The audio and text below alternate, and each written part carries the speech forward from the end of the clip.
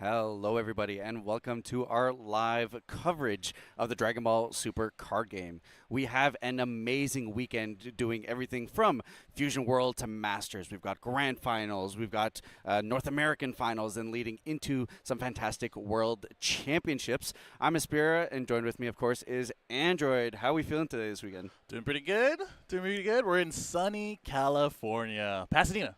And for all the Dragon Ball fans out there who've been going to regionals since the dawn of time, this is kind of where we've always had it, right? In California, it's been very big events, and this is one of the biggest of the year, if not last year, right?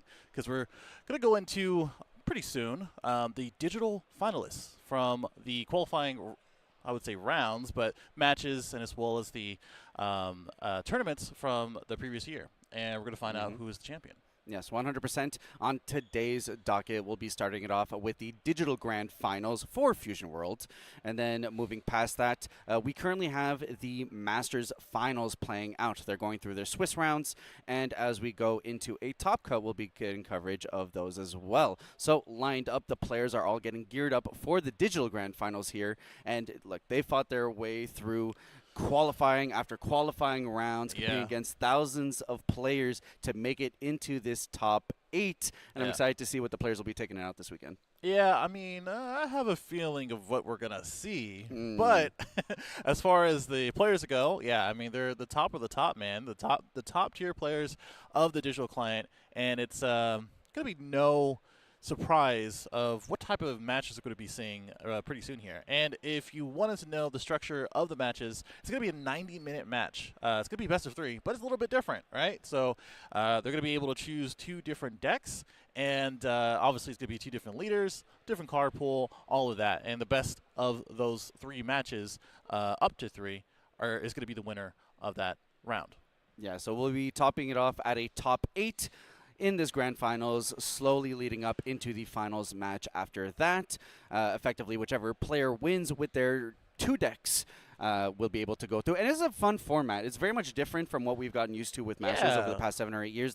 And I love the idea that it provides you more opportunity to metagame, knowing that you could bring another deck to shore up any weaknesses that the first deck you brought on could. Yeah, I mean, it's not only that. I think it just like also not only is good for player expression, but also skill expression, right? Just like you were saying, you know, if you have quote unquote a bad matchup, or if you're not so comfortable with the matchup, then you can kind of come back with your secondary deck, or it's a little bit better with that deck, right? And obviously, we can talk a little bit about the format, right? We can talk about a little bit of what we should expect. We have obviously Halo Q's on top. We have all of the blue cards, one specific blue card that a lot of people like to mention that we're probably going to see over and over again. But we're gonna get that. We're gonna get to that point later on. I personally think, actually, you know what? I'll throw it on to you. What would you play if you're in these players' shoes? Oh, I mean, I stray a little bit away from what I think is standard, right? Like formats, a lot of Halo Crew, like you were saying, or just blue in general. Yeah. I think Boo, incredibly popular. Boo. What we've been seeing in the regional yesterday, as well as potentially what players will be bringing in here. I like my red though. I like my 6-drop SCR. I like the types of ways that I can take my matchups. I was playing Beerus the other day. Yeah. That's it. So, I mean, look, we had a Beers do pretty well yesterday as well in the regional. So, I personally like playing my reds. I like playing my black decks as well. But I think it's hard to understate the amount of value you get as a blue deck or the explosive power of the yellow decks. And they kind of play off of each other really well, right? Whereas blue is just trying to push itself to infinite value over, late game positions. You have the yellow decks like Boo, who's able to just say, you know what, I'm just going to play cards, rip 2 cards out of your hand, and then swing 30K over and over and over again. So it is because of the way that those 2 strategies link up against one another, it very much defines kind of the forefront of the format. Yeah, I agree with that. I think I almost want to say it's a triangle, but not quite, right? I think like the 2 top colors obviously are blue and yellow, just because of Majin Buu, Halo Q, and even a little bit of Vegito. I feel like Vegito is a little bit of a dark horse, right? I think 40K on your leader almost every time, and it's very easy to do, albeit a little bit of randomness and variance when it comes down to milling your cards. That's okay. The trade-off is definitely there. And I think, for me, didn't even talk about green. to even talk about a little bit of Nameku, a little bit of androids, True, right? true. And honestly, I think those are the type of decks, and as well as the colors or color that is a little bit harder to make work in the given format. Only because it's a little bit slower. So, you know, if you're going against even a red deck, it might be a little too fast for you. The yellow, it kind of counters a little bit there as soon as you start getting your bodies out. And blue, you might be able to take some blue games here and there, just depending on how they draw and how you draw, right, and how you ramp. Yeah. But, you know. I think it is, like you're saying, that availability for the decks to be able to switch the tempo, go into aggro, I think is one of those biggest things. And any deck's able to do that, would makes the green matchups pretty tough. Yeah, yeah. And I think like Fusion World is in a good place right now where actually the last few formats, when you really think about it, it's really just been more and more, I would say, I think balance is a good word. Like, people can choose a deck and be pretty comfortable with it. 100%. And with that said, we are jumping into our first match here of the top 8. We have Jay Fanta here on the bottom versus Sio in the top here. Vegito versus Boo, like we were saying. The blue versus yellow here. Love the dichotomy showing off in this first game. Yeah, I was just talking about Vegito. You know, we were obviously talking about Halo 2. You know, those are the two ends of the blue spectrum, I would say, because Vegito is completely different, in my opinion, completely different from Halo 2, although it does share a few cards here and there. And obviously, with this opening hand, it's not too bad. Sinister Sickle, you know, it's going to be okay against this deck, but we did go ahead and charge 1 to draw into a 2-cost Videl, which could be pretty handy with a lot of the Earthling cards that we're going to see in this drop, which obviously, you know, with Vegito, you're going to have a lot of cards in your drop, right?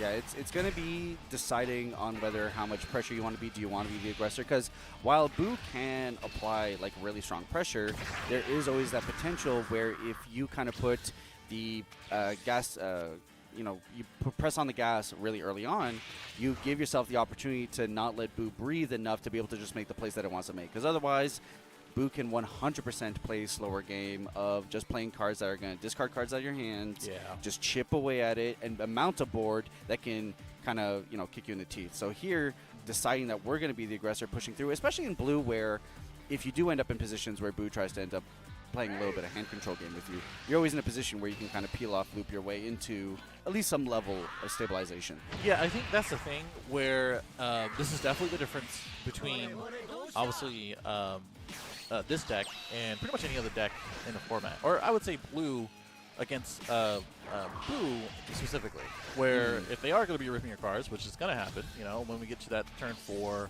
turn 5, whatever it may be, where you might be discarding 1 or 2, you know, you can get that stuff back. You know, it's not a huge deal. It is an annoyance for sure. Yeah. So here in the hand, we've got a lot of zeros, but nothing too detrimental here. Of course, we got the Hercule that can be comboed. We've got the Gohan and Vegito, the 4-drop Vegito, which can put a lot of plays, right? Just being able to say that no, you're not going to be able to attack with your massive 3rd K Boo makes a big difference here. And of course, Boo very comfortable with taking the life here. And looking at Boo's hand here, a lot of different cantrips, use up wingers. We do see the final explosions here. So both decks having the potential here to out some decent boards. We've got the Gohan chilling in the back here, waiting in the standby. But double final explosion here in Boo's hand could make things a little spooky. So we do get that last hit, 8 life to 4 life. Boo able to self-awaken now. And of course, Boo here will always have the potential to be able to swing, awaken, be able to get some KOs off, restand, get another draw from the swing after that. So it's always nice when you're able to pressure Boo when he's at 4 life, just punish the fact that if they want to be greedy with that play. But here looks like on our blue side, we're just going to be hedging our advantage and just getting as much card draw as we can. The more cards we can get on board, the less are in our hand, the less punished we are for the 3-drop combo play. Yeah, I mean, that's going to be part of the thing. You know, you got to kind of prepare for a lot of the threats that both decks are doing. And you see the life discrepancy while we have the final explosion come down, resting everything and then popping 2 of these cards. It is one of the things in this specific format and as well as this specific tournament that you have to understand every part of your opponent's decks. As in, quote-unquote, every part, it might be like a couple of different tech cards, but you have to have a plan against the 5-drop Boo. You have to have a plan against the 4-drop Vegito or the 4-drop Gohan, right? And you also have to understand that, like, hey, we do have a lot of zeros, and we only will be able to use our zero cost extra card when we do have the amount of cards in our drop. And hey, animation always looking good. Yep, 100% Fusion World Client, especially clean in terms of just getting the energy up on the gameplay. And Vegito finally taking that first hit of life here, going into the fourth energy. Beautiful alt art here on the super combo. And now a few decisions to be made. Obviously, Boo hasn't committed any significant battle cards to the board here, so you could go on after making some plays to get your hand size down to snuff. But question is it worth it? Do you just want a big body here? It looks like it is worth it. Big 30k beat here, going to get rid of some combo off the board and apply some additional pressure. This is probably my favorite blue card, by the way. Oh my god. Obviously, it does a lot for you. It's a bummer that it is a 0-0. But hey, it's a Gohan, and that's what I like. And we're gonna take that 30. Getting a little greedy with our hand here. Even though I have 14 cards in hand, I mean, still 3 life is 3 life. And obviously, it's a little bit different for both of these decks. We definitely want to stay between that 6 to well, I would say 7 to 9 cards for Vegito. Obviously, anything over 6, we're gonna be susceptible to our Boo, and that's probably gonna be coming down pretty soon here. But that is what it is. That's just part of the playing the card or playing this deck. Yeah, I think the big strengths of the blue decks is that they can play on their unawakened sides. Yeah. Very uniquely, unlike a lot of other leaders, specifically because Peel Off allows you to, at any point in time, just play Peel Off, recur another one, be able to swing for 25 if you just combo them away, and that's assuming you're doing nothing else. So effectively, you've cost yourself no cards to be a leader that can still contest opposing awakened leaders, which means you can play very comfortably at 7-6 life, which is another reason why we've seen Zamasu do extremely well. It can play the slow game, it can play unawakened for an extremely long time. Once you're awakened, you have that nice 25k buffer as an awakened leader, so maybe that's something that we'll be seeing over this weekend here. Here we go, swing, combo the 10, get us down to 7 hand size, and then get ready for any follow-up.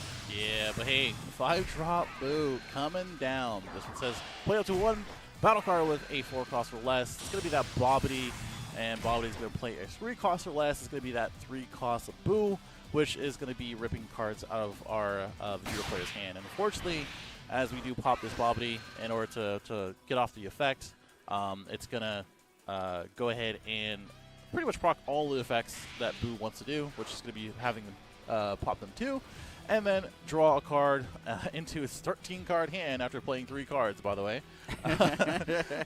And making our Vegito player go ahead and pitch a couple cards. Unfortunately, it's obviously you want to be 7 or less, but on my terms. That's what I want. I want to be 7 or less on my terms, not this way. And dwindling down to 5 cards in our hand. Yep, here the pitch of the 4-drop Vegito, which I think is a tech position where you're just deciding when it makes the most sense to be able to use 4-drop Vegito to prevent you from being hit with a big 30k Boo here.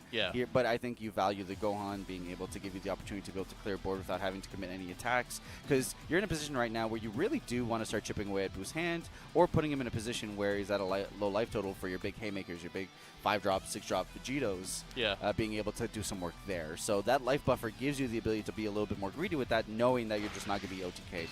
Here we do see the 3-drop swing into the leader here, getting Vegito down to 6, and we'll have to see what happens with the double striker here. Right into lead, threatening 4 life for the Awaken here, which could be very comfortable because then you're swinging 40k with the leader. So yeah, we do Awaken and mill the top 10, I do believe, right? And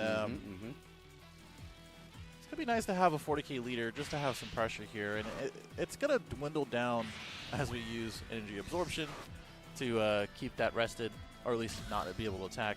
It's going to be nice to at least to swing 40 pretty much every turn and maybe tackle this hand. It just really depends. I'm just trying to see, how do we come back from this 5-drop turn? I think that's really the biggest thing when it comes down to it.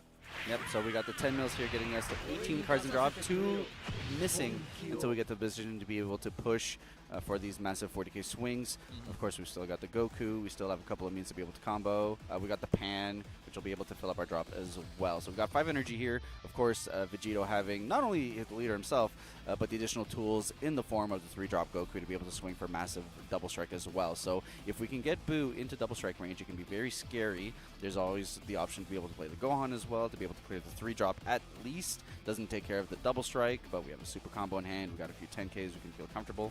So a lot of decisions here. This is probably one of the more pivotal turns here for our Vegito player. Yeah. And of course, there's a huge hand here. 13 cards on Boo's side. So that's not that much when you swing 40 every turn. True. And it's interesting because I mean, the way that obviously extra cards work is that I do believe they go directly to your drop area. So if we have some extra cards to use, we can do that. But I think the Pan's probably going to be the best bet here.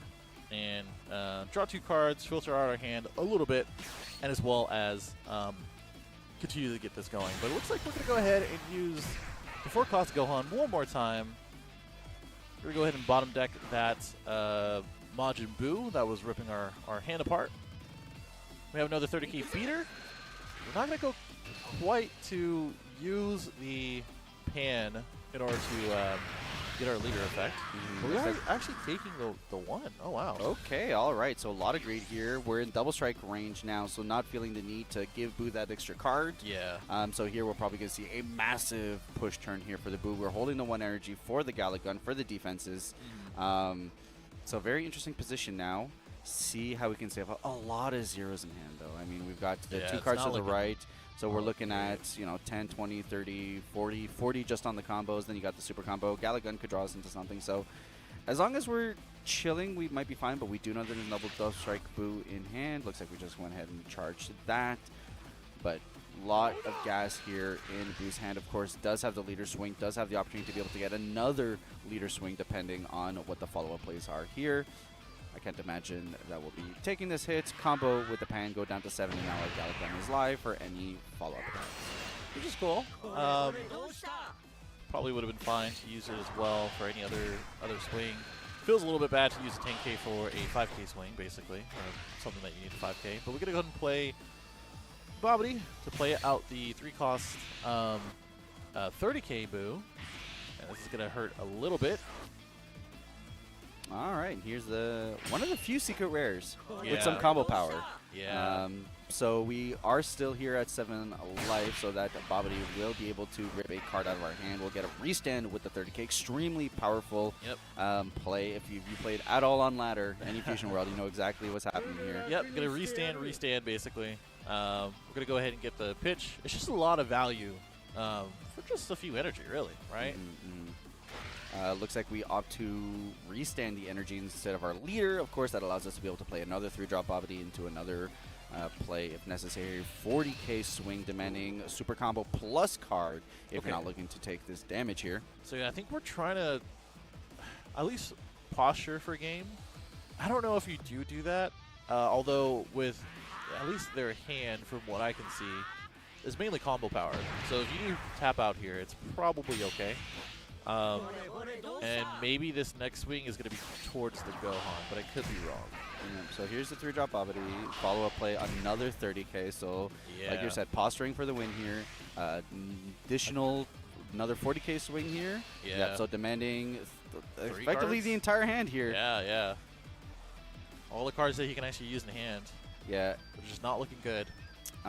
Though effectively, if you defend this, he could get a restand by popping the other 3-drop Boo. The problem is that Babidi. It is on board, and though it's just a 5k, we have 9 cards in hand as the Boo player. So if we defend against this, then you still have the potential of having 2 more attacks to get you down to 2 to then take care of that 35 double strike. So very spooky position here. Galick Gun on the top deck, not what you want to see. Yeah, that Babidi is looking a little menacing at this point. I don't like this. The scariest body. And now you're in a position where you have to defend this. You have to defend this, unfortunately. And Galick Gun is like the worst and best card to actually draw from your life. And it just doesn't feel good. It just doesn't feel good here. It's a, that's the point of, I think, a lot of these top player matches is that they constantly have to put each other in bad spots. And the great players and the better players than I will find the way out of that spot. But we're going to go ahead and go to 50 to his 20, doing the math from before, basically saying, like, okay, if you defended this one or if you didn't take this one, getting a 3-cost extra card is not great. And we're going to go ahead and just go for game for our remaining, let's see, looks like 75K. Yeah, 75K double strike. We're going to go ahead and for the glory and for the respect of himself and as well as his player, we're going to go ahead and show how much combo power we actually had. Going to 50, taking game 1 with Majin Buu. Yes, here Vegito's life saying, I'm not going to help you whatsoever. So, unfortunately, we got ourselves zeros, Galagun when we could not pay for it, and then, of course, the 3-drop extra card. So, unfortunately, there, I do think Vegito was positioning himself to be like, hey, next turn we're going to go ahead and make this turn. But with the amount of advantage that Buu was able to accrue, the 13-card hand that you got early into being able to turn anything you play into potentially a damage to get you in the zone for that double strike into the 30K, it's a lot. It's really tough to mitigate. But you can't play slow either, because if you play slow, you give Buu the time to build their board, they rip your hand. So it's very tough to find that in terms of how you kind of break through. But thankfully for our Vegito player here, he does not have to play back-to-back Boos. Yeah, that'll be it for a Buu player. They just need to win with their other deck, and then, of course, our Vegito player has the opportunity to be able to maybe crawl their way back with this next matchup and then their subsequent deck. Yeah, I think we do have the decks, but we'll probably see that pretty soon here. I would say, you know, in that match, it was a couple of things, right? The first thing is obviously what you're saying. As soon as they put down the 5-drop Buu, I mean, it's just everything that goes after that. Like, how did you draw? What did you pitch? How do you defend against their 14-card hand? And it's just a really a bit of a balance, just like you were saying. You can't go too aggro. You can't go too slow. But you have to understand, like, okay, well, they're going to awaken here and get that extra card. Well, they're going to use their energy marker for this, that kind of thing. And I don't know if there was, just based on Vegito's hand at pretty much all points of the game, I don't know if there was too much they could have done differently. And when I was talking about, like, oh, you need 2 more cards and play the pan, that kind of thing to tap out, I think it was the right decision to at least try to use the Gallic Gun on defense to get that extra turn. And just didn't quite get there, unfortunately. Yeah, it's a very tough position to break through. Leader is very effective at doing what it does and the different angles of play. Right here we chose to untap 1 energy to be able to give ourselves another 3 energy play. Alternatively, could have restood the leader to get more swings there. So it's what axis, and it's very much, I think, a big part of it, the interaction between playing the 5-drop double striker that also plays a 3-drop body, right? So it's the fact that, like, to deal with that, I think, like, red might be the best position, or another yellow deck, because then you have the ability to, like, 4-drop Goku, stun both cards. You won't have to worry about it until next turn. Unfortunately, here it's like, for the yellow deck, even if you keep Sickle, it's not dealing with the 5-drop. So now you're in a position where your removal that you're spending 3 energy on isn't necessarily dealing with the 5 energy play that your opponent put out. So there's no super elegant way to be able to deal with that. Yeah, I think the other part of that is just, like, the fact that everything is happening on Majin Buu's terms, right? So, like, if you do have the Sickle, or if you have some other removal like Gohan, right? That's fine and all, but you still have to wait until your turn. Where I'm already popping stuff. I'm already, you know, making you discard a card, right? And it's just in a different position or at least a position that just makes it really difficult. And I think that calls for pretty much every deck. I think that's why a lot of people are on Majin Buu. You know, there's just the cards kind of are supporting each other, and as well as the leader is just good for what it is. So I think in this next match, or game of the match, what do you think? What do you think we're switching to? Because we know. We can look at it. we could peep. I mean, the format is very interesting, right? I think we have a good number of players who are on Buu plus blue deck. That's something that we've seen here, so we could very much see a blue on blue mirror, which obviously is a huge back and forth on resources. A couple of the green decks, which I think green positioned into blue can be scary, but every blue deck now also has the ability to go aggro. Yeah. So depending on how that lines up could be very spooky if you decide to take androids or if you decide to take Namiku.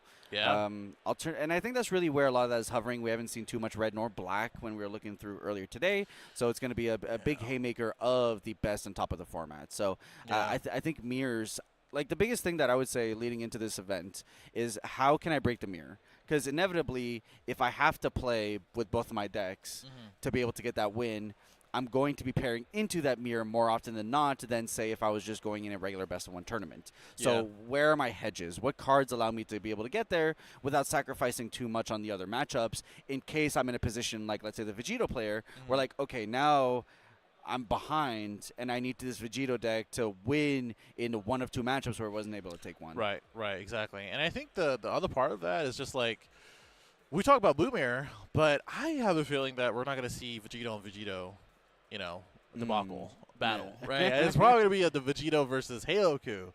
And when it comes down to that, like I said, they're kind of two different playstyles. They're two different leaders that do two different things. And although it is a Goku leader, we're going to see a lot of high school Gohan stuff. And a lot of those cards, they recur. They play out smaller bodies. They play, obviously, the similar small to mid-range cards.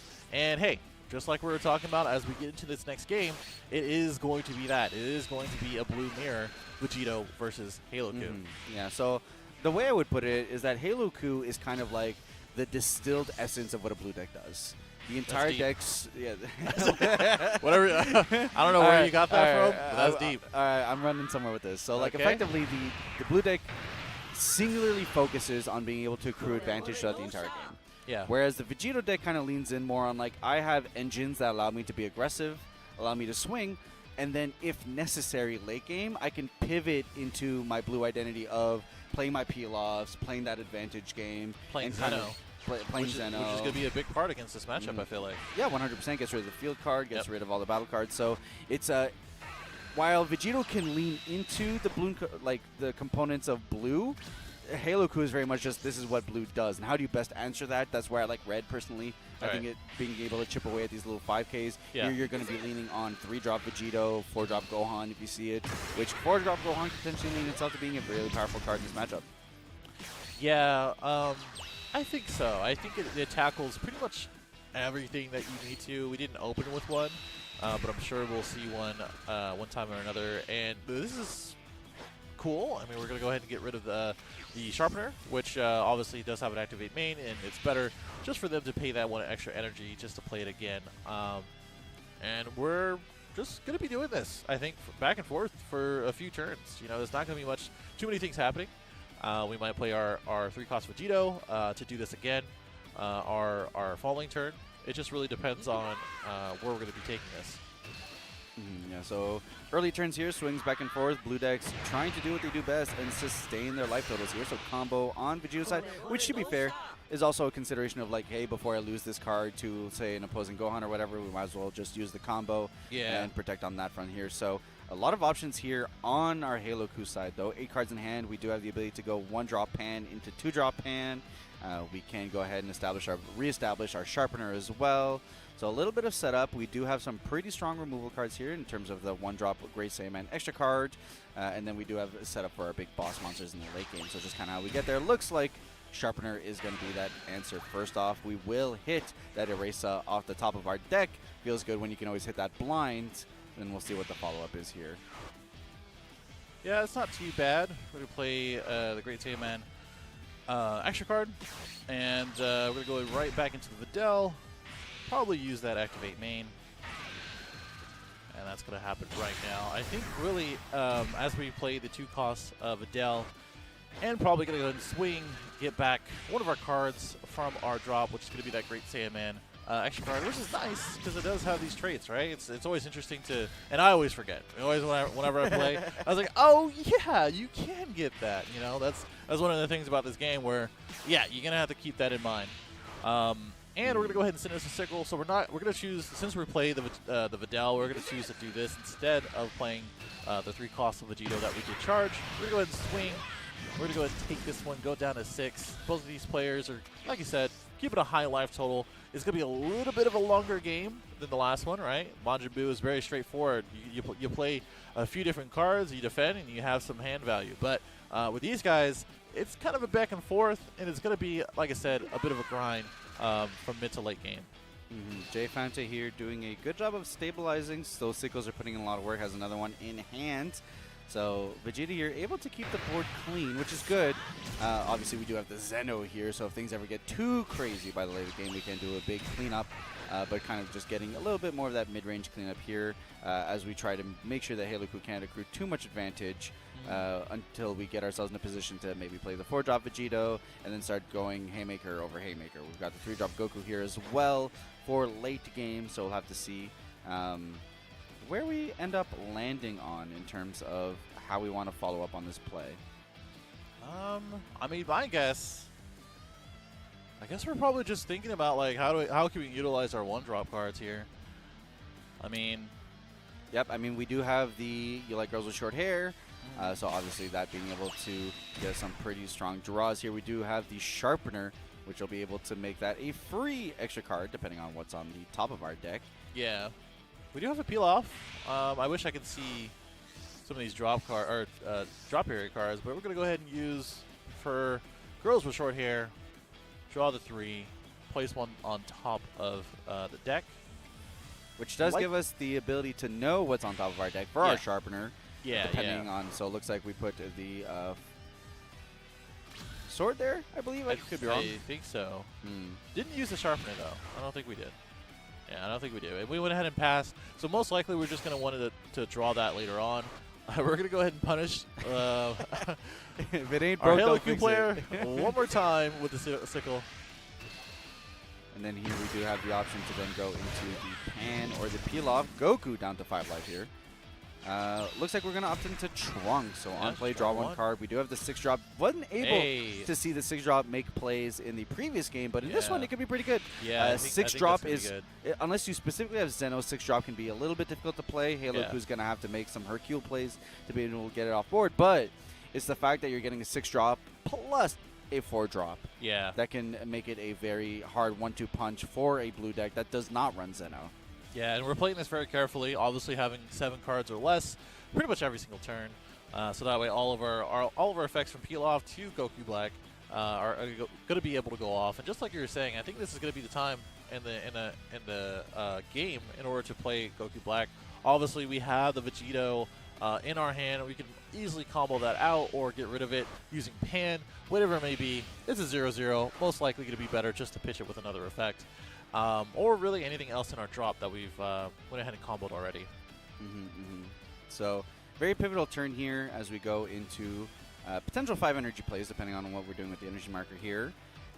We do have some decent lineup here for the Vegito player. If Jay Fanta next turn could potentially go into 4-drop Vegito and then have 1 energy open for either like some peel off or some pan to clean up the hand. So we'll have to see what we establish on board. Looks like Pilaf is going to go ahead and grab the You Prefer Girls with Short Hair. And it can't be understated the impact that extra cards having traits in Fusion World versus, say, Masters, for example, has done to the game here. We will combo, go ahead and protect ourselves here. Yeah, I think that's a big part. Obviously, you know, it plays a huge part in this deck since it's just, you know, you need it. You need it for Videl. You need it for the other Videl. You need it for Sharpener. You need it for even Pilaf. Pilaf can pick up all the extra cards as well. So, you know, it is really cool. And we're getting a little more aggressive with our Videl. I don't know if Pilaf is going to be doing the same thing, but we're going to try to progress our game state here. I think that's the biggest thing. Only 1 energy left. I would imagine we're probably going to play one more. Well, actually, no, I don't think so. I mean, we have a final slash. We do have another Girls with Short Hair, do you believe? And we're just going to take it. We go to 7. Not a big deal. So here, if we're going to play the 1-drop anyways, to be able to play the 2-drop, we might as well get some value. Sure. So it gets us down to the numbers we need to, unfortunately. Here, Videl going back to hand. pushing us to the 8-card hand size. Yeah, that's what I was. Which unfortunately means that we whiff on our proc to get the 2-drop down. That's a slight misplay. Oof. So very tough position here for CU. Playing the 1-drop once again. Combo here, 15 on 15. So now we are at the 7-card hand size once again here, potentially be able to get off. There we go. Okay, hold on. We can fix this. We can fix this. All right, so combo back to hand. Top of the deck is the peel off. Didn't get there. Okay, never mind. Yeah, I mean, we knew at that point. At this point, we were just playing aggro. We're just at this point, we decided we're going to play bodies. Yeah. We're just going to attack, and we're going to get our hand size where it needs to be. We're going to defend to kind of stay off, knowing that there's potentially a really strong 5-drop coming here. So I think here the option was just, hey, we'll try to get as much value on our 1-drop swings as we can, maintain a hand size, defend where we need to, and then we'll kind of figure out where the board needs to be on the follow-up tune here. But, of course, he has a very good position here for Jay Fanta here to be able to play the 5-drop Vegito and put himself in a bit more of a commanding position. We do not have the Hercule here on Goku's side anymore, so it'll be a little bit of work to be able to remove this Vegito on any follow-ups here. So we do combo the Zeno away. 30k combo. What'll be the additional combo here to get an additional card out of hand? Yeah, it's a bit of a fortune from the misplay from last turn, and then running right into a 5-cost Vegito, where we're gonna have 2 different swings for 30. Gonna have to get to 40. Obviously, Awakening here is a bit of a plus at the cost of a couple cards out of our hand. So we are going to go ahead and go right back to Halo Q, see if we can do something a little similar. Yep, so we are awakened now, so it makes a lot of our stuff a lot easier here. The top of our deck now can be stacked with whatever card we want post-swing, so 20k swing here from the leader over into the 15k Vegito. Of course, we could protect if we feel like we need to, but obviously an awakened Vegito here could be a very strong position. Granted, Halo Q going into this 6 energy turn potentially, so a lot of options here in terms of getting some heavy attackers. So do you want to save on this easy attack to defend, but then not give yourself as much options to be able to protect your Vegito potentially? We did draw ourselves into a Hercule, which makes it that much easier to be able to get rid of this Vegito after reducing its cost. So we'll see what the decision here is. No combo. So we'll have to see where Jay Fanta decides here with this play. We're probably taking this, although we do know there might be something right after. But we're going to go ahead and defend against it. 10k out of hand from our 20k swing. And here comes that Hercule to reduce that cost in an effort to get rid of this 5-cost Vegito. Yep, so 1 energy here on swing, being able to reduce the cost by 2. I think if you have 7 or less cards in hand. It's always interesting that out of all the cards to swing with, it's going to be the 5k Hercule. It's always funny to get through the effect instead Hercule, of just on play. Hercule might be top deck. I get a little confused between the top of deck Halo Q cards and the 7 cards in hand requirements. Yeah, it is top of deck. Yeah, okay. When attacking, reveal the top card of your deck, and when it is revealed that it is a Satan card, it is special traits. Choose up to 1 of your opponent's battle cards. Reduce the cost by 2 for the turn. So it becomes a 3 cost effectively, and then you can use other cards to get rid of it. Yep, so a few options here. We could peel off, pick up the Great Saiyaman, extra card from the drop, be able to use that once we play our 3rd Satan City card. Alternatively, we could just go into any number of Videl plays to open up the different things we want to do. So no combos here. Chill 5k swing. We will go into the 1-drop Videl. Okay, this is another way to do it, right? Instead of using peel off. Yep, go into the 2-drop. There we go. So 2-drop Videl finally hit the board, and then 2-drop Videl naturally on swing. We'll be able to pick up a card from your drop, and then here we'll also have the opportunity to be able to then Great Saiyaman away the Vegito. Yeah. What an interesting card, right? Very interesting card because it is the number of Satan City cards on the field. And you really just need 1 more, right? Yep. Hey, we'd love to see a super combo here. So peel off was the grab. Then we're going to go. Oh, yeah, okay. We could just Gohan. Oh, yeah. So we stacked the top of our deck. We got the Gohan here. Satan City crack into the 30k Gohan, being able to bottom deck the Vegito. And now 30k swing on a 20k body. Pretty good. For sure. The Mills on Awaken will get us down to 19 cards. If we decide to commit a super combo here, then we're at the clean 20. And Vegito at 20 cards is a very happy camper. Yeah, I mean, it is a little scary, as we do Awaken, and now get the extra card into our drop area, so that way we can get our permanent effect of swinging for 40k every single turn. And I don't think we're gonna have any drop card or cards from our drop area back into our deck or anywhere else. So maybe to our hand, I guess. So this is about to be a pretty good Zeno, huh?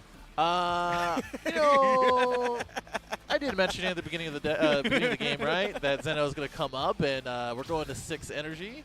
I think Zeno is going to be a good card to play, and then follow up the following turn into a Goku Black.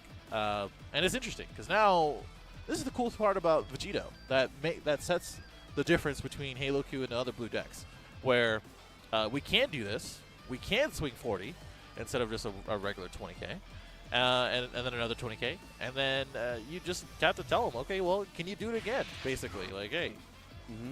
All right, so interesting charge here of the 10k, and decides to swing 10k. So I guess we're not going Zeno, because of course going Zeno prevents Halo Q from being able to use his ability on the field card. No, wow, the greed. Okay, so deciding here to not use the activate battle, just gonna take the 40k swing here. That's interesting. Okay. Oh, we're raw Goku Black. Goku Black. Okay, all right. So we're both wrong in the way of that. No pickup. No pickup on the... Nothing to pick up from drop? Oh, maybe that's a misplay. A misclick, potentially?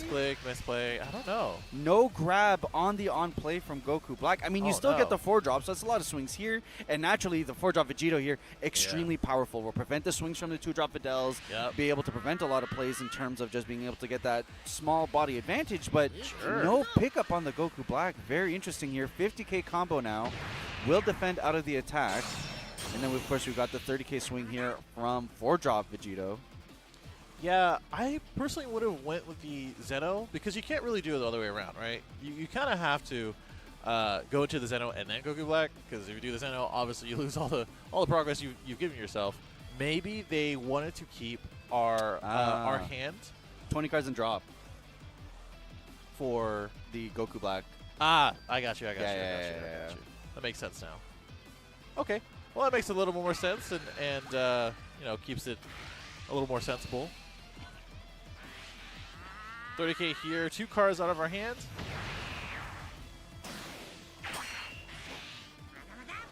All right, so big swings here, big pivots. We've equalized our hands. No swing here. And then we're looking at 6 cards versus 4 cards, but of course, Halo Key here, unable to swing with any Videls, whether that be the vanilla Videl, whether it be the 2-drop SR. So it doesn't provide a lot of opportunity here to be able to be as malleable as we want to with the turns here, which is what Halo Key does best. Sure.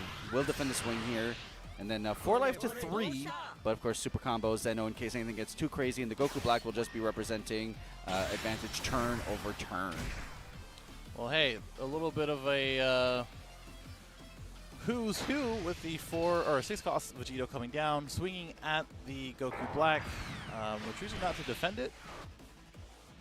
It's possible that we're going for Zeno next turn, but we're going to see how that goes. I think that's where we're at, where we've just decided, like, hey, we're not going to have a great opportunity to be able to deal with this board with our Vegito anyways, and we don't want to lose every single card in our hand to defend.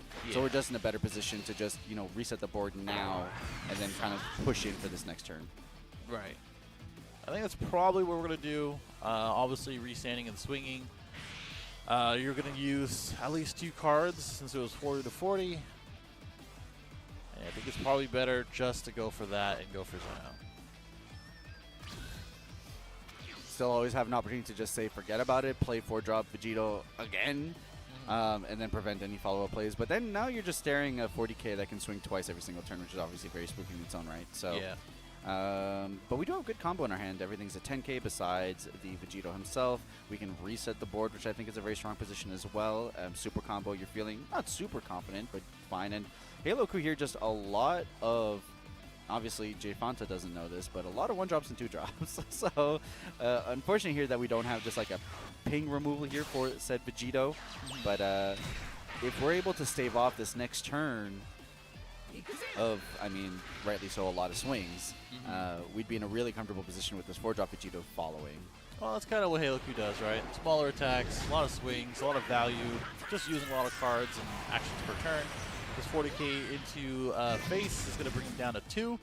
A little scary, but not too bad. A peel-off coming down, deciding to get another peel-off, which makes sense. Peel-off's best friend Yeah, is Peel-off. especially with 7 energy this upcoming turn, but he has a huge ego. I think that's why. Well, this is going to be a very big turn here for our Halo-Ku player, just because like with 7 energy, you know, you have Videl loops that you can start shredding down. You got Peel-off, pick up sword, play sword, pick up Peel-off, swing Peel-off. Like, it's just, with the few cards here available in terms of low energy, it provides Halo-Ku a lot of flexibility in terms of applying a surprising amount of pressure. Yeah, and I think obviously we know as far as Vegito's hand, and a couple of 0/0s is not that great to have in our hand. We're going to immediately use our peel-off before we lose it. Not getting bottom decked or return to hand, obviously back to hand is a little bit better. But just deciding, like you were saying, how to use this 7 energy correctly. And we're going to start out with the 2-cost Videl. We do have 7 in our hand, so we're going to be able to use our effect on when attacking. Grabbing, looks like the peel-off. And then here, you know, threatening some very powerful positions of play Peel-off, be able to pick up stuff, or play the 1-drop, and then be able to sword back the Videl back into our hands so that we can then play the Videl. So here, if you've never been introduced to Blue Fusion Worlds, well, pay attention, because this is, like I was saying, this turn is it. This deck is the essence of blue. Distilled essence. Distilled essence. Yeah, I think that's what you said. I think that's what you said. All right, so back over here, 25k swing, huge here. Taking it. Of course, we still have the opportunity. 10k combo in hand, so we like that better. Our life is treating us a little bit better than it did in the previous game here. Yeah. Gohan top of deck here, 2k Videl, or 2-drop Videl once again.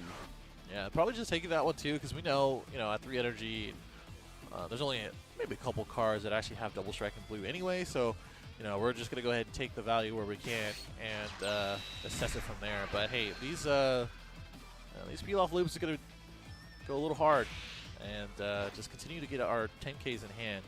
Videl is also going to help with that. 7, got to be very careful with our hand size and make sure we don't mess that up as well. Yep, so swing with the Videl here, being able to grab Final Hope Slash. Final Hope Slash here, be able to play Final Hope Slash if we want to, be able to grab the peel-off back to hand. Nope, looks like we're going to leave it at that, but of course we can then swing peel-off, Final Hope Slash here, bounce the Videl back into hand and get that ready for the next turn. Right. That said though, if we can survive this turn, 4-drop Vegito is going to do a lot of work because effectively, you know, Jfanta doesn't know this, but the entirety of Halo-Ku's hand is dead here, which would make it very difficult to be able to press out the hand. We do know that there's Gohan on top of the deck, so there's a little bit of play there in terms of playing a Gohan, but if you can defend this turn, you know that you, unless they play a big spooky 6-drop, that you might actually be able to turn this around. So yeah, we do have the hand size for it, and our hand quality is good for it too, so that's a good point. Have you seen a super combo or not on Halo-Ku's end? Yeah. On Halo-Ku's, I don't think we've seen a super combo yet. Right? Yeah. It's actually kind of interesting. All right, so we will bounce the Videl back to hand. 25k swing here, demanding a 10k. So Zeno, because I don't know that you can afford to lose the peel off. No, I think you do Zeno.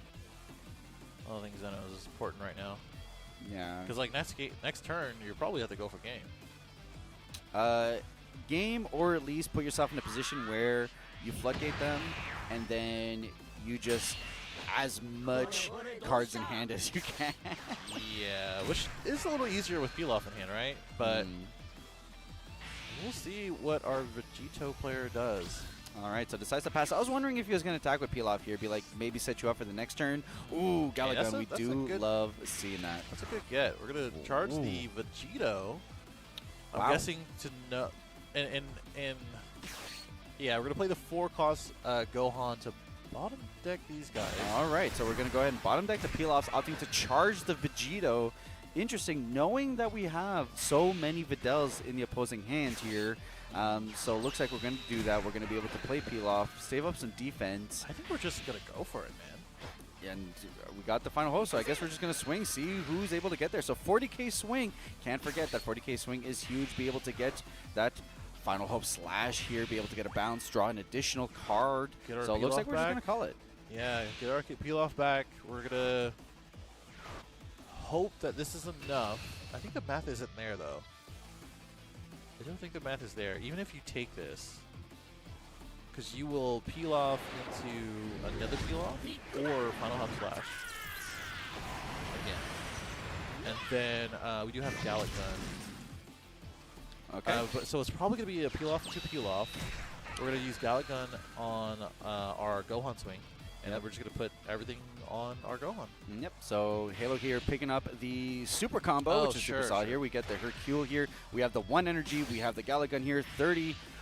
Go ahead and get another 15 onto that, 45. If we dump everything Hold on. What's our draw? Oh. Okay. All right. All right. Does the math add up here? So 45, 60. Do something. Hold on. We use the other one, 75. Hold on. 85. 85, 95. 95, 105. Is that enough here? So we're starting at 20, 40, 50, 60, 70, 80, 90, 100, 110. No. 100? Oh my god! All right, 105 to 100. 5K to not get there. What is that? The Gallic Gun! The Gallic Gun, no! Jay Fanta bringing it back, forcing it into game 3, saying, you know what? I don't need another turn. This is the one to make it happen. That was nice. My okay, God. that was cool. That was a little Dragon Ball played, right? That was a little Dragon Ball, a little fusion role played. Wow, okay. Hey, that's kind of where obviously blue comes from, right? All the extra cards, it feels bad to have when you have no energy and nothing in the drop that you can use for its effects. But it feels real good when you draw into a 0 cost and you get another 15K. Oh my god, absolutely that was huge. Crazy. That was crazy. That was a great. And that just goes to show why they're there and we're here. Oh yeah, 100%. Because in my head I'm like, we Vegito, we wait another turn. Yeah. Like No. That's what I was saying before. I was saying that. In the previous turn, I was like, I think he just has to go for game. It was just a little scary because he had 8 cards in hand, right? You saw all the Videls. You saw all of the... We saw no super combos. No super... I think that was the biggest thing. As soon as I saw that, I was like, wait, did he draw any super combos? And he really didn't. And I think if you drew 1 super combo, that match would have been completely different. Completely different. But hey, that's pretty exciting. Pretty excited for our second match, forcing the game 3 of our a little bit of a different format. Now, Jay Fanta, I believe, will now have to choose a different deck, right? So now both players now have a win in their given decks. So Majin Buu was the first game for those who are tuning in right now. Did take it over our Vegito, and the Vegito now did take over in the mirror, blue mirror, for Halo Q. And for those who are unaware, of course, we're going through all of the finalists for Fusion World Digital. So this is all the digital players who qualified in the previous year, and we're going to find out a champion. Yes. And as we go into our next match, a little bit of a, like I said, who's who, a little bit of I was going to say Da Vinci Code. What was I saying Da Vinci Code? Deja vu. A little deja vu for yellow against blue. Yeah, but I do particularly like Janemba into this matchup just because you have so many tools to rest mode. Your leader has the ability to rest mode. A lot of your cards do your 3-drop Janemba, what have you. And you're a leader that can effectively play the stall out game because you can get your draw without having to swing, which means that you're never in a position, once you're awakened, forced to attack into the leader, which could be good depending on like what's happening. So I like a lot of the tools available to Janemba. I think it's still a bit of a you know, you got to gauge where you're at, and it could be a little bit of a tough matchup. But overall, I think this could lead to itself to some very interesting back and forth. There's some techs. Potentially, Yellow has the ability to be able to remove a field card, I believe, in some tech slots. So yeah, maybe. Let me take a look at our deck list just to double check that. A lot of this is obviously going to be abusing our smaller cards, our 1 cost, 2 cost, etc. You know, we kind of saw it in our first match where we rested everything and then popped 2, and that's sort of the thing that I think, in my opinion, where Blue just, you know, puts out a lot of value in their 1-drops, and being able to abuse that as a Yellow leader and the Yellow card pool to tap it down, to remove it, to do whatever, is going to be really important. I think another thing for this matchup is obviously the 4-cost Super Saiyan Blue Goku, where a lot of the bigger threats against Blue, which this is a little bit different, a lot of the time you might play a Vegito here and there. You're just going to keep that rested. So all the Videls, like the 2-cost Videls, any of these other things that require when attacking are just going to stay put, and it can get really annoying going against that. Yep, 100%. It's funny how in some matchups it can feel like non-removal, and in other matchups it can feel like the most powerful removal.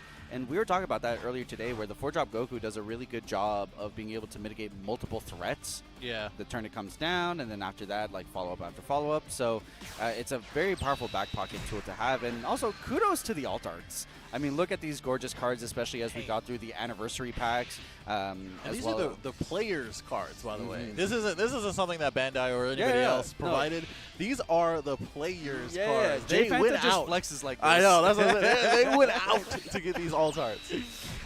All right, here. So early plays here. We know we saw an early Great Saiyaman here. Just kind of keep our hand size down, keep stuff off board for the Janemba player. We're going on to some early peel-off plays here to kind of just establish our board, keep ourselves healthy, and the early plays here for Goku are going to put himself in a really comfortable position to having these big boards here.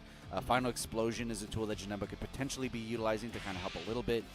But the early game here is really where Goku's going to have the best opportunity to be able to establish these massive boards that eventually Janemba's going to have to break apart. So here we do see the 3-drop Janemba going to be able to come into play, take a life, rest a battle card, and then untap an energy, which of course can open up additional plays here.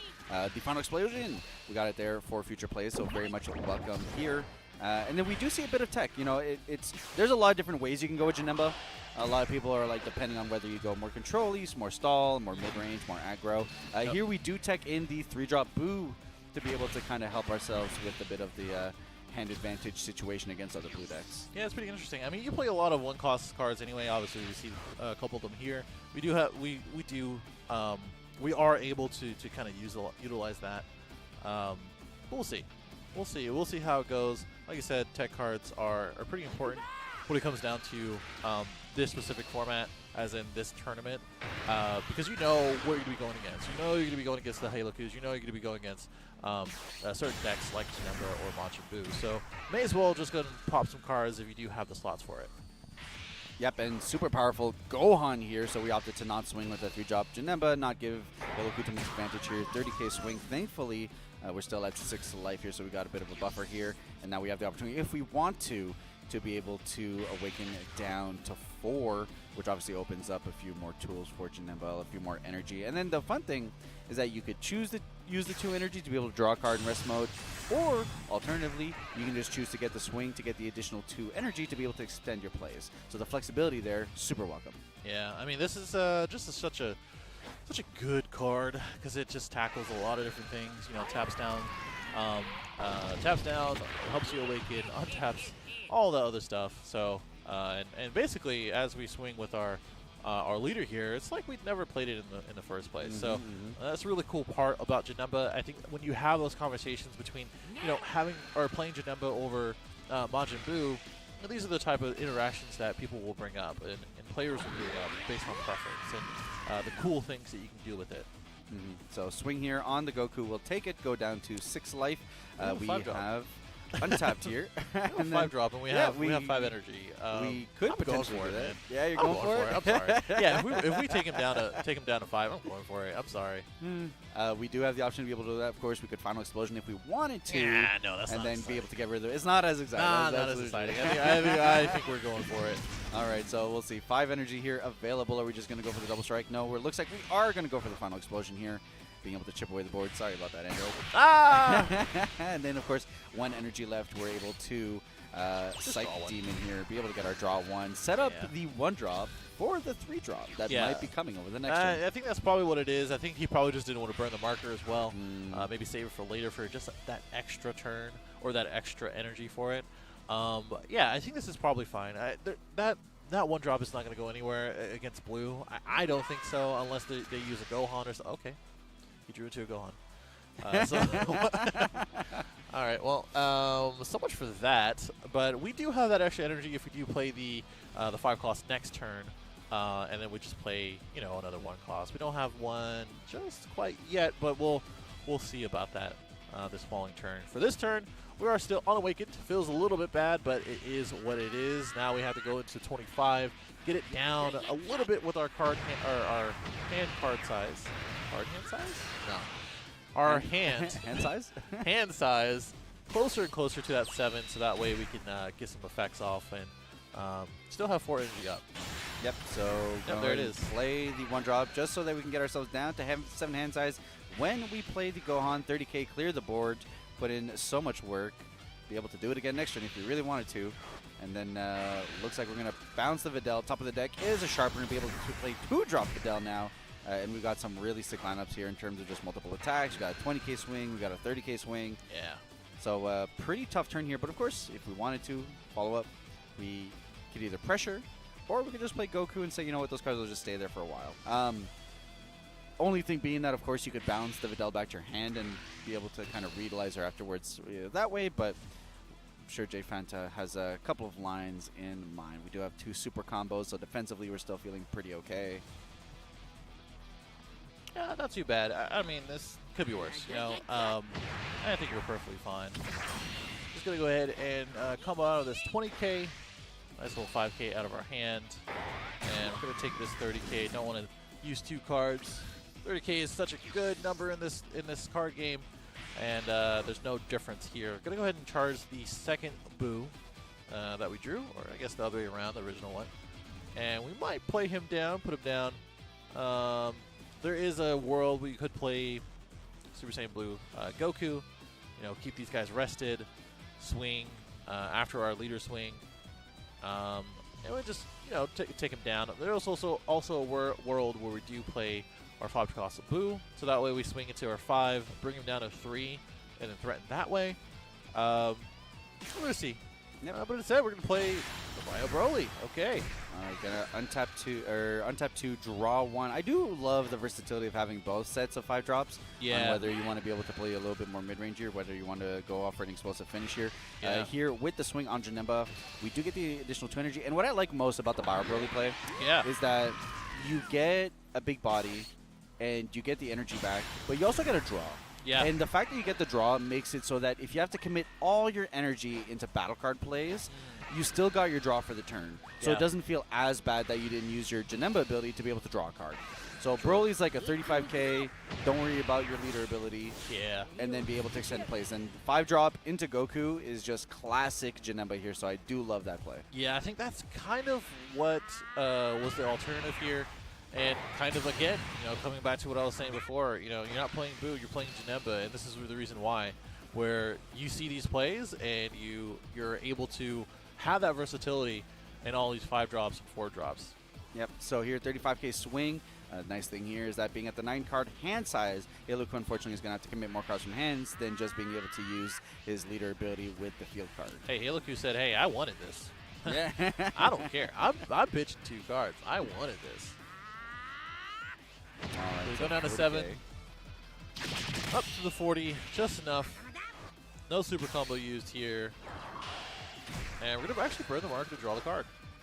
Yep, I mean, 5 energy is kind of where you need to be with the deck. I think, because like if you charge to 6, it gives you the position to be able to Bio Broly and then be able to still play into some nice 5 or 4 drop plays after that. Yeah. So now we're really at like the cap of where we want to be. We drew another Bio Broly, so there's definitely an easy charge going into subsequent turn how we want to. We've got the 2 super combos, so we're feeling fine defensively. And biggest thing here is potentially another Gohan play for Halo-Ku, being able to get rid of our SSB Goku. But Bio Broly's still going to be there. And no clean way to get rid of him unless we do something with the Hercule here. Which I don't think is going to happen. Just because we have 2 Videls, it's a little bit more value just to keep swinging, I think, in my opinion. Yep. And I don't think the numbers really add up for it anyway. Clean combo of the cantrip here. Wise in the face of a potential follow-up play here. So it looks like we will 1-drop Videl here. See if we're going to swing with it first before going into the 2-drop. And then, on subsequent turns, we'll have the 6-drop Vegito as a big threat. Yeah, we could swing Final Hope if we're getting a little frisky. Yep, swing Final Hope. We can put the Videl back in our hand, but we've already got 2 in hand, so to be able to add the 3rd one there, I guess it gives you the option on next turn to just go Videl, Videl, Videl. Yeah. No, we're going to go right into it. So right into the 2-drop here. We do still have 7 cards in hand, so we'll be able to get a card back from drop on the 20k swing here. Few options available as well. We still have the 4-drop Goku on board. We still have the 5-drop to deal on board. Go ahead and Orange Star High School. We're going to get that Gohan out from the top of our deck here and be able to bottom deck that Goku. But we still got that Bio Broly just kind of chilling there. We're chilling. Not bottom decking it. It's 3 or less, right? Yeah. So, well, that's what I was thinking as well. Yeah. Because we didn't Hercule. Because we could have done it then. Mm. Or get rid of the Bio Broly, I believe, right? So I will say we're in a bit of a tough position here if we don't end up clearing this board, because then you got the Goku that'll be able to kind of swing. You got the Bio Broly still. Yeah. Looks like we will go ahead and pick up the Great Saiyaman. So now we have enough at least to be able to deal with Bio Broly. So now we're in a position where if this Videl can get through with some combo power, maybe we Final Hope Slash here. So now we've got 5 names with the Satan City trait here on board. So Great Saiyaman will be able to proc off here. You could super combo to protect the Goku, which is not terrible considering I think you do. You know that you're being threatened to lose your entire board here. Yeah, I think you do. The map's maths. We have 2 of them, so got some options. We can still bottom deck the Bio Broly, or okay, we're going for the Bio Broly, probably best. And then we're gonna go ahead and pass. Used all of our energy, 6 cards in hand. I mean, this isn't amazing, but it is something. We do have the option because we're figuring out what to charge here. I think you just charge the 3-drop Janemba. Well, maybe you could charge the Vegeta. I do. Final Explosion here is pretty saucy in terms of just like a clean way to be able to deal with these 30Ks. So pretty fortuitous draw here. The issue here is that we have half of our hand literally is dead. Like in combo. Sure. I mean, like it's you can not play a super lot strong. of these cards. You can play a lot of these cards. Sure. I mean, look, like you can Bio Broly here, get the energy back, be able to Final Explosion after that, especially with that. Use your Janemba ability, be able to get draws from there. Yeah. So I think there's a good opportunity here, even if you're not going to be applying pressure against the Goku, to at least clean up on the board. Annoying thing here for Nemba, obviously, being that between peel-off loops and Videl loops, you can establish a lot of that back. But looks like we will kick off with the Final Explosion here, not opting to go with the Bio Broly first. You can still swing and then play Bio Broly. I don't know what else you can play afterwards. Well, I guess we'll see. Swing here for 2. And then, of course, we've got the Goku swing, which will be able to keep that Gohan down. That'll be a take here from Halo-Ku, being able to get an Erasa back to hand. Swing with Goku here, keeping the 4-drop rested until the next turn. Most likely don't want to deal with the 30k swing. Already have 3 life. It feels kind of bad trying to get rid of it. I'm actually going to go ahead and opt into playing the 4-cost Vegeta. Super Saiyan Vegeta. All right, that's cool. So you do a little bit of board cleanup here. You're able to swing on that, clear that, able to get rid of the Videl, and then have an additional swing if you want to. So big cleanup there. But now we're in a very tough position. Think so? Well, we've got 3 life.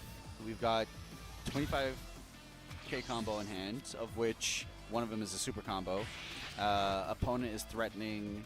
I guess we got the 5k with the Vegeta on board also, but now we've got 8 cards in hand, of which one of them is Videl. You could potentially go into Vegito, and of course, all of that while still being able to maintain defense on subsequent turns. So very scary turn here for Jay Fanta. We'll see how he's able to press out against what is effectively going to be probably some very scary aggression coming here, because you can go into peel-off loops here at this point. So 10k combo though, we will take those. Yeah, not too bad. The bad part is that we are at 2, so it's continually being more and more scary. And our game is not that great, like we were talking about, right? So getting the 10k is a little bit better, but the issue is that the parity of 10ks is what makes the difference, right? Like, our Halo Q player is going to continue to get more and more combo power every single swing, every single action, right? So, I mean, that's kind of what the issue is. Okay, so we're just going to go into the 6-drop here instead of opting to go into loops. Okay. We're going to board control. Okay, so 40k swing here on the 25. And of course, we have the ability to be able to bounce away that Vegeta as well. I don't think we're swinging, right? I don't think so. If you're not going to go for game here, but now you've put yourself in a comfortable position where it's just harder for your opponent to have stuff on board. You're chilling with a 6-card hand, of which a bunch of them are 10k combos. You got a super combo, so very comfortable position here for Halo Q in the face of what he knows his opponents may or may not have. Nope, says, you know what, we're just going to get you to 1. I don't think you got it. That extra card, right? I was like, hey, if, you know, Vegito puts on a uniform, goes back in time, or forward in time. Wait, no, back in time? Back in time? I'm always trying to think of the sagas. We'll just put a little bit of a Saiyan City tag on them, so that way we can actually use them for later. But it doesn't look like it. We're going to go ahead and swing, get him down to 1. And now we have to decide if we can actually take game or not. All right, so we've got 6 cards to 6 cards here. Yep. Janemba obviously having the up where it has a lot of energy available. You could go Bio Broly, then swing Janemba, untap the 2, play the Vegeta. Opens up a few other additional plays here. Unfortunately, we don't have the double striker in hand, but we might be able to draw into it. Yeah, I think swinging with leader first is... Oh, wait, not swinging with leader really? first. Playing with... It's Janemba. Janemba, I corrected myself. We're playing something first. Oh, we did not charge. Yep, so skip on charge here. So limits our options, but we want to maximize combo here. We'll start with the Bio Broly, be able to draw the card. Oh, okay, so... dead draw here, 6-drop SCR. We got the tech at the wrong time. We untap the 2 energy. On swing, we can get an additional 2 energy here. It gives us the availability to go 4-drop Majin Vegeta, 1-drop Cantrip. Maybe we can get there. Let's see if we can force cards to hand. Halo Q doesn't have any active cards on board, so will not be able to use his leader ability here. So we're just going to go for some nice swings, 30k swings. You want to force combo out of hand. Yeah, we'll see if that's going to happen or not. We can play. Still have 1 super combo to our name. Yeah, so a little dicey though. A lot of our hopes and dreams will lay in the back of this 4-drop. Yeah. All right, so 4-drop Vegeta here. We need to get all 3 swings in with these battle cards. I think we play the 1-drop, right? You play the 1-drop, you get card, you get up to 30, but the opponent has super combo, so you have to do 40, and then just hope that what you draw on the cantrip is good. No, you play it. You play it. We do not play it. 25k swing, 35k swing here. Oh, we're asking for a super combo first. Yeah, so I think what we're saying is I value the 1-drop as an attacker in case things get really tough. So we have 2 more swings here available on board. We've got the 1-drop still available here, so now we will play the 1-drop. Go ahead and that's just another dead card. So no combos. He used his combo. He used his karma last game, I think. I think our draw karma kind of just ran out a little bit there. Very tough position here. We go 240, and we know we can get out of this. Which the math, even if we couldn't, unfortunately, the follow-up swing is 35, which is smaller than the 40 that you swung with before. You get the additional card in hand. Which is a bit of a bummer because, like, our Halo Q's hand is becoming dead too, right? Yeah, it's not phenomenal. Yeah, it's just not. It was just wrong place, wrong time. We're drawing into I think a 5K. And now another super combo here. So one super combo enough to get us out of this. Jfanta, no combo in hand. So at this point, it's just the formalities. We're going to be passing it over to CU, who will be able to charge, swing, and close out the game. So here, Vegito 40K swing, call it here. And that'll be our first victor in the top 8 of these grand finals. CU moving on to top 4. But what an exciting match. I mean, look, Jfanta said, you know what? No, I'm not getting 2-0'd. I'm not getting 2-0'd. Fought it through in game 2, forced us into a game 3. And look, I love whenever we get the opportunity to see Janemba. You know, I have a soft spot in my heart for Nemba ever since Masters. It doesn't mill, but you know what? I'll take a soul striking Janemba. I guess that's good enough for me. Yeah. Soul striking Janemba is definitely the vibe right now, and I think you know, as we took a look at these 3 different games, it was interesting to see. Obviously, the first game I feel like was not like one-sided, but definitely a lot tougher than the other 2 games. Right. This last game was very close, and obviously it was just a matter of drawing the right cards at the right time for our second game. So very exciting match all over. We are going to move on to the next bracket. I'm not sure actually who is still playing. We still have a couple of players deep in thought across the hall. But yeah, I mean for this, no surprise, 2 blue decks. 2 yellow decks. 2 yellow decks, yes. I think that's going to be the theme of this grand finals here.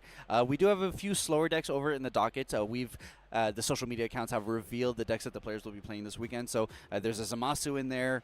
Odds are that might chunk up a little bit of time here.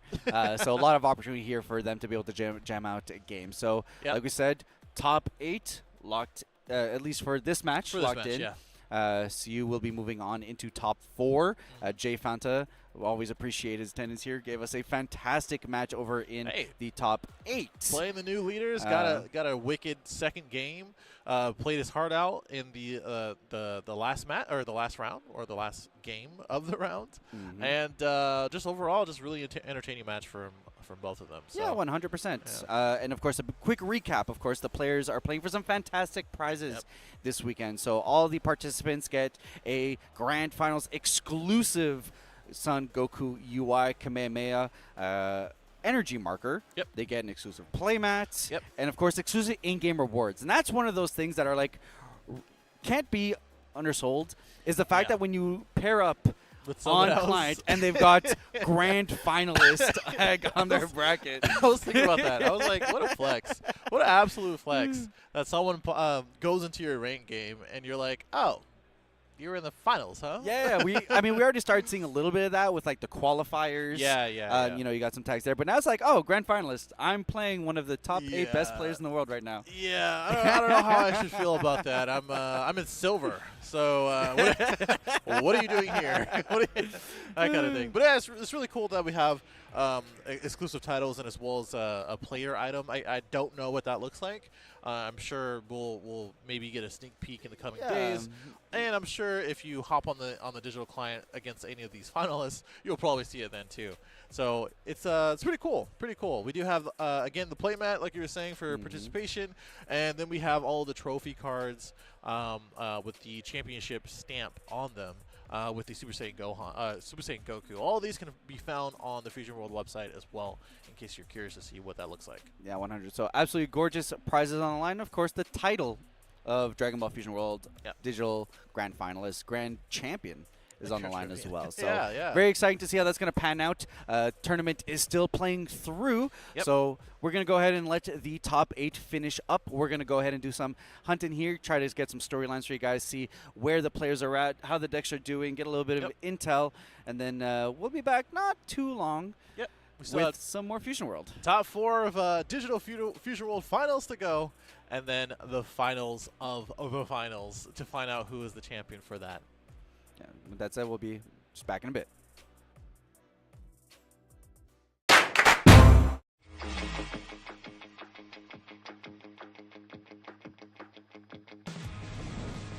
Dragon Ball Daima is coming to Dragon Ball Super Card Game Fusion World.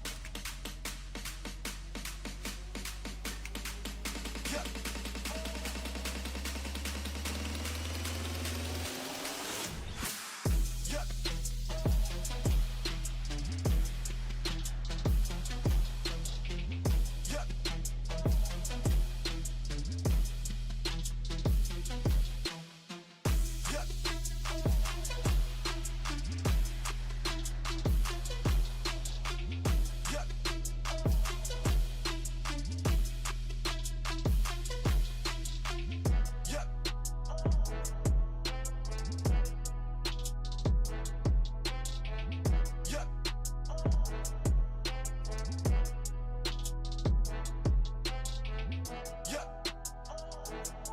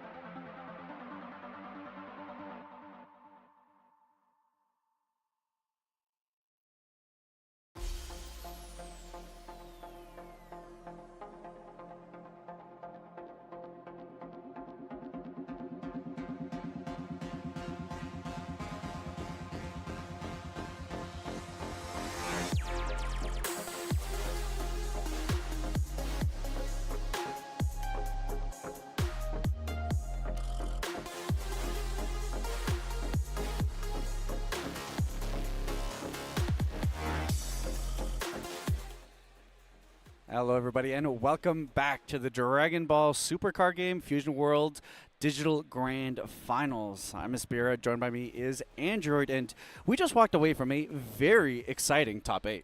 Yeah, top 8 was something else. We did see some of what we were expecting, right? A little bit of blue, a little bit of yellow, but all the leaders were different, right? We had Janemba, we had Vegito, we had Majin Buu, and Haloku.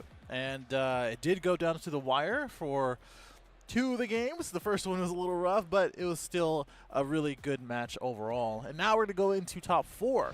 And we're going to take a look at both players, Kumori versus Taburu. And we obviously see a little bit of something similar, which is a Majin Buu, and something new, which is the green Namek. Yes, so very excited here to see the green Nameku make it over into top 4. A bit more of a funny enough rogue pick. I mean, it's a great strategy all around. You see a lot of it on ladder, but here definitely the blue and yellow strategies are kind of top contenders. So to see green be able to kind of break it through, and what's fun about this format, the pick 2 deck format, is that at some point Nameku had to come in and had to win a game. So it faced off either whether it be a yellow deck or a blue deck potentially to kind of get itself here. So very exciting to see that in the front liner and see kind of how it'll mitigate.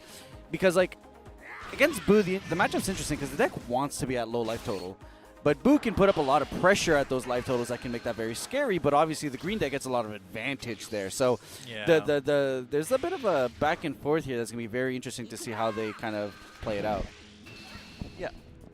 I would say in general, this is kind of going back to what I was saying before, where you kind of have to understand, all of these decks, or at least the decks that you're going to be expecting to come in. And Nameku is kind of up there to expect. It just depends on what we're talking about as a fringe pick. And with this matchup in particular, in my opinion, you have to be careful with the life total for Nameku. You can't be too crazy swinging all willy-nilly, and just be very particular about what you want to do every single turn when it involves the attack. But it looks like we're trying to figure out what we want to do with this 3 energy. Interesting. So marker play Babidi. I mean, I think you just go for the 2-cost blocker, take a life, right? Like I guess we're doing it twice. We do have a hand for it, right? We do have a hand for it for next turn. And now is your best potential to be able to punish the big hand size at the moment, right? They're going to they have 8 cards available here on our Goku player side, so being able to rip them down to 6, get in that early pressure before they can establish a board. So here we've got a couple of pitches, one of them being instant Kamehameha, I believe. So won't be destroying any of our own energy anytime soon. No, it doesn't look like it, which is fine. That's perfectly fine to pitch. I think it's the thing of in Dragon Ball Fusion World, and now I guess Masters, I think people really hold their energy marker precious, right? And to have the decision of taking away the advantage of going second into playing this is a big decision, because now you're not able to get into your 5-drop earlier. You're not able to get into whatever mid to late range cards that you want to do. And personally, because you have the hand for it, the double Babidi, I think this is perfectly fine. Yeah, this is a very tough position, and of course Goku does lose his ability to draw on his Awakened side, which obviously is balanced by the extra card, which allows you to draw 2. So we'll have to see. I mean, very scary hand here for Buu. I mean, he's got additional Babidis, he's got the 3-drop, he's got the double striker, so a lot of spooky plays here. We do have the Gohan being able to get rid of the 3-drop, so at least we're not going to have to worry about that too much. So here we are, passing on that. No swing with the 20k, saying, you know what, Buu, you're going to have to be the one that's going to get yourself down to 4 life, at least on this turn. 3 energy play, but we already have more Babidis, more opportunities to be able to extend our plays. And we are at 8-card hand size once again here for the Nameku, so if we wanted to, could rip an additional 2 cards once again. Yeah, I think that's exactly what's going to happen after we go ahead and charge. Just really deciding. You can see these players on camera, on screen right now, just trying to figure out the best decisions on every single turn. This is, again, top 4. Going to go into the finals after whoever is decided to be the winner and earns that spot.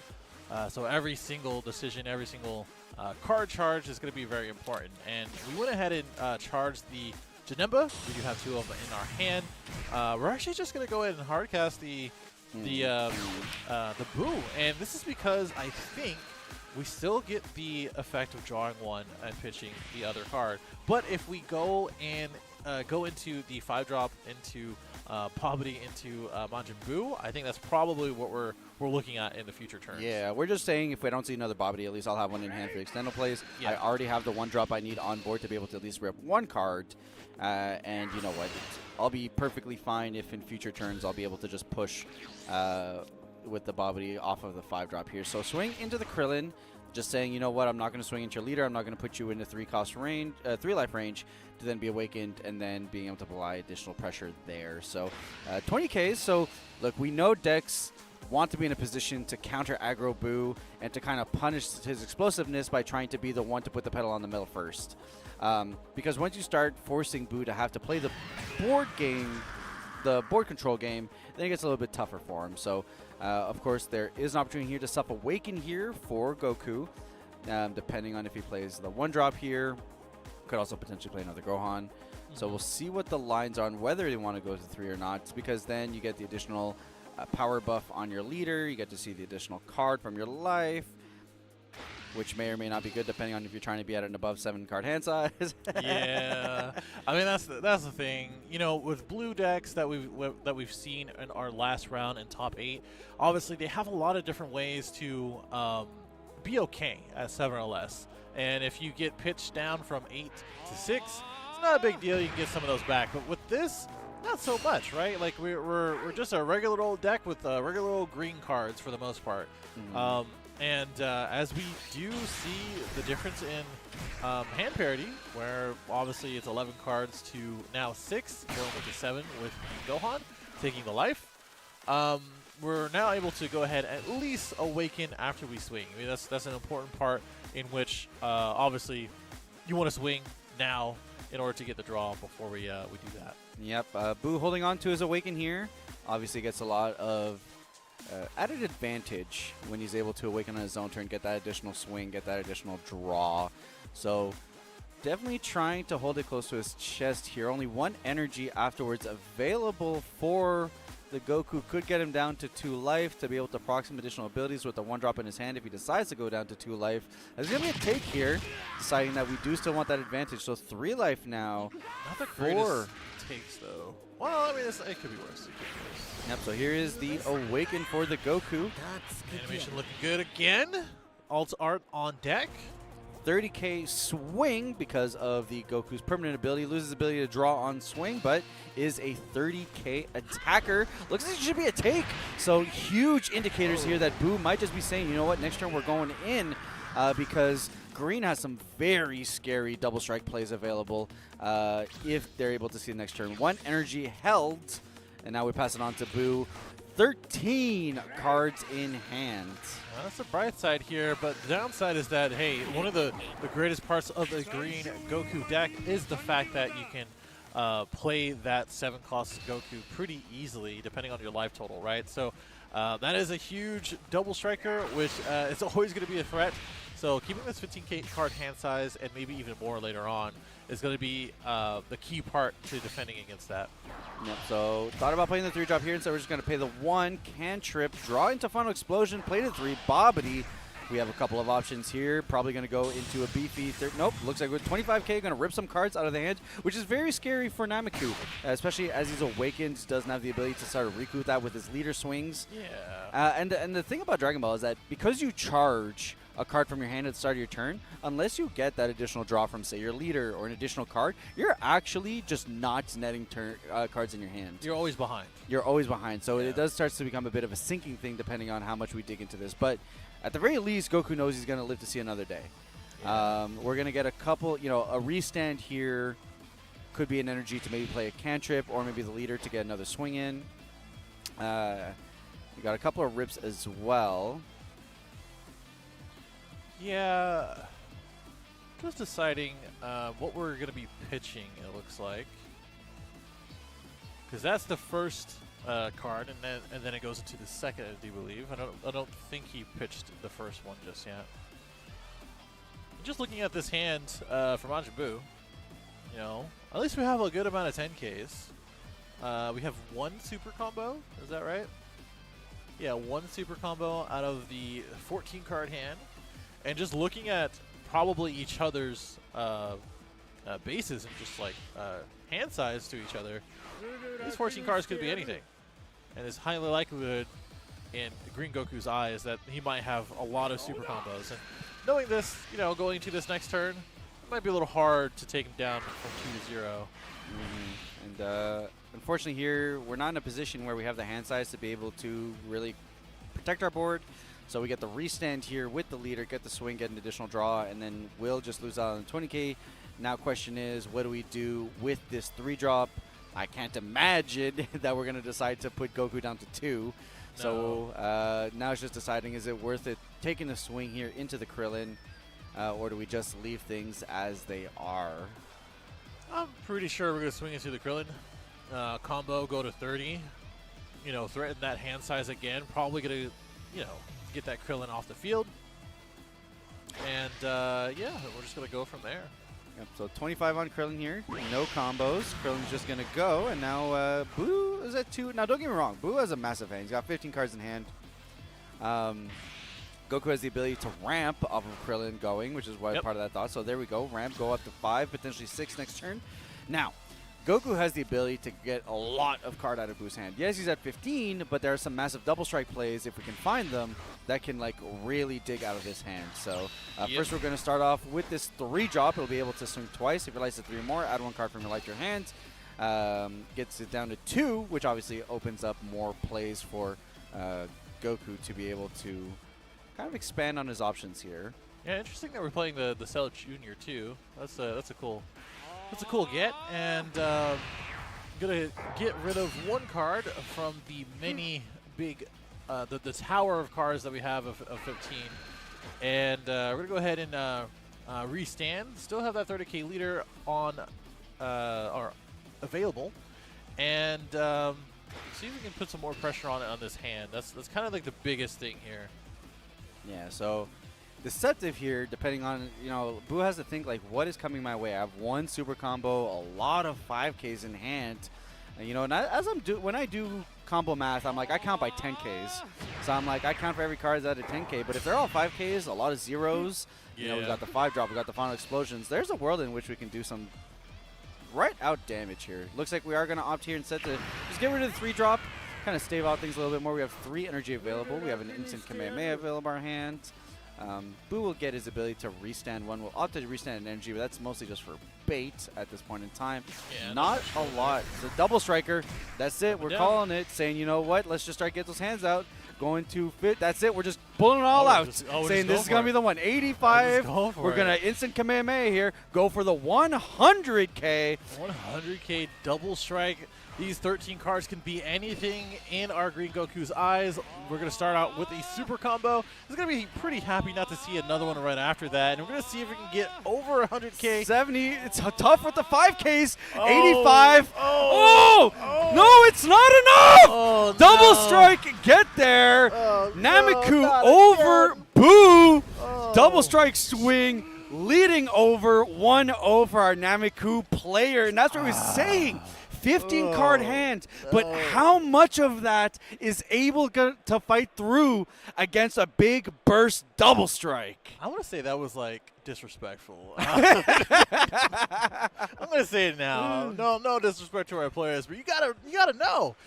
In any card game, and especially ours, you know, 15 cards is nothing to joke at, right? You're putting everything on this 1 card, and you know being at 2, they're going to drop down a 5-cost Boo and then go straight for it. Those other 5 cards that were dead could have been easily 10Ks, could have been easily super combos, but he went for it, and that was our game 1. Yeah, I think it's like he just looked at it. He's like, look, I'm in a very precarious position. Yeah. Boo has 15 cards in hand. Next turn, I don't know if I see a next turn. I think that's what it was. I think it was like, you know what, I'm going to go for it. He's going to go for it. But that was really, really crazy. Yeah, crazy in the way that, like, we just went ahead and just put everything on that Goku. And honestly, you know what? That's basically what the deck is about, right? It's about that 7-cost Goku. It is about having that game winner and having the option to take the game. And he just went for it. So more power to him. We're gonna go right into the next round of this match soon, or next game of this match.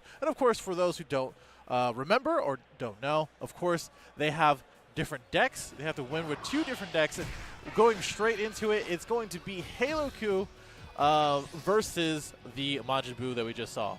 Yeah, so here, of course, players have the opportunity to be able to play with their decks until they get 2 wins, 1 with each deck. So effectively a best of 3. In which you just need to take it home with both decks here. Halo Q, an extremely popular pick going into this tournament. No surprise here. So we do have our Halo Q player up 1-0, just needs to take 1 more down. And of course, Blue not terrible here in terms of just having a lot of ways to recur advantage to help in this matchup. We do know that Buu is playing Final Explosion, however, so Halo Q is going to be a little smart about picking and choosing when and how we're going to go into certain plays. And kind of how vulnerable we're going to be leaving our board for those kinds of removals. But very low hand size early. Perfectly happy with that. We just want to put cards on board so that we have a means of being able to not put ourselves vulnerable to Babidi into 3-drop Buu. Yeah, we're just using every card that we can and just basically just playing with our own strategy. Basically just making sure that we keep around that 5 or 6.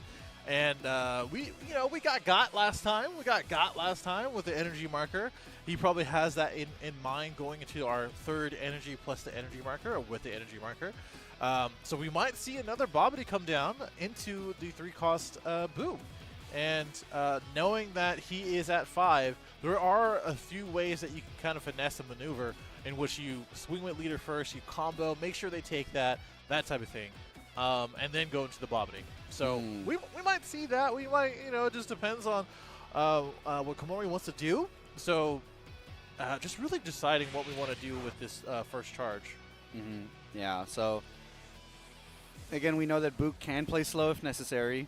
It's fine with establishing a board, but Blue can punish that with things like Gohans. And obviously Hercule is really nice because of what we were talking earlier, where if you're in a position where they play the 5-drop into the 3-drop, it can be really tough for certain decks to answer. Because Hercule exists for the blue deck, you're in a position where you can Hercule lower down the 5-drop cost by 2, and then you can Gohan those problems away. So there's lots of tools available. It is literally tools the deck.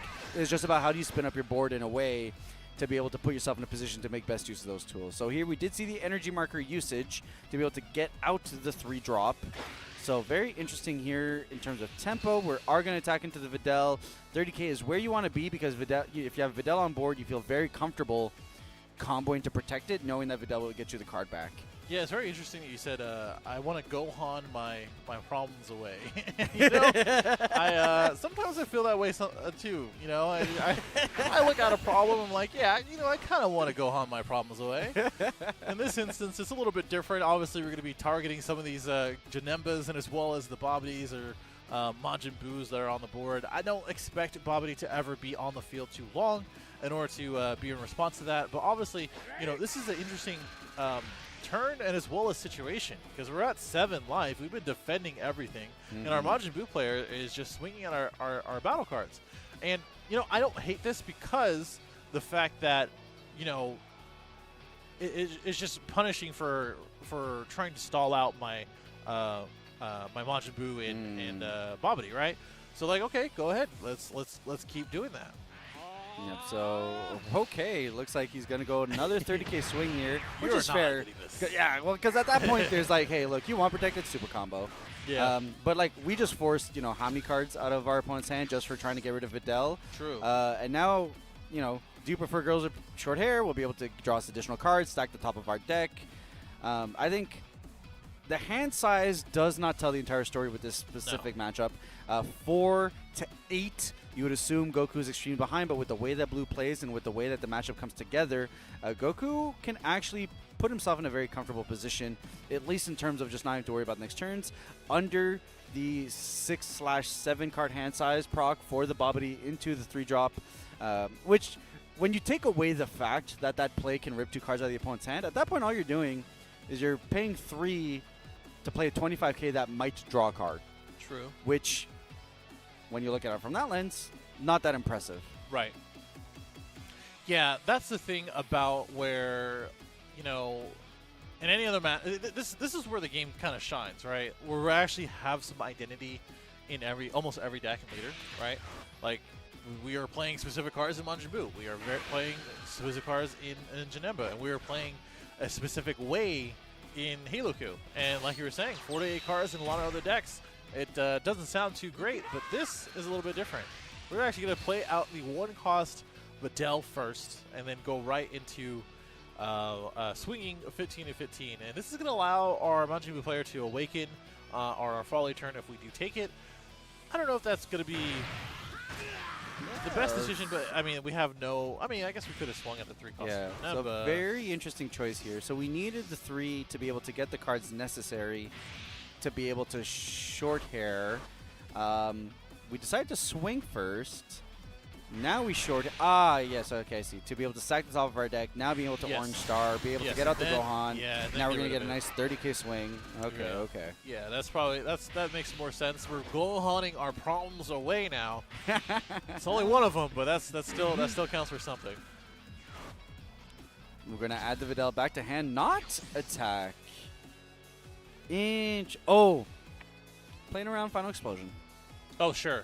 That makes Love sense. that. You know what? Because the 30k swing is going to come at some point. Yeah. Why open up to clear my entire board when I have realistically nothing going on? I got some combo power in hand, but that's about it. Yeah. So very heads-up play here for Tarumaru, as he just says, you know what? This 30k is going to get the cards I need out of hand anyways, so I want to be able to force my opponent to have to play off an uncomfortable curve instead, hit me a couple of times, put me in a position to draw additional cards so that I can start swinging this tempo that I've already claimed back and keep pushing that forward. Yeah, I always forget the text for Final Explosion. Just had to make sure there. It was just that you rest 3 or less, but you can pop. Yeah. That's right, it's that little hitch where when you're playing with your 4 drops, you kind of have to be careful there. So All right. To awaken, you are, what do we call it, Bootanks? Bootanks, yes, Right. sir. Call them Bootanks. Down to 4 life here. We swung, awakened, got our draw, have the potentiality to do another draw. So we do have the Bobbity here. So Bobbity into either 3-drop is available here if we want to. Presumably Probably just go to 3-drop Buhan. pop and draw. Yeah. Buhan. Not the You'll big only ol' get 1 card, though, which doesn't feel great. But obviously, this is exactly what Tarumaru is positioning, where it's like, hey, I'm never going to give you a comfortable position to be able to get the double rip off my hand. So now Komori needs to kind of just figure out what's my best tempo play here. Like, you could just hard play, like, the 30k swing and then hope for the best. But there's no, like, super clean line right here that gets Komori max value. That also doesn't just give Heloku additional cards when he has a comfortable board position. double check. But I guess you could. I was thinking like maybe you could play Bobbity first and then keep him there. And Yeah, swing I mean, with the it boo, looks like the but- option we might just be going with cantrips. So here clearly, because there would have been a very clean Final Explosion play had he swung with Gohan. Yeah. And now Tarumaru here has just made it like, I don't know about anything that you're doing. So it looks like we're going to go ahead and Frieza. We're going to rest the 5k swing, 5k on 5k. Yeah. Fine. Yeah, I'm gonna probably There play is value Survey. here for the Boo player because it gets a Satan City off the board. Yeah. But this very much just is a low impact turn here for Boo. Yeah, unfortunately. We're just off by 1 energy. Ironically enough, that would have been our energy marker as well. But I think it's just one of the things of like, you know, both of our players are playing against each other literally when it comes down to the options that they have every time. So it's interesting to see, you know, how we're navigating on both ends of the field and really just trying to get into what you were saying, max value. And, you know, cantrips are cantrips. We do draw. We got rid of one of our Satan Cities. That's something, but it's not everything here. Back to 6 cards in hand, though. We're slowly just trying to, you know, recycle through our hand, right? That's just doing blue stuff. And now we've got ourselves a peel off, a Final Hope Slash. Oh, man. Have you ever seen anything so beautiful? No. No. Don't tell my fiance.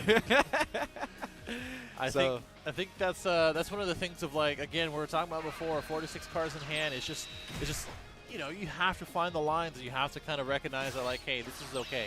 If I have the right types of cards in my hand and I use the right sequencing for it, which we're going to write to peel off afterwards, then I'm going to be okay. So here we've got the full board set up here. It does play the double striker. Very heads up. So it's very interesting on whether the blue players decide to opt into playing double strike or if they just lean on the power of those powerful Vegetos. Here, gotta be mindful. I mean, look, we've seen that Boo will put himself down to 2. Yeah. So we'll see if that happens again. Risky, like our last game. So we might see that again, and then we might actually get a lot of value. So this is the other part too, right? So when we're talking about other blue decks, maybe specifically Zamasu. Even if you don't swing with them all that often, they still have stuff like Vegito and as well as Vegeta, right?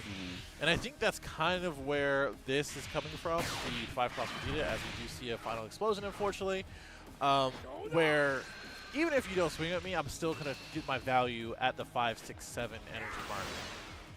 Yeah, so here we finally do see the final explosion play, but not a lot of tempo, right? It's just like, I played the 1-drop, I cleared your boards. Now, not that Boo needs much to be having explosive aggro turn subsequently, especially at 5 energy, but we got that healthy 6 life. We feel perfectly fine in terms of just like we've restabilized our hand. We went from 4 cards in hand to 8 cards in hand, and now we're getting into those plays where where Goku could see some potentially very powerful plays. So it looks like we did charge the Final Hope Slash. We're going to go down and drop the Sharpener. Top of our deck is a Peel Off, so the Blind Rip did not get us there. Swing with the lead, add the Peel Off back to hand from the top of the deck. Now we have 7 cards in hand to make any heads-up play that we want to. Could just play into the Videl. Could also play the Peel Off. 1-drop Videl. What's the top of our deck? Oof. Another whiff here, hitting on the Vegito, and now our opponent knows that that's coming down in the not-so-distant future.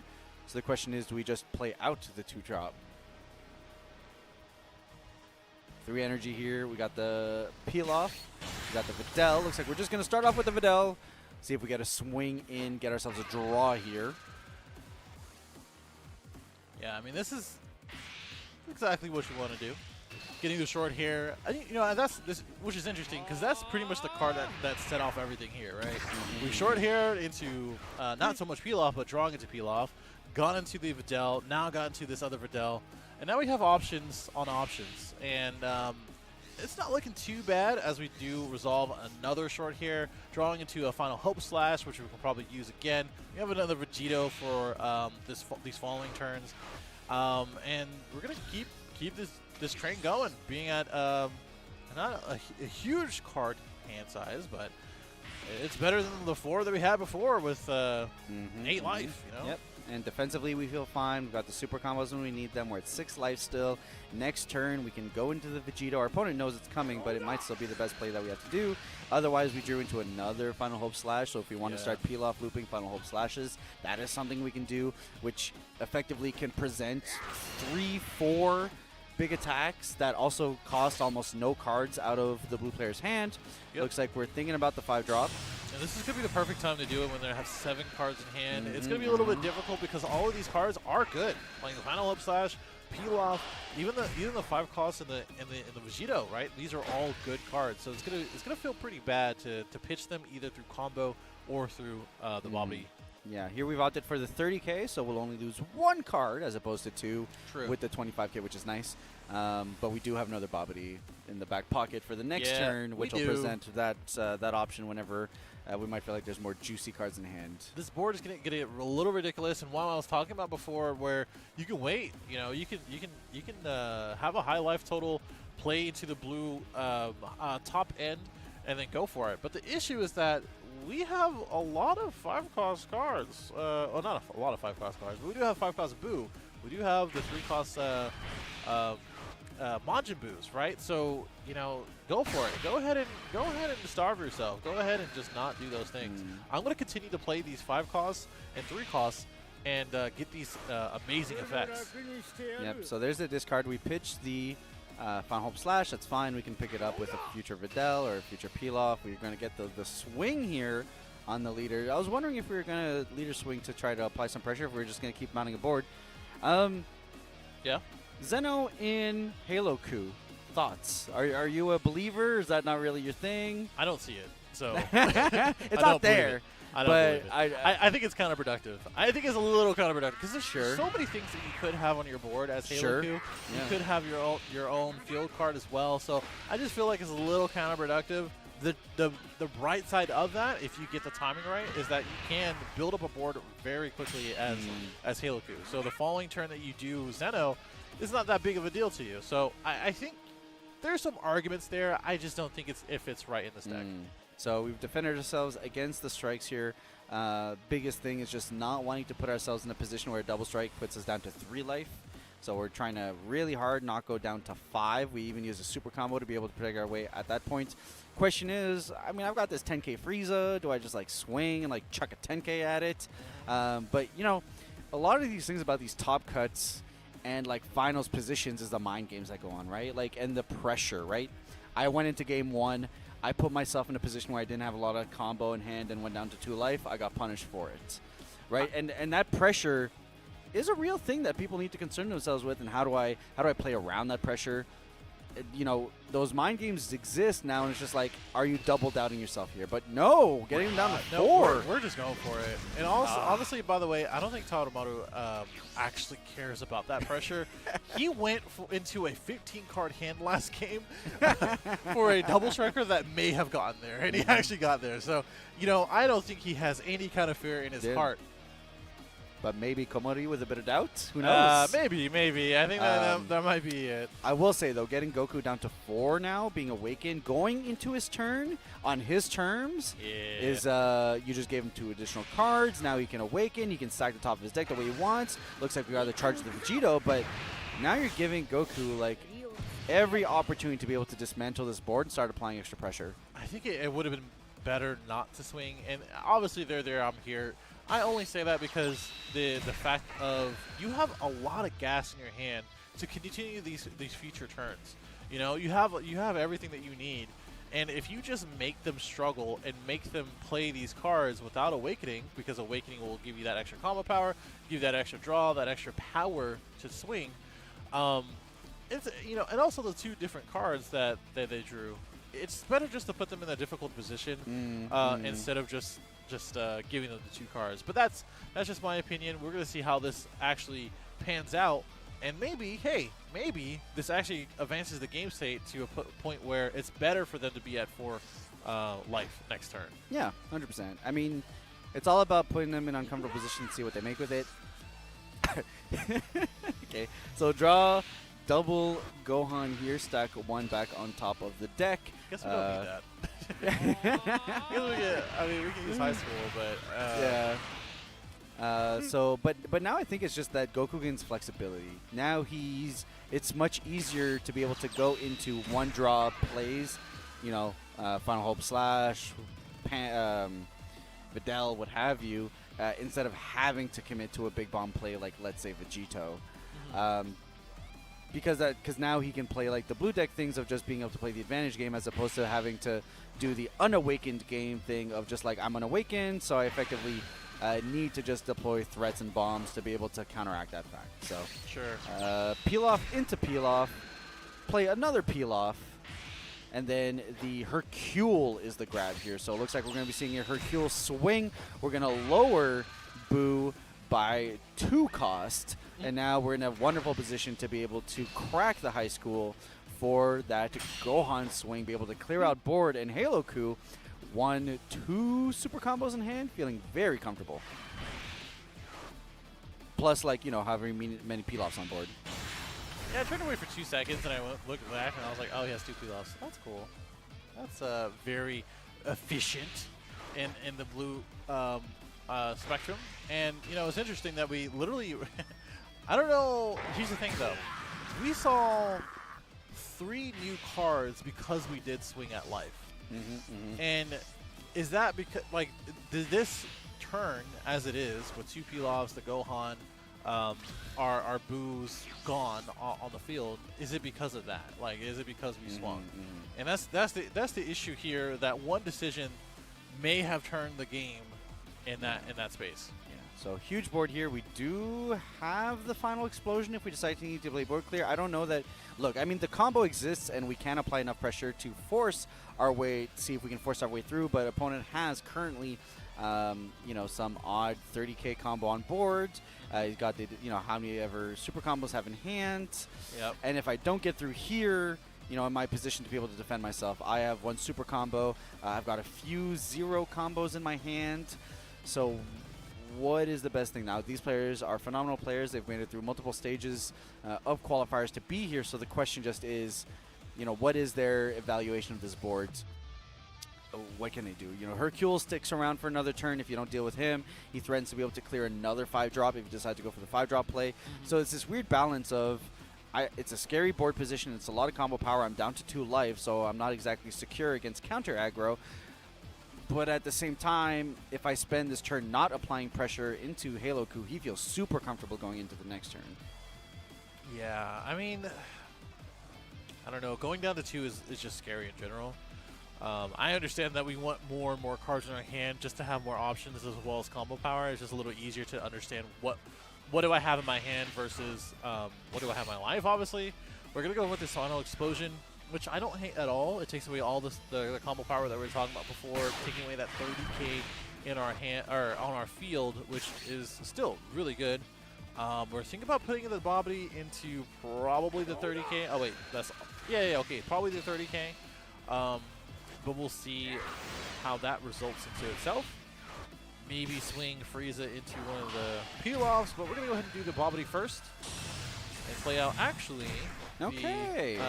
The other 3 costs is the Gohan. Buhan. Buhan. I don't know why I said that backwards. All right, so, I mean, heads up play here. I do appreciate what he's doing here. I'm going to get rid of 2 cards in hand. I'm going to board control. I'm going to use this Bobbity to be able to clear out some stuff. So it does look here like we did I like where we kind of landed here in terms of just finding the right balance of board control, rip the cards out of hand. I think it gives us the best shot in terms of turning this game around. Obviously, we're a little bit prone to like a Gohan here punishing our board. We're going to lose a couple of things, and we're still not feeling super comfortable, but we're not in as much danger as we were previously. Yeah, we're electing to swing at the battle card instead of our life just because you don't want to give that extra card. I think that's going to be an easy take to go down to 3. Not really concerned about much else. But yeah, I mean, this is the thing about like where you're a finalist and you're really thinking about this, and you can see them on their faces through our cameras on the left here. That the fact that it's the fact of like recognizing what do I want my final part of my turn to look like, and that was basically it. Clearing out the board, pitching out the 2 cards, and etc. We're clapping right back with the 4-cost Gohan though, bottom decking it, and that's probably one of the things that Kumari was probably considering anyway. So it's not that big of a deal. Like, hey, I got the value out of my 3 costs. It's no big deal here. Yeah, but I think the biggest thing here is that we turned this from what almost looked like a no-win situation to a very balanced board position, right? Do I give him the 1 card now, and then I could maybe go into peel-off, into something else? But now Boo is in a much more comfy position, right? Opponent has 5 cards in hand, about to add a 6, depending on what the peel-off loose look like. But they're at 4 life. I'm going to 6, potentially 7 energy. So a lot of room here for me to be able to flex in terms of being able to get cards that I need to close out the game. I've got the 5-cost combo with the 30k, which is exactly what you want to see.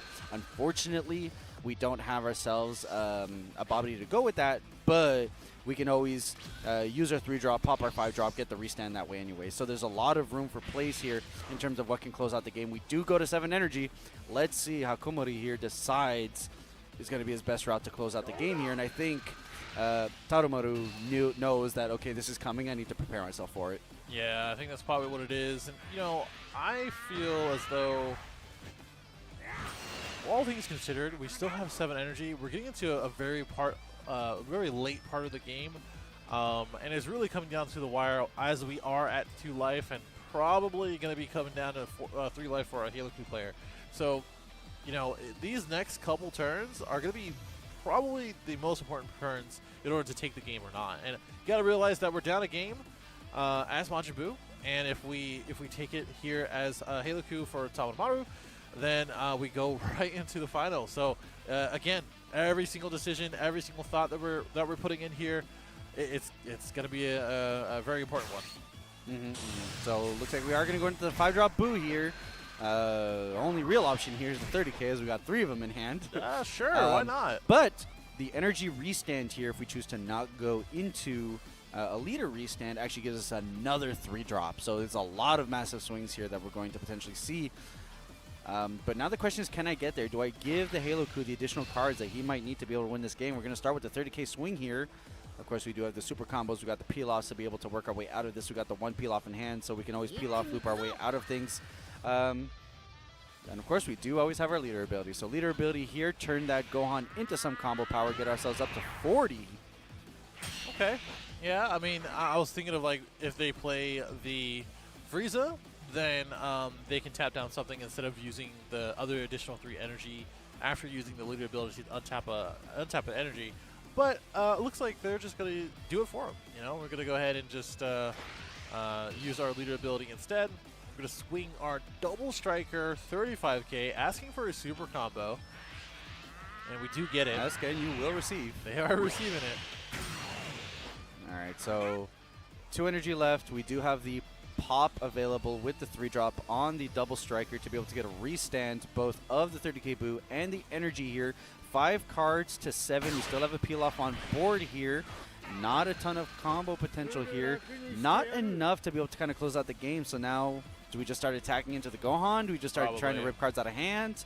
Because we can't close out game here now. Yeah, I mean, there was a world to, like, use the cantrip and then use Frieza, pop the Frieza, or pop the cantrip to restand and then swing into the peel-off after you rest it. But I think I guess that's what we're doing, actually. Never mind. So instead of using the energy to go into it and restand, or at least just to use the cantrip to pop, we're just going to go ahead and do it the other way around. So 30 into 30, we might use the Frieza to swing into peel-off, but I feel like the sequence here is a little off, right? I think if we were going to swing with the Frieza, we probably would have done it first, maybe, and then use the Majin Buu ability. Maybe combo it here instead. I think that's what the best play is now. Like looking at it. Okay, looks like we're just gonna let it go. Okay, that's fine. Got the Boo swing here, gonna be able to clear out the peel off. Now we have 1 energy up. I play the cantrip, right? No reason not to. Yeah. So we're gonna go ahead and play Yamu, draw 1 card, draw into 3-drop Buuhan, pass it over to Halo Coup. If there's a time. This is definitely an opening. 100%. We do have the double striker here, so we could just load up, peel off, peel off, peel off, double strike, and hope your opponent doesn't have it. I think that's what's going to happen. Because and that's the thing right now, you're at 4 life, so even if your opponent can combo out, you bottom deck a huge attacker they have. They're probably going to have to combo everything. So now it's just like, can they top deck their way into 4 damage? It's possible. They could have another double striker in hand. Yeah. But this is one of those things where a huge double strike play here could very much push away any opportunity to come back. So we're going to choose not to charge too, by the way. Yep, so it looks like we're going to swing here. We're going to have to put something on top of our deck. Presumably we're going to put a 0. We would have wanted to see combo power. Unfortunately, we don't see combo power. We're not in a position to be able to short hair, unfortunately. So these are effectively 2 dead cards. So Leer Swing, at the very least, got rid of 5K combo here. But now very good chance that we just go peel-offs into double strike and calling it here. We can bottom deck the Frieza. That's 10 less combo. That's 10 less combo you have to worry about. Oh yeah, I'm bottom decking Frieza every single day, and I think it's because like we can double peel off. Well, I guess triple peel off, right? You can do peel off into peel off into peel off, and then final hope. I want to say, and that should give us a pretty good amount in our hand. Yep. So we have 1 more peel off here. Presumably, we're just going to peel off, grab another 10K, and that's going to give us 35. 45, 55, 65, 75. Oh, okay, we're just going to pick another 85. Yeah, 95. Okay. So we've got some 95 combo here. We do have 2 super combos, so 20, 40, 60, 70. It's going to be close. So 35K here. We're going to go ahead and bottom deck the Frieza. You can see on Komori's head. He was like, "You play that? You play the? He plays the double strike. All right, so here we go. 95, 105 here. This might be enough. Yeah. Super combo 40, super combo 60. We'll go ahead 70, 75, 80, 85. Not enough. That's it. So Tarumaru here winning it out with Halo-Ku over Bootanks. 2-0 in this top 4. There we go. There we go. 2-0 for Tarumaru against Komori. And, you know, that was the thing where it was such a back and forth. Both of them really took some time to think about their plays, really took some time to think about their charges, really took the time to think about what our 4th, 5th, and 6th turn look like. And I think that's kind of what it resulted in. Like, you know what? I think I have something that he may not expect. You saw the reaction. He put down the Vegeta, and he was like, okay. Cool. That's yeah, I think that might be enough. Yeah, I think it's just Dragon Ball is definitely a game of inches, right? Yeah. Off of a couple of axes. The first one is just mechanically with the way the game is designed. Yeah. Your cards can do like 3 different things. A battle Yeah. card can be played for a battle card. It can be put as energy. It can be comboed away. Right. Then when you go into your turns 4, 5, and 6, now I have 2 pass. You know, am I going to aggro here in close for game? Am I going to go for board control? I think huge heads-up play on our Boo player here for deciding on their turn 6, I think, to go for the final explosions, to clear out the board, do a clean up there, give him the best chance. He did see another turn. But, I mean, massive heads-up play here for our Halo-Ku player who was able, heads up on not attacking with the Gohan, creating a really awkward turn 3 for our Boo player, and then kind of controlling the advantage, going from a 4-card hand to an 8-card hand. So honestly, I think it's crazy to see how those micro decisions lead into huge things like doubling your hand size and effectively swing for 105K for game. Yeah, well, that's not so important, right? No, I think you're completely right. I think it's the fact that it's just some of the decisions and some of the things that happen within that game just really not only so much catapulted, but at least gave enough space and rope for our Halo-Ku player to actually keep going and to take that win. It was the short hair draw in the right time, getting the 3 cards and making sure that we actually filter out through our hand, and then it was the Majin Buu swing. I'm telling you, man, it was just that double striker, giving him those 3 new cards, and it just resulted into the momentum. Sure. The momentum into the later game where both of them have 7 energy, and obviously with a blue deck, 7 energy means at least 2 Pilafs. That is true. we definitely saw that. Yeah, it's one of those tough positions with blue decks because blue decks are so good at playing unawakened that you just need to ask yourself, like, do I just need to force this game to a close somehow, or can I afford to play in the slower game? I mean, I don't know. It's just tricky, right? Like, where if you're slowing down on either end, like if you try to play slow against Majin Buu, they still have their battle cards that they can play at any point as long as they have their energy. If you just try to slow play against Halo-Ku, that's fine. I still have the recursion. I still have Final Hope Slash. I still have Vegeta and as well as Vegito. So it was a difficult decision tree for both of them that they had to navigate through. So it was just a good match. I think overall, although it was a 2-0, we saw 2 really good games out of it. So I'm happy so far from our top 8. Now into our top 4, and now we are going to try to decide who our champion is in our finals in our upcoming match. Yes, 100% to this top 4 locked in. Tarumaru as a grand final finalist here. Grand final finalists. Yeah. They're all finalists. Yeah. This one's just the grand final. That's just the grand. So we're going to I have the thing, yeah. So players are still competing it out over there in the other top 4 match. Yeah. So we're going to give those players a heads up time to be able to kind of get ready. We're going to go off and do some scouting, get everyone lined up and prepared as we lead into this grand finals. Yes. So you guys aren't going to go anywhere. We've seen some exciting Fusion World gameplay, and we're going to be right back shortly with the grand finals.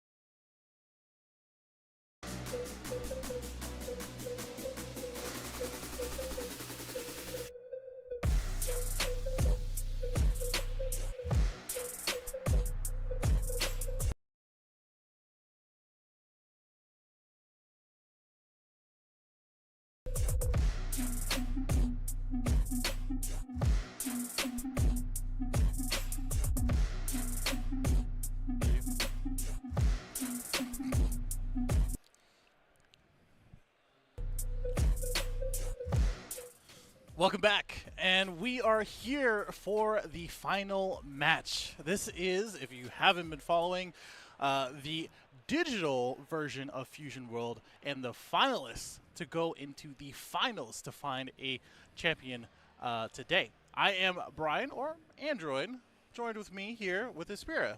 How you doing? Yeah, I'm doing great. We've seen some fantastic matches this weekend. Just kicking off all the Dragon Ball excitement in terms of what we've got lined up for Saturday and Sunday. We saw some extremely tight games in top 8, in top 4, some great back and forths, and all leading up to this finals. And players are playing for some very exciting prizes. Yeah, we have actually seen these before. If you looked on the website, we talked about it a little bit before as well. If you didn't know already, the participation that you do get as a finalist for this Fusion World digital version tournament is an exclusive sticker.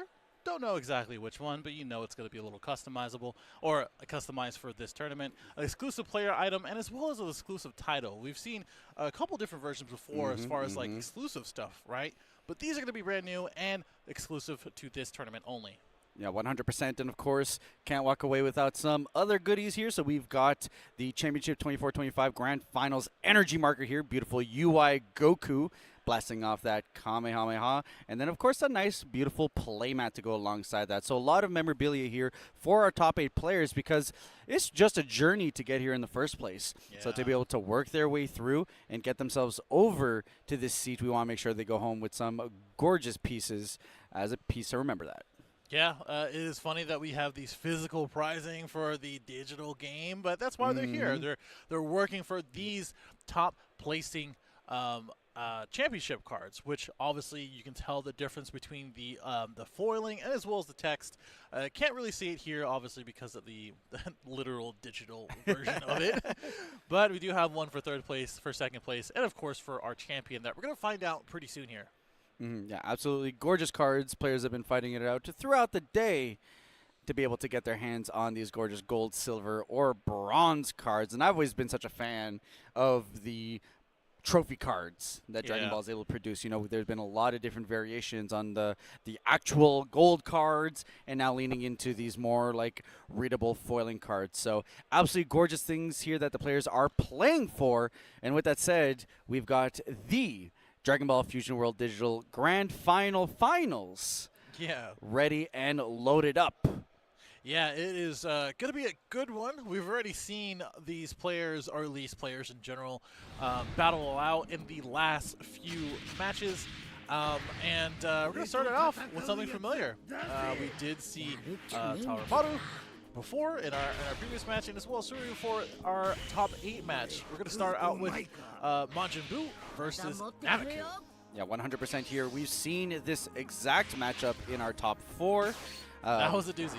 Yeah, so now we'll see if Tarumaru can do a repeat going into this finals here. Is he going to be able to press himself an advantage in this first game?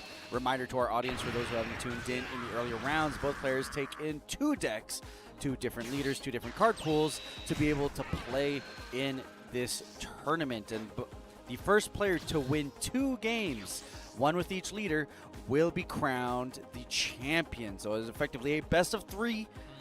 A lot of opportunity here to swing back the tides of the game. Yeah, I mean, we're starting off pretty quickly. You know, these last couple of matches, very, very much so of like, you know, really analyzing and figuring out what's going on as far as our plays go. But these guys are just going for it, right? They're playing Arcantras, they're playing the 1-drops. They're just trying to get this match going, and I don't blame them. Both of these guys want to find out who is going to be the champion. Yep, I mean, both of these players warmed up. They've been playing round after round of Fusion World to get themselves here. We've seen Siyu here from the top 8, Tarumaru from top 4, so both warmed up, ready to go, understand what they need to do. They've had the time to think about it, understand their matchups. They know what decks they're taking into this tournament, so it's all about strategizing, thinking about the best ways to be able to counteract here. So very early 3-drop here from the Goku side to kind of start getting that lined up. We do see a restand and swing here, so leaning into deciding that we need to be the aggro player in this matchup, while Boo just takes it all and lends himself a bigger and bigger hand size. We have a pair of final explosions here, a lot of Janembas, and a lot of, interestingly enough, a lot of Babidis, but no 3-drop Boos yet. Yeah, it's a little tough on that remark. You know, we do see a lot of 3-drop Janembas, so we might use that. Go into cantrips right after, and then, you know, go from there. But it is a bit of a, I would say, a bit of a headache not seeing the right pieces when you have the other part of that piece. So I mean, but this is what happens in card games. It happens even in this one, where, you know, whereas we see like 15, 16 cards within the first few turns in Dragon Ball, but sometimes you just don't see them.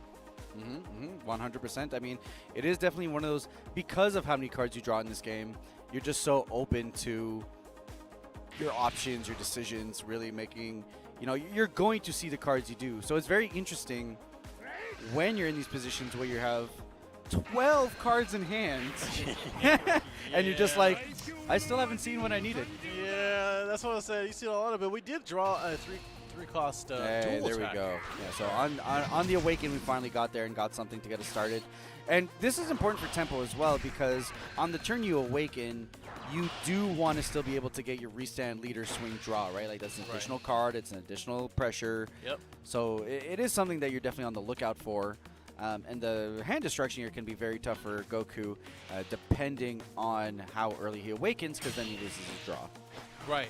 Yeah, I can definitely see that. You know, we just kind of got a little lucky. You know, a little fortunate that we did draw into the 3-cost Boo. Otherwise, like I said, we probably would have been playing the Janemba or something else in order to get a little value here. Yeah. We're probably going to swing this 30K back into that 25K.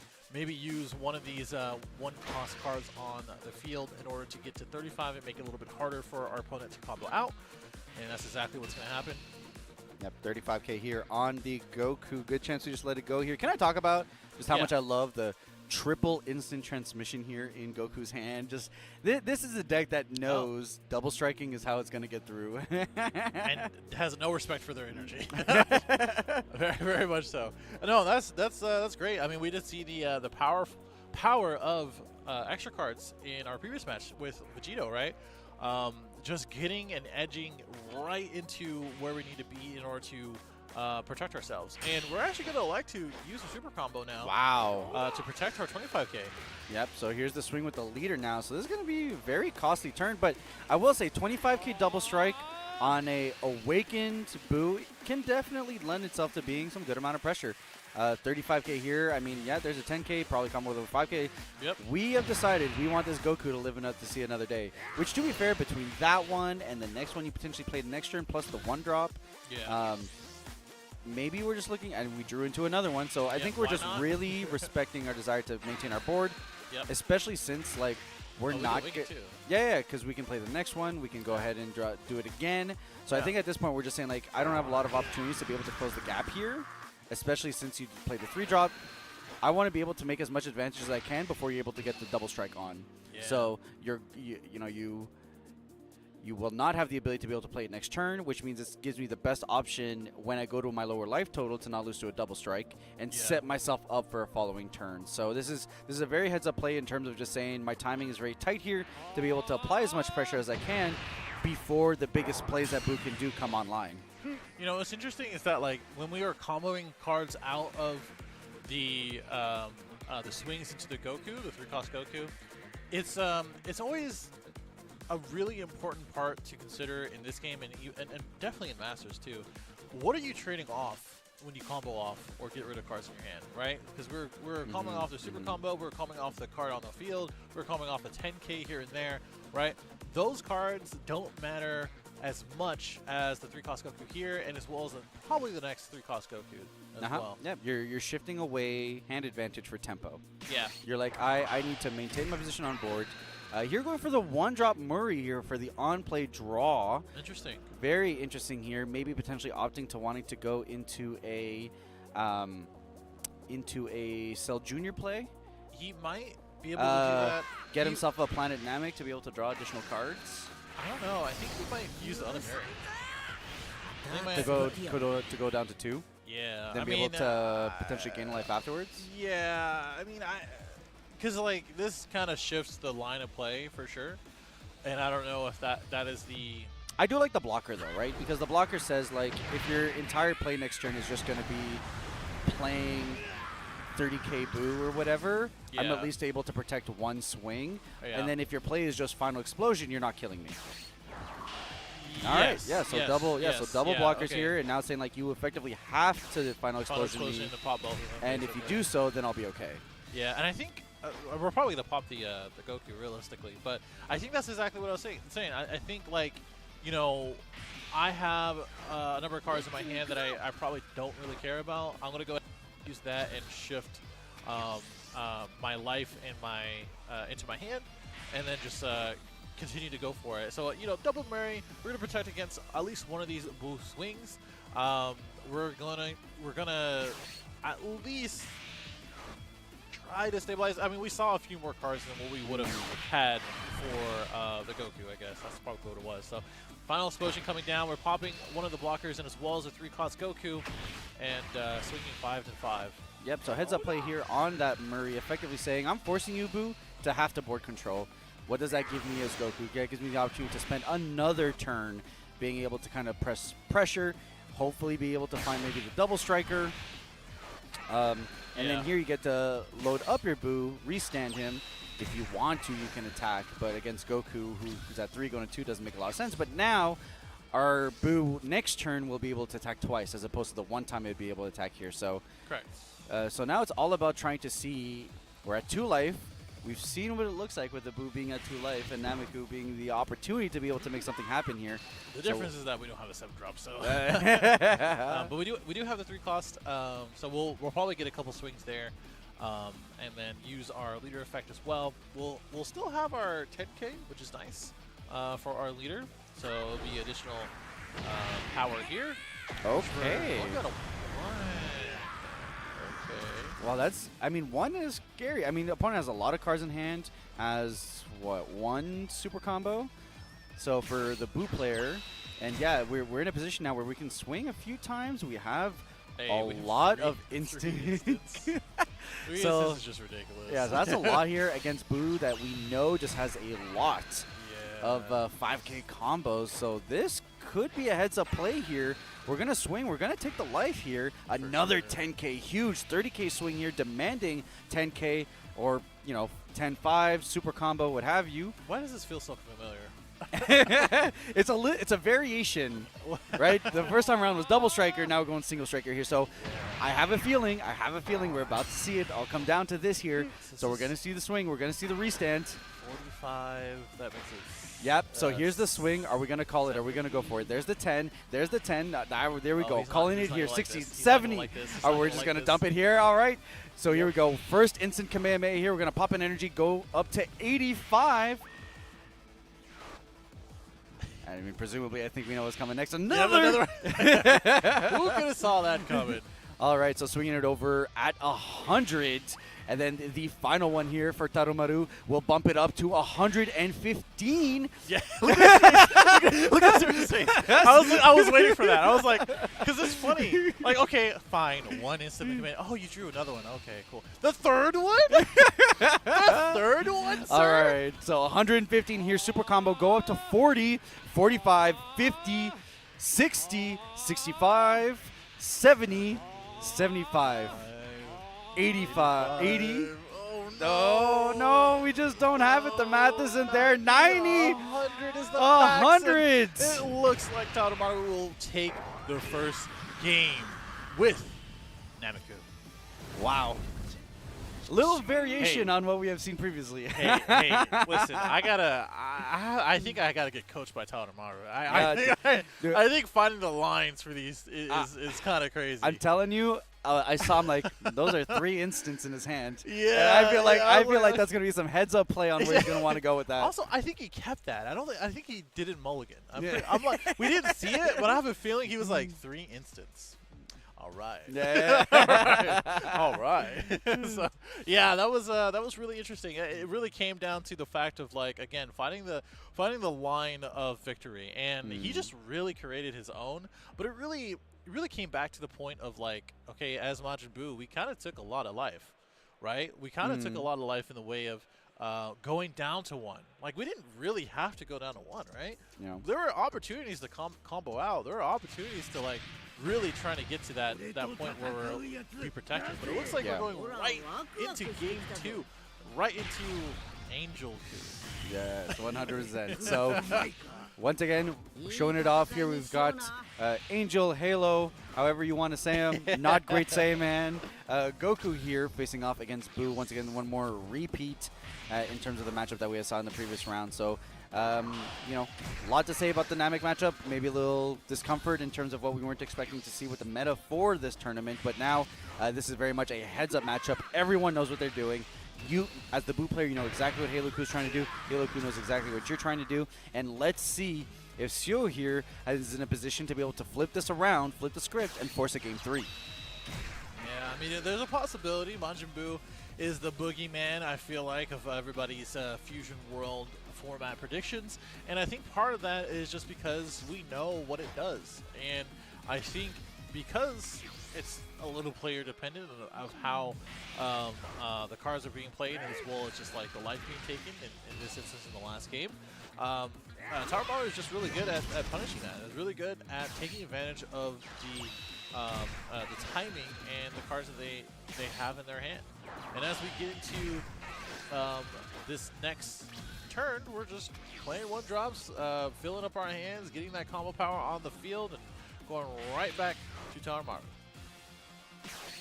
All right, so here a lot of opportunity for the Blue player to be able to establish a board. Of course, Final Explosion here going to be very heads up in terms of being able to do cleanup duty. And that's very much what the matchup ends up to in terms of the early plays between the decks. You have Buu that's just trying to inch its way towards 5 energy so he can start making more explosive plays. And then you've got Halo-Ku just trying to shore up as much advantage as it can before inevitably Final Explosion will just kind of come in to try to do some board cleanup. So. Yeah, I think that's what's going to come down to. Both of these players are just kind of setting up their board in general. Obviously, you know, with Sharpener on the field, it is just the prime bait to rest and to swing into. Don't have a Janemba just this time around, but that's okay. We do have a 1-cost Frieza, but I think there are a couple other options that we can do, whether it is a 3-cost Buu or maybe even a Knees. I mean, it really just depends. We're going to charge one of them, though, and go for the Frieza play. Going to go ahead and tap down probably the Sharpener. Don't really want that Activate main being available every single turn. And go straight into it with our Leader Swing. Yep, so a little bit of board cleanup here. And now, you know, we're starting to get into those energies where we have to start deciding, you know, how much pressure do I apply on the Goku? How much press do I need to put to get him, you know, down below 6 life, but in a position where I'm not awakening him for him to be able to spin the advantage in a huge way. So yeah, a lot of cantrips here, effectively all of them. So we're just trying to dig our way into a little bit more gas here. We do have double Bobbity. We've got to the 30k as well as the double striker. And then we got the Final Explosion in our back pocket in case things don't line up completely. We have another cantrip, so next play could be Final Explosion, clean out the boards, cantrip, and go from there. Yeah, with this Videl, I mean, it's closely, or it might just come into playing Final Explosion. I think like the earlier you play Final Explosion, kind of the better. Not only because it slows down the tempo of your opponent by getting rid of a couple of different combo cards or attackers, but also like later on, you really want to reserve your hand to have the highest quality. So super combos and 10Ks, etc. to either defend or for go for game. And you really just don't want that Final Explosion because you really don't want to use that later on. Yeah. So a lot of cards on our board though. Well, I mean, we got a bunch of 1-drops just chilling, just being 5Ks, and not really too many ways for our Goku player to clear board efficiently. We can get rid of a couple, but not like everything. Yep, so here we go. Swing with the Videl here. We're going to go ahead and get the Sharpener back out from our drop. Take that. Going down to 4 here for our Buu player. 2 more energy here.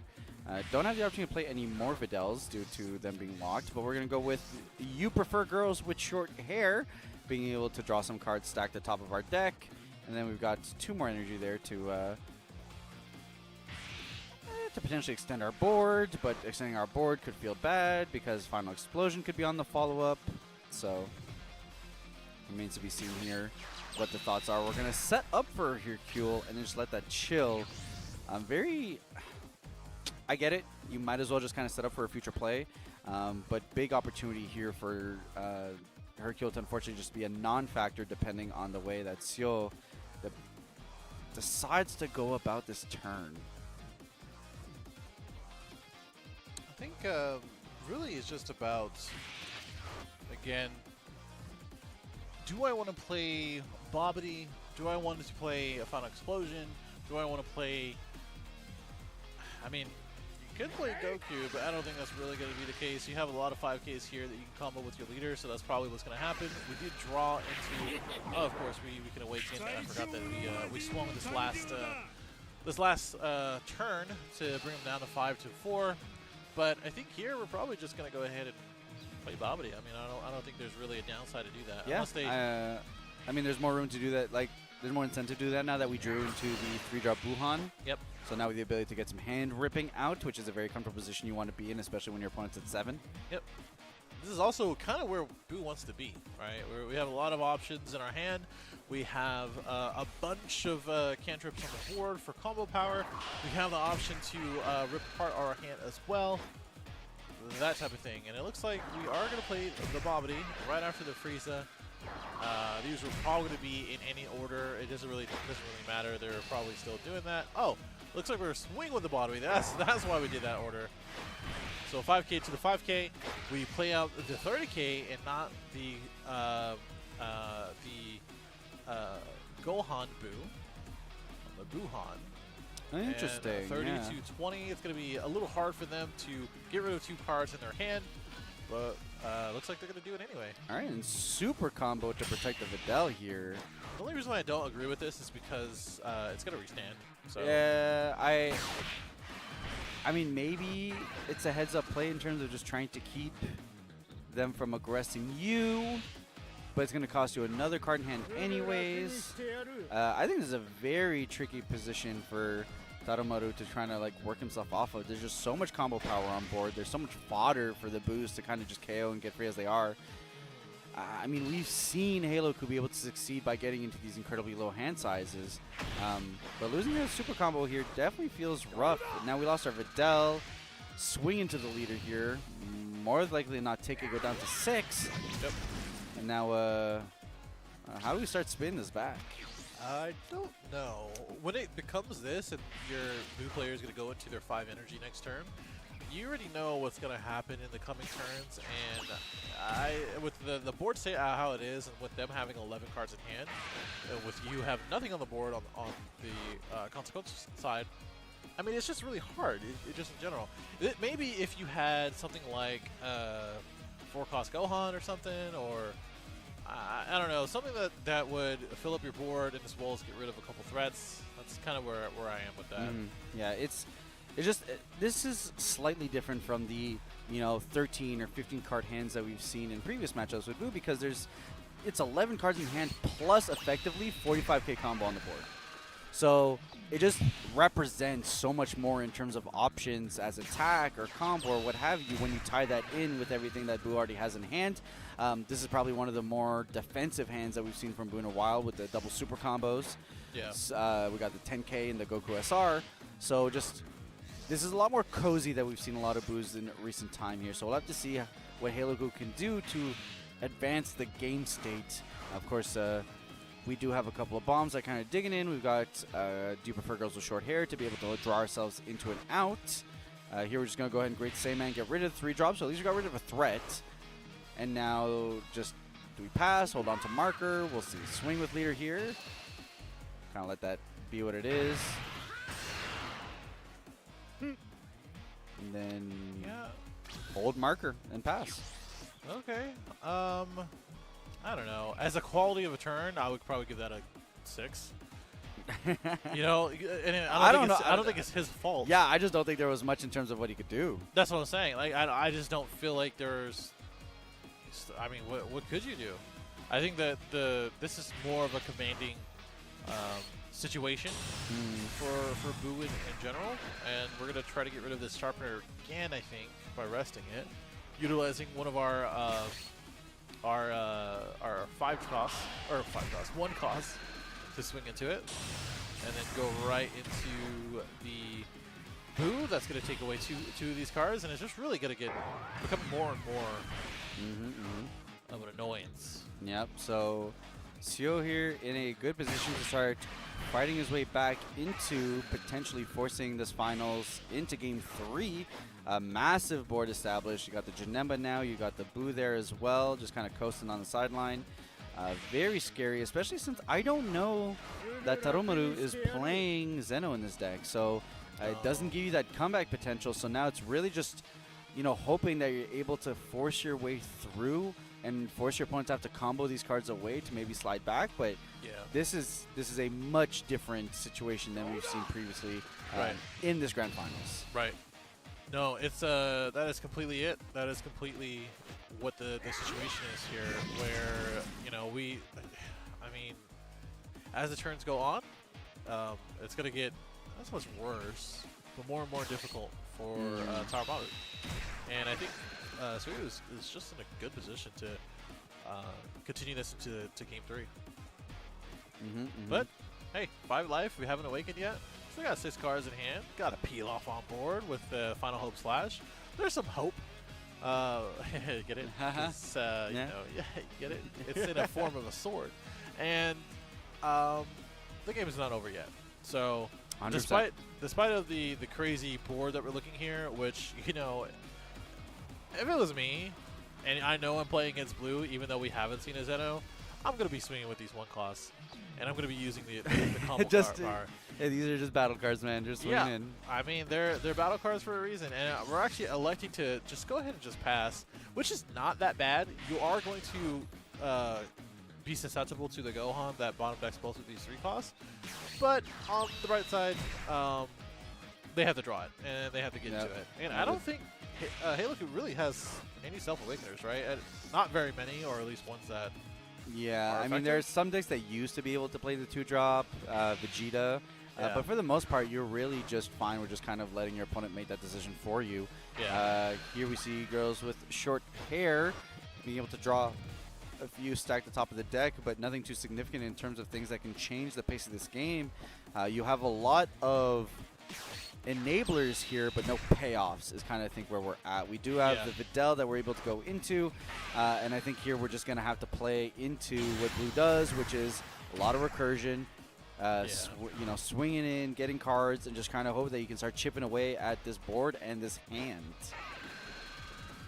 So swing here from the Videl. We are currently at 5 cards in hand, so we're going to go ahead and get girls with short hair back to hand. A magical thing that this deck can do could kind of infinitely be able to leave this card. So big ups on at least allowing Goku to kind of dig for more options, dig for more things to do here. We do still have the lingering ability from the sharpener, so able to draw nothing but enablers here. So nothing yet in terms of something that Tarumaru here can use to make a big impact play.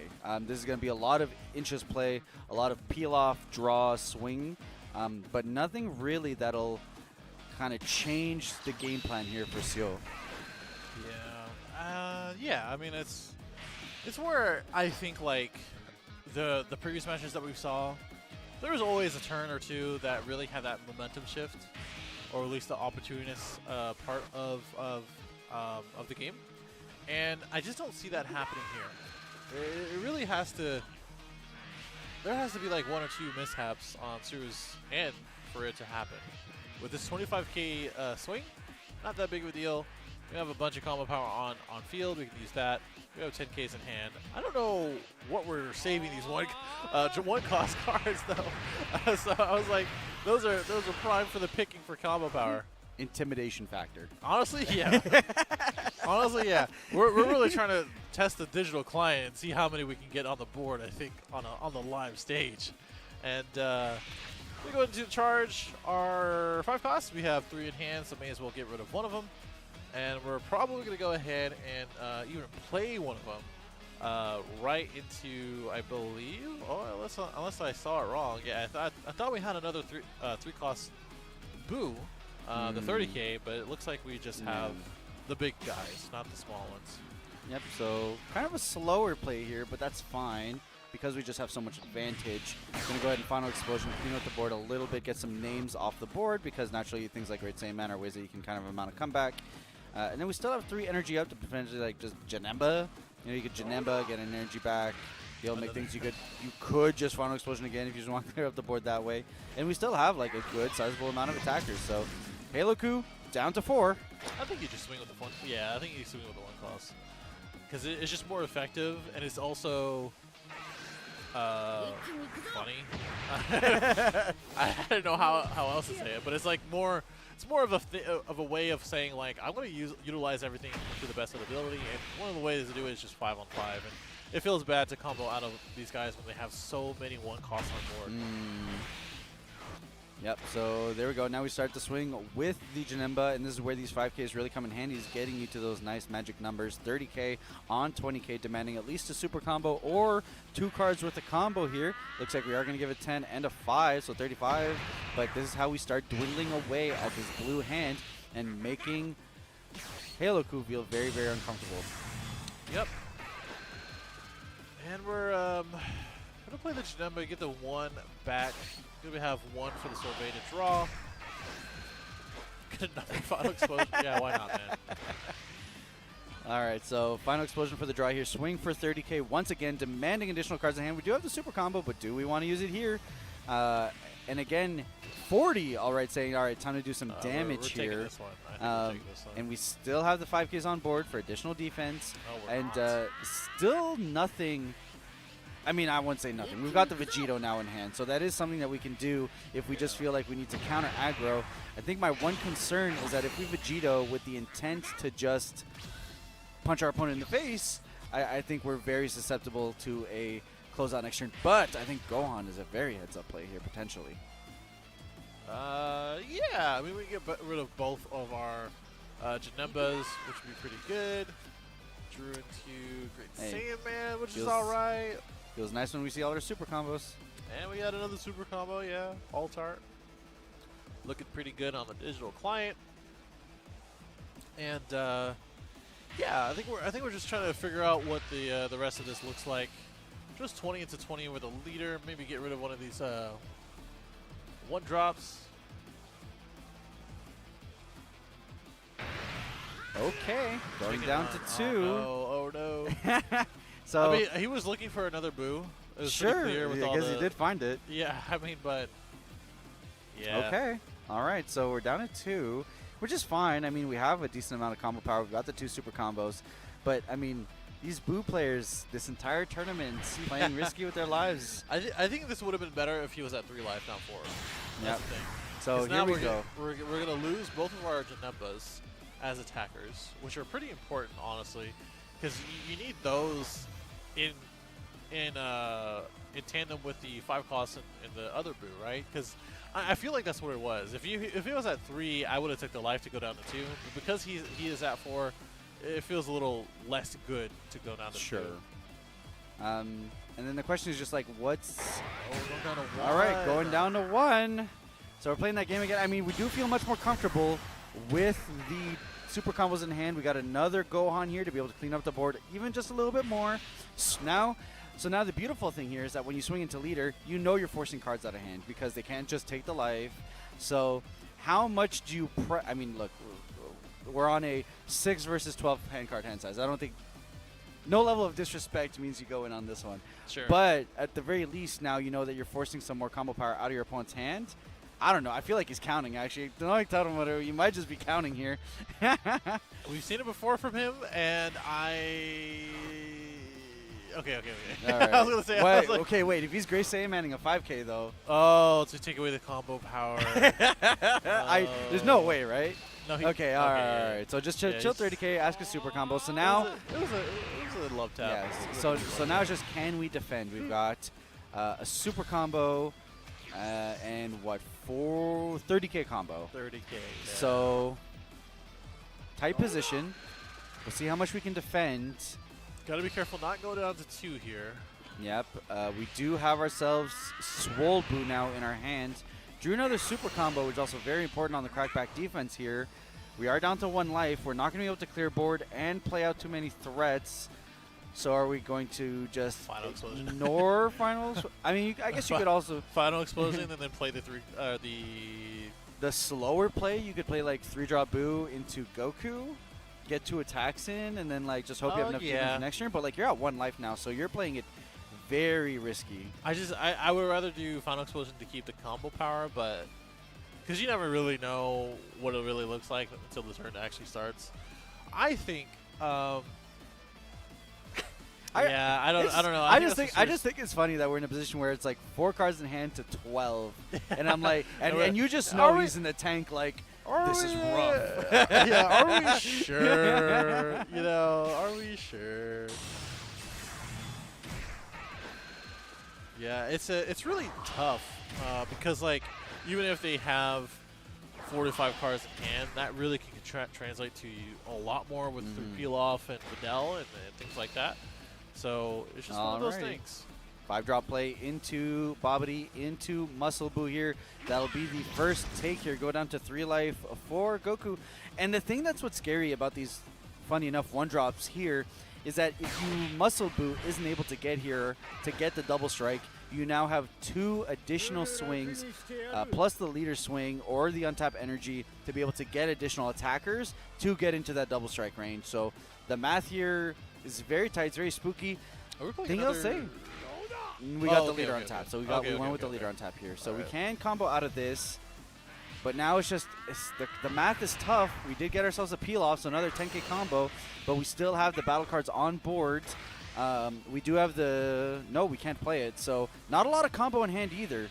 So yeah, not swinging with the not comboing with the 1 cost, just as an option to swing with them, I suppose. This is asking for another super combo just to kind of understand what is in their hand. I think you can't. I mean, mathematically we know you can't, but I don't think you can take this. Yeah. No, you shouldn't. You shouldn't. So now the question is, how much can you get him to commit to these 1-drops, and can you defend over it? I mean, we've got 10k combo, 20k combo, and 10ks in our hands. Energy absorption here is going to be able to draw us another card. And then make sure that one of these Gohans can't swing, which is it's another good. 5k. We can't really use this last energy, so it's a little bit awkward. Are we going to commit to the play? Are we going to swing with the 1-drop? I mean, you got this far, and he only has 2 cards in hand. So like, if you go 30, mathematically, you should go 30, and then if you couldn't get out of 30, that means he didn't have 2 cards to combo with. And if that's the case, then you just have to do the math afterwards, which means you need to go to 50, I think. Yeah. Yeah, 50 with the double striker. Does he have that? Let's see. So swing for 10, 20. If he have goes to go for the to 30. All right, so there's the 30. Yeah, so you have to go to 30. Okay. A super combo top deck here? No, 0. All right, Sio swing here for the double strike. Goes for the 40, 50, 55, 60. Yeah, there it is. Good All play. Good play. So he saw it. brushing his head, he's like, all right, I got there. All right, yeah, we pushed for another one. He saw the line. He saw the line. That's what's important. Yeah, that's the thing, man. Like, you really have to make those difficult decisions, and that difficult decision was, do I want to go for game right now? Do I want to go the yellow route and just keep these guys locked in and let you have those 2 cards or let you have those 3 or 4 cards? But no, we went ahead and did a slightly risky. It really actually took advantage of the 1-cost cards that are on the field. I kept talking about them. We're doing it for the intimidation factor, for the combo power, and now for taking game. So they came in clutch, and we did the right math, and thankfully he didn't have 2 super combos in hand. Yeah, 100%.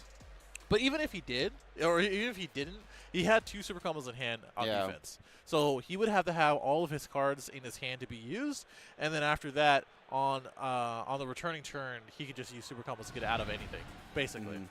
100%. But with that said, Tarumaru, 1 win. Seo, 1 win. Halo-ku versus Halo-ku in the Game 3 of the Dragon Ball Fusion World Grand Finals. The finals, the grand finals. Wait, grand finals of the finals. The grand finale finals? The grand finale of the grand finals. And yeah, we just got through the 2 games, and now we're going to find out who is going to be the champion between the two, Tarumaru and Tsuryu. And it's going to be a mirror match. It's going to be. This is the point to make of, the best players are playing the best decks. It should be pretty obvious of what the best decks are at this point. It's going to be in blue and in yellow. A little bit of Nameku in there sprinkled in. And if anything, I think these guys are going to be very familiar with this matchup. They kind of probably already know that, like, hey, this is probably one of the best decks in the format, and I probably need to know the mirror match. That's one of the conversations they definitely have to have before going into this. 100. How do I go into it? How can I hedge the matchup? What inches can I get right? So for some decks, it's like, if you're a blue deck, maybe I consider teching in that 6-drop Vegito because it's just that much harder for my opposing blue deck to go get rid of. It applies so much pressure. So we'll see here kind of where we go. How many Satan Cities can I stick to the board? So right now we've got the 2 erases here plus the field card for Seo. And then Tarumaru here has the opportunity to be able to respond in kind. So we'll see a swing here go down to 6 for Seo. Able to hit that peel off, so we'll be able to start getting some loops going in the near future. And then we go Videl into presumably a sharpener, or just go right into the 2-drop here. 2-drop vanilla. Then we'll just pass. So now using that 1 energy to be able to play the sharpener, deciding we'd rather keep that in hand. I don't think there's anything that was susceptible to losing the sharpener.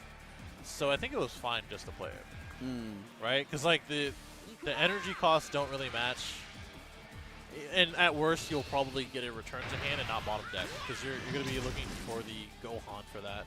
That's at 4. Well, unless it gets Great Saiyaman. I mean, here we're seeing the Great Saiyaman hit the Vanilla Videl 20k bottom of the deck. 2 energy up. We had potentially just hard play a Videl. We could just go You Like Girls with Short Hair because we have the 3 names. Set up the top of our deck, which then sets up the 1-drop Videl to go into, at this point, either the 2-drop SR or the 20k Vanilla.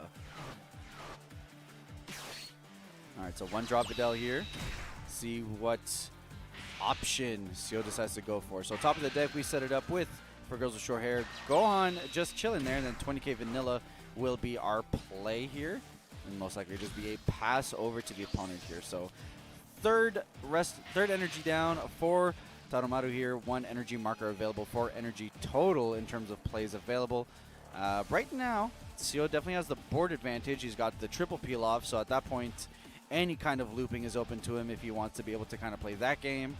No major bombs on either end, but we do know that on Seo's side, there's also a Gohan that may be coming next turn. So. And both players know that. So how do I... And that's the thing with the blue matchups, especially the blue mirror. A lot of... I have additional information on what's coming. You have additional information on what's coming based on the fact that we keep on revealing the top of our decks to each other. And then how do I play around knowing that you have X, Y, or Z? I guess that's like an upside to like the mirror match. Not only that you know the entire card pool, they're not really going to deviate from many of the cards that are within like a given deck like this, but also, yeah, definitely revealing and as well as checking each other's drops. We can't see it here, obviously we're spectating, but the players are able to take a look at their own drop and as well as their opponents to really see, what are the upcoming plays, because obviously they're going to expect both of them from each other. So pretty cool. And shout out to Tsuryu for getting the Android 18 super combos, not the other.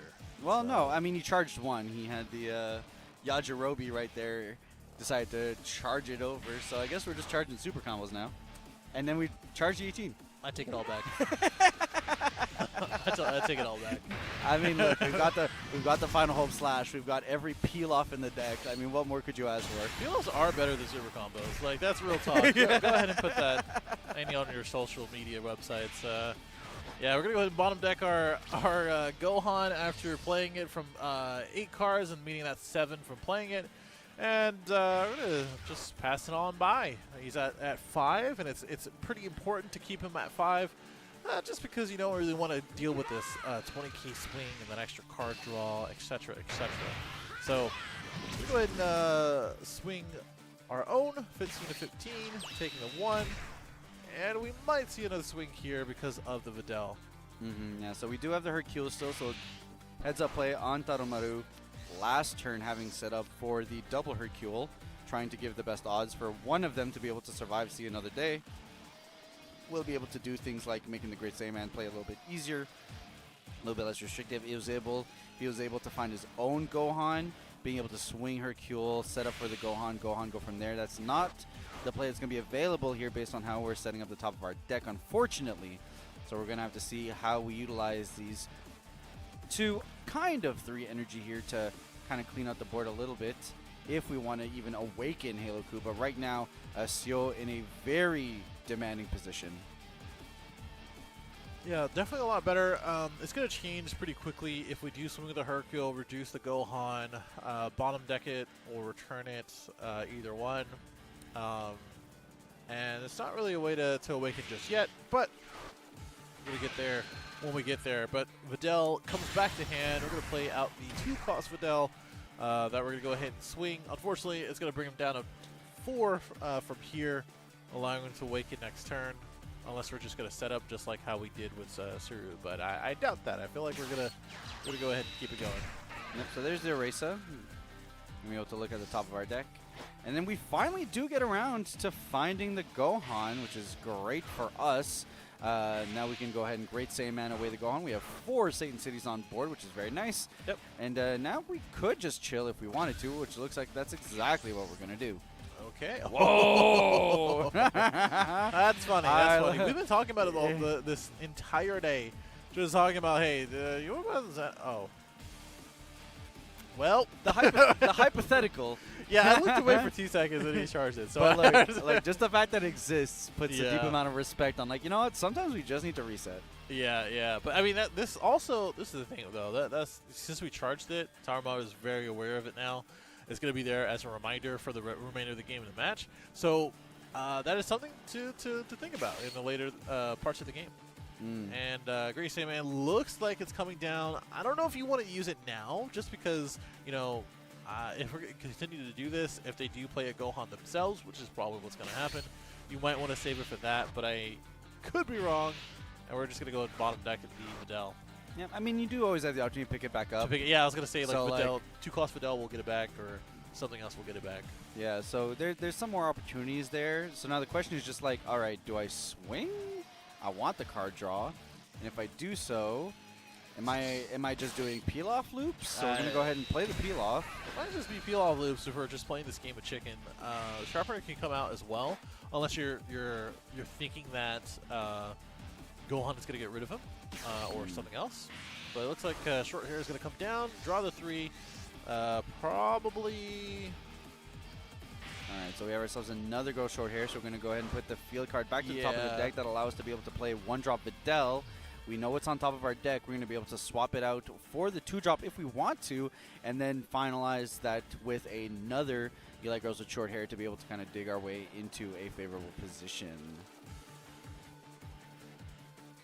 Or maybe just peel off. I don't know. Oh. Yeah, sure.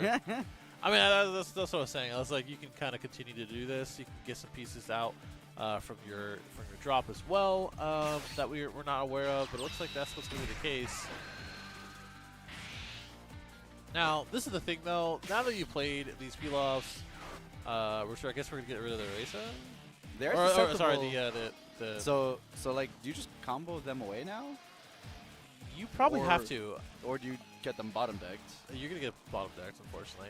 I personally would have just taken the draw. Like, I'm going to advance the game state one time or another, and I think I'm probably comfortable doing swing, it here. too. Yeah, that's what I'm saying. Like, I think I'm fine advancing the game state.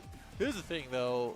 Bottom decking peel-offs is a lot worse than popping tough, because like you're not going to see them the rest of the game. No, you're not. And sure, we have one more in hand, which is probably something that Suru probably Considered. thought of. Yeah, I mean, that's fine.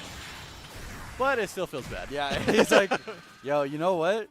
Yo, those got to go. Yeah, that was a very quick decision to make as well. No, never mind. You know what? They're there and we're here.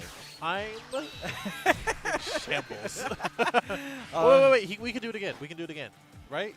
Oh, wait, no, we can't. Wait, can we? Okay, hold on. Let him cook. Let him cook. Okay, never mind.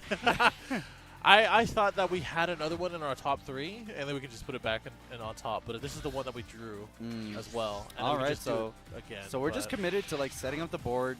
Both of them know that things will get very dangerous if they let themselves awaken. I don't think so it's just that big of a about deal. who can maintain the board. I mean, you do get the free setup on top of your deck, which is nice. But both players have like free access to girls with short hair at any point in time that they want. Yeah, pretty much. Interesting though. So yeah, we got rid of the names on board, which are good for like the Great Saiyaman plays and such. Draws into the Vegito. Okay, so we can go into so many different plays here. We could go into the Vegito, but at least now we've got it in our back pocket for subsequent turns, which is pretty huge. Looks like we're just going to go into the Sharpener here. Yeah, I think this is one of those big turns where like the deciding factor was, do we get rid of names, do we get rid of traits, or do we get rid of the peel-offs? I personally might just have PTSD, so to me it's just like, well, man, if we can get rid of those peel-offs, but... Alright, so 1-drop Videl here. We do have the 2-drop SR to be able to go into as well. We're going to go ahead and Great Saiyaman away the 3-drop, or the 4-drop, so now we feel really bad about not having done anything with it the previous turn. Yeah. And now our opponent's going to just take this advantage to say, alright, now you're awakened. I guess I have the rights to be able to kind of go in now. And we've got the backup of Videl swings, draw cards, plus Final Hope Slash. A lot of things that Sio can make happen here. Yeah, I mean, we definitely have some more options. Swinging into his 5 life does allow him to awaken next turn, so it's just one of those things to consider. And we're going to go ahead and get short hair again. Probably set up and continue to filter out our hand. Alright, so the Awaken here on Tarumaru's side. Get that additional draw. Drew into another SR Videl, so nothing helpful here in terms of combos. 30k swing. It's going to commit super combo or cards. I mean, we could always combo away the peel off at least and maybe something out of our hand. Yeah, probably the peel off on field. Looks like we're electing to get just a 10k out of hand. Makes it easier for us to be able to set hand size going into our next turn. Yeah, that's the biggest part. And the peel off on the board. So we do set up for a future peel off ourselves. Just deciding what we want to do. Sharpener might be what we're doing. Yeah, Sharpener, we could then short hair for free, or we could Final Hope Slash for free as well. So top of the deck here, we know that Videl's there, so we're just going to draw. Doesn't matter, we have the free energy anyway, so let's see. So we got the Videl, we got a super combo, and then another 2-drop Videl. Are we playing 3 different super combos? Oh wait, no, we're not. Yes. Oh, we are. We're on completely different super combos. That's pretty funny. Shout out to Sue. Alright, so peel off here, grab short hair once again. We could short hair again potentially, but Sharpener. Sharpener, we have this top of the deck set up, and then we could short hair again, or we could Final Flash. Nope, short hair it is. Okay. And let's just get more draws. So more 10Ks, another short hair. You'll have to see it. That's funny. Going to set that Videl to the top of our deck, and now we've got the defenses necessary to feel very comfortable going into this this next turn here. I'm surprised he didn't swing with something and then free Final Hope Slash and return to peel off, because sometimes you just kind of want to protect those. But looks like we're just electing to, just keep going and cycle through our hand. That's kind of the biggest thing here. All right, so 20k swing here onto the Videl. Draw 2 cards, and we'll be able to put 1 back on top of the deck. Go ahead and put a High School on top of the deck. 20k on 20k. Presumably we're going to go ahead and protect. We've got a lot of cards on board to make that happen. So 30k Videl protected. 6 energy here available for Tarumaru. And then we're going to start it off with a 1-drop Sharpener. We know we've got the name on top of the deck here, so going to get his ability to be able to cheapen the effects of an extra card. Probably Short Girl here for free. And kind of dig some more into our deck. Yeah. Not too bad. Put a short hair ourselves. Draw the 3, got a super combo and another one. Not too bad. Don't really need our field card, so we're just going to put that right back on top. At least we know it's a Satan City in case we do want to use a sharpener. Love our short hairs into short hairs. Yeah, why not? Looks like that's what's going to be.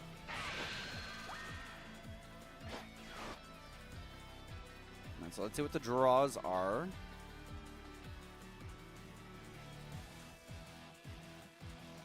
If we do go, I guess here just kind of decide if he has any 7-hand size procs he wants to get out of the way before going to the draw. Because once he gets the draw, he'll have that additional card in hand, making it harder to make things happen. Looks like we are going to go off and play the Videl first. Get the swing with the Videl here. Get the proc from the Videl, get some back into our hand before we go ahead and draw our cards. We're going to go ahead and grab Great Saiyaman, MVP of this deck, being able to clean up the board. 8 cards to 7 cards in hand here. Almost exactly the same board. No, literally the same board on both sides. I guess so. Huh? one extra sharpener. Talk about mirror match. Yep. So close positions here. 23 cards in one deck, 17 in the other. Blue does spin its wheels a little bit, and of course, depending on if you're on the 6 drop, being at 0 could be a very real reality that you have to be careful here. So Great Saiyaman on the Videl. Goodbye you go. We got 2 more energies here. Opportunity to be able to peel off into something or short hair ourselves into a little bit of something else. Yeah. I don't know. This is a game of chicken throughout the entire mirror, right? And both of these players don't have very many cards in deck. You know, one of them have 18, and the other one has 21, and it's just because that all of these filtering cards, and it's just going to get even more ridiculous if we do drop down a 6-cost Vegito. So just going to keep that in mind as we do shorten and thin our deck. More and more things that we do see means that the remaining parts of the deck, we kind of know what's going to be in it. So just keep an eye on that. Keep an eye on how many super combos. We only have 2. And yeah, looks like 2 in Tower Mother's hand and only 1 in Saryu's. So, oh, no, okay, never mind. 2.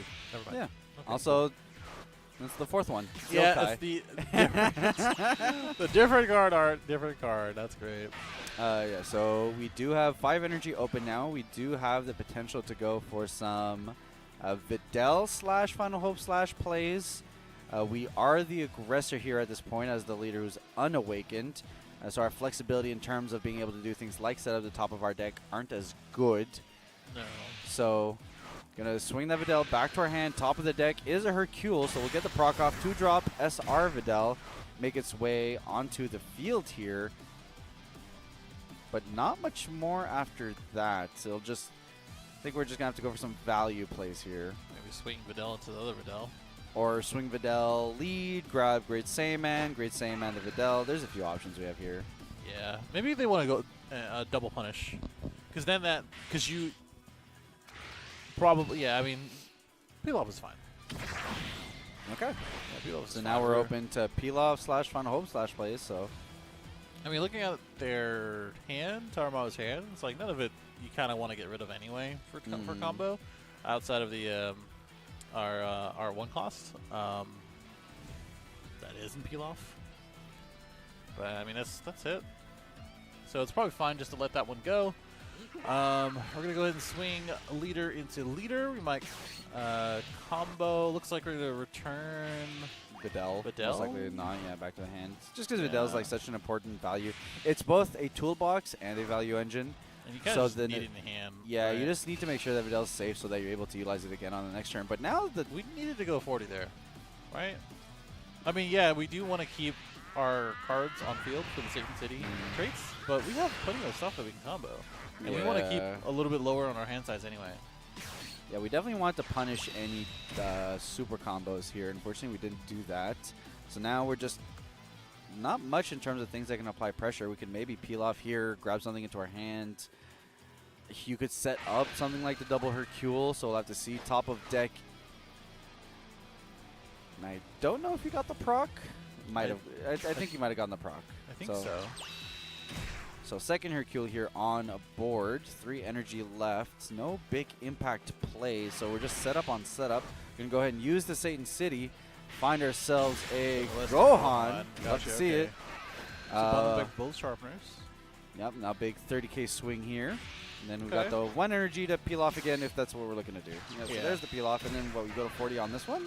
Yeah, we're trying to get to the 7 cards in hand. That's why we play the 2 Hercules. We have the energy to do it, and there wasn't really much else to do in general. Didn't really know about the Gohan on top, but looks like that that was something that we took care of earlier. And yeah, we're not swinging with the Gohan, which is a little off to me. I feel like a 30-key swing, you know, you're always susceptible to getting Great Saiyaman yourself, and we drew into a Gohan, so that's probably could come down in this turn as well. So I guess just not wanting to give the extra card in hand, but I don't know. Like, you want to be able to press to start closing out the game? yeah, I think you do. But I also think they were thinking that, like, I really need to awaken. So if you want this card draw, you're going to have to swing into me. All right, so we've got Sharpener down, proc, Gohan on top of the deck, so Gohan's going to be pretty saucy here. We have the ability to be able to go into Gohan to clean up the board. We're able to go into Great Saiyaman after that to be able to clear the Gohan. So kind of flipping the tempo here. There's a very much back and forth. Very, very similar positions for both players, having access to the 6-drop on both sides, so just kind of waiting for the right time to go into it. Awaken here on the Halo Coup. We've got the 30k swing here. No combo. So it should be an easy 2 cards out of hand. Get rid of that peel off before we get a bottom deck. Yeah. That was the other thing. I was like, we still didn't bottom deck a peel off. True. I think here, I think we're really just valuing Satan Cities on board. Yeah. I can see that, but we play so many of them, and there's so many ways to get them back, even through peel off. So I mean, like, you know, just one of those things. Yep, erase it here, draw ourselves into another Videl. Could just hard play 2 for the Videl, but no, seems like we're just going to go with the Great Saiyaman here. Going to bottom deck the Gohan. Just getting punished for not swinging. And then peel off here, being able to grab another peel off. I believe he's got a couple in charge. Oh, I'm sure he doesn't have one. Never mind. He got the girls with short hair, though, so we're able to draw additional cards. Yeah. Heads up play here, and we're going to draw into Videl, Great Saiyaman, and another Eraser. Okay. That works. Pass it on over. Yeah. So in the tank. At some point or another, this Vegeto's going to do something. I think the biggest thing is just, like, you have to know you're going to win with him because his restand mills you. And, like, we're in a position where, like, we're on 16 cards in deck, we're on 14 cards in deck. I mean, you may as well just not use it then. That's the thing, because, like, Vegeto's almost guaranteed 5 out your deck. So I just feel like you, at this point, especially if you think you're gonna mill yourself out, just charge it. Yeah, you just wait. Or either charge it or just you wait or you just swing once. Yep. So here we've got the Hercule on board. We know that we stacked the top of our deck. We just drew into another 4-drop Gohan here. So with the Hercule swing, we'll actually be able to get rid of Gohan plus card, which is nice. Goku here using his ability to be able to turn one of these 5k combos into a 10k combo. Potentially 10k combo plus a blocker if you attack into the 5k after that. So Actually, go ahead and utilize the Videl 5k to 5k. I personally think, you know, after we do play this Videl, probably going to go into the 0-cost Videl, not the vanilla. We're going to probably play Gohan and into Great Saiyaman, because we can just easily bottom deck that 4-cost, you know, and then get rid of 2 of these. I think you get rid of them first. If you're going to play the Gohan, I think you do it first. So we can, we can make the Great Saiyaman free. So we'll go ahead, that is Sharpener, top of the deck. We know that the Videl is there, and now if we want to, we can just straight up Great Saiyaman now. Yeah. That's like what we're gonna do, and then we have the option to Gohan afterwards. So no, okay. So we're just gonna go ahead and Great Saiyaman away the Gohan. Yes. Okay. Yeah, which is pretty much what I was thinking. We got to peel off back, which is cool. We can probably play that right after this, and then play the Gohan. But we're allowing them to use these cards on field. That's the issue. Yeah, I think I liked your heads-up play of just like getting rid of like the 2 10Ks. Yeah. Because then at least it would have forced the complete rid of the board on the previous attack. But either way, we're here. 30k swing gets in. 3 life for Taromaru here. Yep, and there comes the peel off. Might get another. Yep, gotta get another peel off. 2 super combos in hand. The Vegito's still sitting there pretty. Got him down to 3, so that's something. We have a 20k attacker, a bunch of combo power, and peel off on board, and the 4-cross Gohan. So pretty good for what it is. I give it a 7. Yeah. I give it a 7 for that turn. I mean, look, anytime Pilaf gets to grab his best friend Pilaf. Yeah. Yeah. So leader swing here into the Videl, stack the top of our deck. We're going to go ahead and combo away the Pilaf. Protects the Pilaf in the drop as well as naturally protects the Videl. We got 8 energy here. Quite a lot. Do we have a... Yeah, we do. We do have the Altart Videl in hand, so we're going to go ahead and play that right after. And we're going to see a tale as old as time when it comes down to the recursion abilities of Videl and as well as literally anything else. We're in the tank. Oh, definitely. I mean, just trying to figure out. Okay, all right. So we decided that now is the time. Look, you could just be setting up on board, but looks like we're going to be swinging 40k here.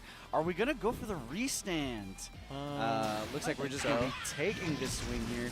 Going down to 3 all, 7 cards in hand here. First CO, we are going to get the restand here with Tarumaru here. We're going to go ahead and mill 5 from the top of our deck, bounce away that Gohan, and now we're got another 40k swing. So we do have another couple of turns to make this happen, but this definitely tightens up the clock. Another 40k swing here. Looking pretty good on that respect. Definitely one of the things to consider is that you swing with the Vegito after your mill, so that way you have more options for Videl to get from the drop. So that's probably one of the reasons why they went ahead and did that. 40k into 20. Do have a couple super combos, so this is not the end of the world. We're going to go ahead and use one of them, and then probably one of these Satan City cards. It's not as important. Although if you do draw into a force, you can use Looter ability, which is good. You have the option to Great Saiyaman through Videl, which we do have on the field to grab back to get rid of this Vegito. If you have a Hercule, if you don't have the numbers for it. But it looks like we do. We have 6 on field, so hey. Yep. So swing here, grab ourselves a peel off, and now we're really just kind of pressing here. So 5k combo here, we're going to defend it. Now we're in a position where we know our opponent's kind of committing to deciding, you know, I'm going to try to start closing out this game. So now you're in a position to try and feel this control. Double Hercule on board, though. Very spooky here. So we do have the Great Saiyaman here. We're going to get rid of the Videl, and now we've got the double Hercule, which does give an opportunity here. Because why wouldn't we? So double Hercule here into the Gohan actually gets rid of the Vegito, bottom decks it. Yeah, I think that's probably what's going to happen. Too bad we don't have a Final Hope Slash. We could get one from drop with Pilaf, but I don't know if we do have one in there. So that way we can kind of swing with these Hercules and actually put some pressure on. Yep, so here's the swing here. Stack it off our deck. 20k on 20. Just need a 5k combo here. Going to utilize that Erasa as a free 10k. And I think, you know, not putting the 2 costs on top of the deck means never mind. I think we're going to hard cast one of them, the 2 cost, and then play the 1 cost. You could. I mean, we aren't. But we're not going to. I mean, we still want the option to be able to Vegeta ourselves if we have to. You can still do it. Yeah, so we have a ton of energy here. Dragon Ball gets very interesting when you get to the point where you have like 9 energy. Yeah, I mean, the options are kind of crazy, and it gets a little crazier with these decks as well. Just like most of these cards are low cost, and depending on what you want to do with them, it just, you know, it just really reveals itself. Down to 2 life here. Yeah. Go ahead and play the high school for free. Yeah. And again, oh, okay. So what do we? I think there's a Gohan. I think there's a Gohan on top of the deck. Yeah, there is a there is a Gohan. It's interesting that we didn't swing with the Hercules first, though. Yeah, to be able to kind of clear out the. Maybe we just don't care because we're gonna win the game here. Because we do have Vegito, so I think Vegito is pretty much what it is. I mean, you could probably still like depending on what happens here, you could potentially still peel off into a Great Saiyaman and just get rid of it that way. You can. I think the idea was that we're not swinging with the. Wow. All right, well, now we're down to one. Okay, that makes it a lot easier. All right, so Sio here going to go play the peel off. Tarumaru here, 1 life in this grand finals. Let's see what the decision is in terms of seeing potentially, are we going to close out this game? I'm surprised we didn't play Vegito. I feel like Vegito would have been a little bit better option to. I mean, I close guess it if out. you math it, like Vegito's like 2 40k swings before combos. That's 80. Whereas like you could do what, like 5 peel off swings here at like 20k with final slash or whatever. So, right? So here's Great Saiyaman. We're gonna Great Saiyaman. We get rid of your threat. Yeah. That's one thing. And Plus now, we're like- at 3 live, so I think All we're right. chilling. I think we're really Okay, chilling. Even if we well. don't go for game here, I think we're really chilling. All right, so we got 5 cards in hand. Just drew into a 6. Okay. 8 cards in hand here. Peel off. It's the It's a- squad! Yeah, it is the squad. The playset of Plelos. Oh, you'll love to see it. Oh, wow. I think he's going to make a point to swing with Pilaf. I think he might just go for it here. I mean, He was like, I'm going to take a page out of Tarumaru's book and just go for it. Because, like, oh, look at the there head he tilt. is. He's like, he's doing I the math. Dude, the head tilt. He's like, all right, so what are we going to do here? What is going to be the play? We've got a ton of combo on board. We've got a ton of peel-offs on board. We've got 1 more energy. We would be able to final hope slash here. We're going to go ahead and swing with the Erasa. Going to use the final hope slash here on the Erasa. Presumably bounce a peel-off back into hand. Who knows? If anything, maybe just a Videl, because why not? I don't know. So we're just going to have the Videl back to hand because it doesn't change anything combo-wise. 25k swing. Going to the defense, so we're going to leave it at 25k. okay. I think this is fine in the way of like playing it safe. Because we do have a super combo. We have 40, 50, 60, 70k worth of combo power on field. And it's not very easy to get rid of every single one of those cards. And you know your opponent, 15 cards left in deck. Odds are he's got a number of super combos. So heads up, just going to play some defense. And I think we are still going to use that Vegito. I like 100% like this deck. It's coming. We're at 9 energy, but it's coming.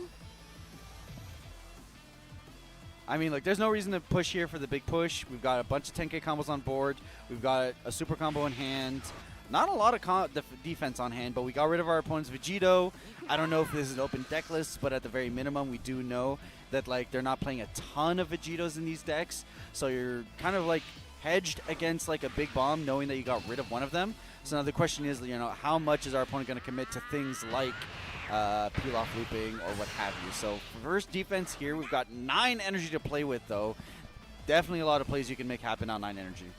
You can. I was trying to see if there's a way to maybe like get a Videl out, but like all the cards that we have in our hand are okay at best. In the way of like, what are we really doing? But I guess we can draw. Well, let's see what he does first before I say anything, because I know Arias is going to be able to get this Videl, right? Oh, it's going to be the Gohan. Okay, so are we finally going to bottom deck some peel-offs? I mean, if we haven't done it yet. We've been wrong every single time at this point about that, so. Yeah, we're probably going to bottom deck some peel-offs. They haven't swung with the Hercules, so like, okay, No. we're going to get rid of them. Okay. All right. All right, so there goes a Hercule. We can, okay. Let's we continue to get rid of some names. We can draw, and then Another Gohan. another Gohan. We can't play it, though. We don't have the field, and we're at 3. Do we not have, can Peel-Off get the field? Yeah, so we stacked to the top of our deck. Peel-Off. Okay. Never mind. wait. We have another option. We have another opportunity. Peel-Off here, going to go ahead and pull out. Girls with Short hair. You know what Tarumaru. one of those cards are. Yep, Tarumaru here, mathing it out. Swing with the Gohan at life here. Going to be a take. Feeling pretty cozy here for Sio. And then we're going to go ahead and pay the 1. You prefer girls with short hair. Just shore up as many cards in hand for defense. We're at 1 life, though. Opponent has 3 Pilafs on board. Pass turn. Sio here, every opportunity to be able to kind of close it in. Lots of cards. Goes ahead and charge 10 energy here. Here's the Vegito. 1 life, 30k swing, 40k swing, 50. We got super combos. We got means to get out of this, but the math is not on his side. And then we got the Vegito to be able to close out. Let's see what happens here. 40k combo. Okay. Pilaf and Pilaf. All right, so 55 from that 50. Gonna go ahead and draw the 2 from the leader. Put 1 on top of the deck. Hopefully a 0 cost or 0-0. And it's gonna be a nice 40k. Asking for another super combo. That's gonna go 50k. 50k swing here. These numbers real awkward for Taramaru. Yep, Taramaru here defending. Very few options available. Does have the ability to rest mode that. Gain himself an additional 10k. Math is not on his side. 5 cards left in hand. 1 10k left on board. Sio here with a massive book forehand. 10 energy. Going to go into the Videl. Videl's going to be able to grab him some additional combo power. Could start getting some Pilaf loops going. To line up for the 6 drops. So we're going to go swing 20k, get the 10k, swing for another 10, 30k on 20. Okay. We're going to get out of this one. Got the Pilaf. Probably going to be playing it twice. Go into the Vegito, and then finally go for it. So Vegito does come down. You can see it on Taramaru's face. The anticipation. Super combo for the 50 here. 50k combo breaks it through. He said no more. I'm going to go ahead and breaks go it down. through and is your Fusion World Digital Grand Finals champion. Well done to Stru.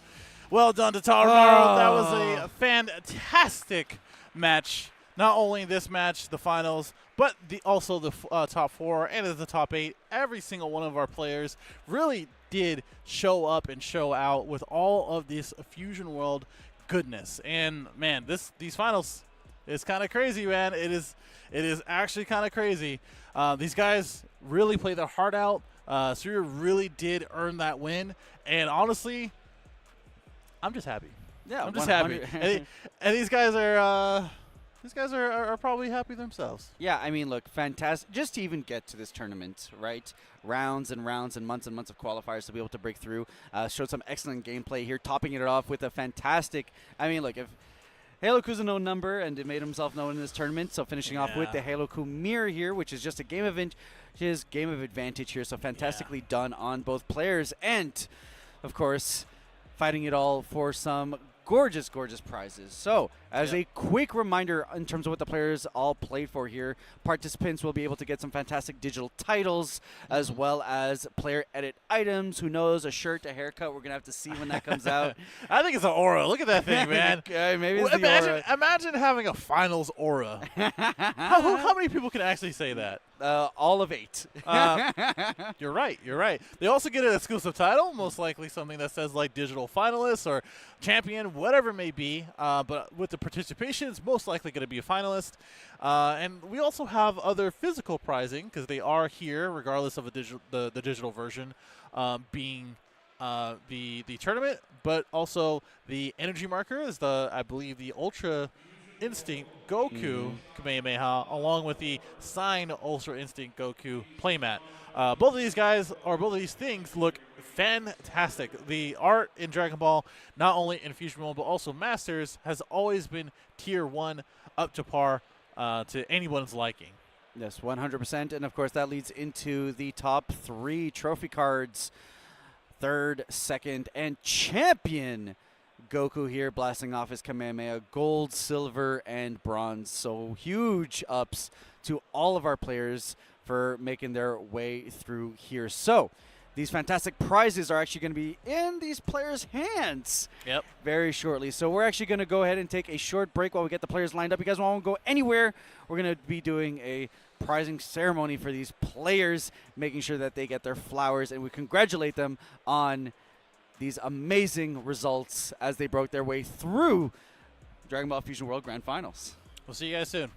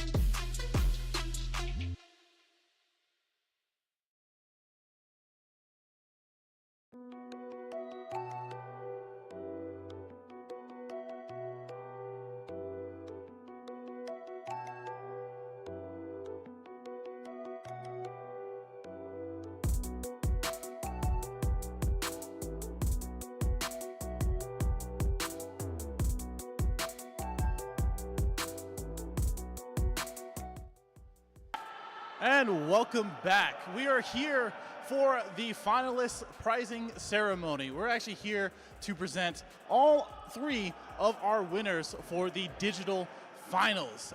And of course, you know, I'm up here alone. Let's actually get some of our finals up here to present all of our trophies and our prizing cards. Anybody? You come up? Who's first? Doing our third place finalists. Hi there. Good to see you. I'm Brian, and you're our translator, right? Okay, cool. How about we start with your name and where you're from?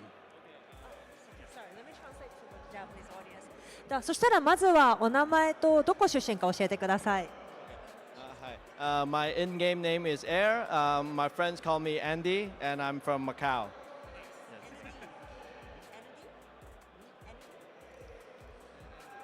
Andy. Okay, well, congratulations, Andy. Of course, with our third place, we do have our card here, which is going to be the Goku. I'm going to go ahead and present it. Let's present it a little bit better. Get the camera on it and focus. And here you go. Yes. はい、選手の名前アンディ選手でマカオ出身の選手です。で、こちらが特別な3位のカードになります。And of course, we have our third place trophy, which is going to be, of course, the third place trophy here. Here you go. Congratulations again. Of course, for everything else, how did you feel about the tournament? For playing against the top 8 or the other 7 players, the best of the best in the digital client. What was your experience? はい、じゃあこちらがあと3位の方へのトロフィーになります。それでは今回実際に世界大会に出られていかがでしたか？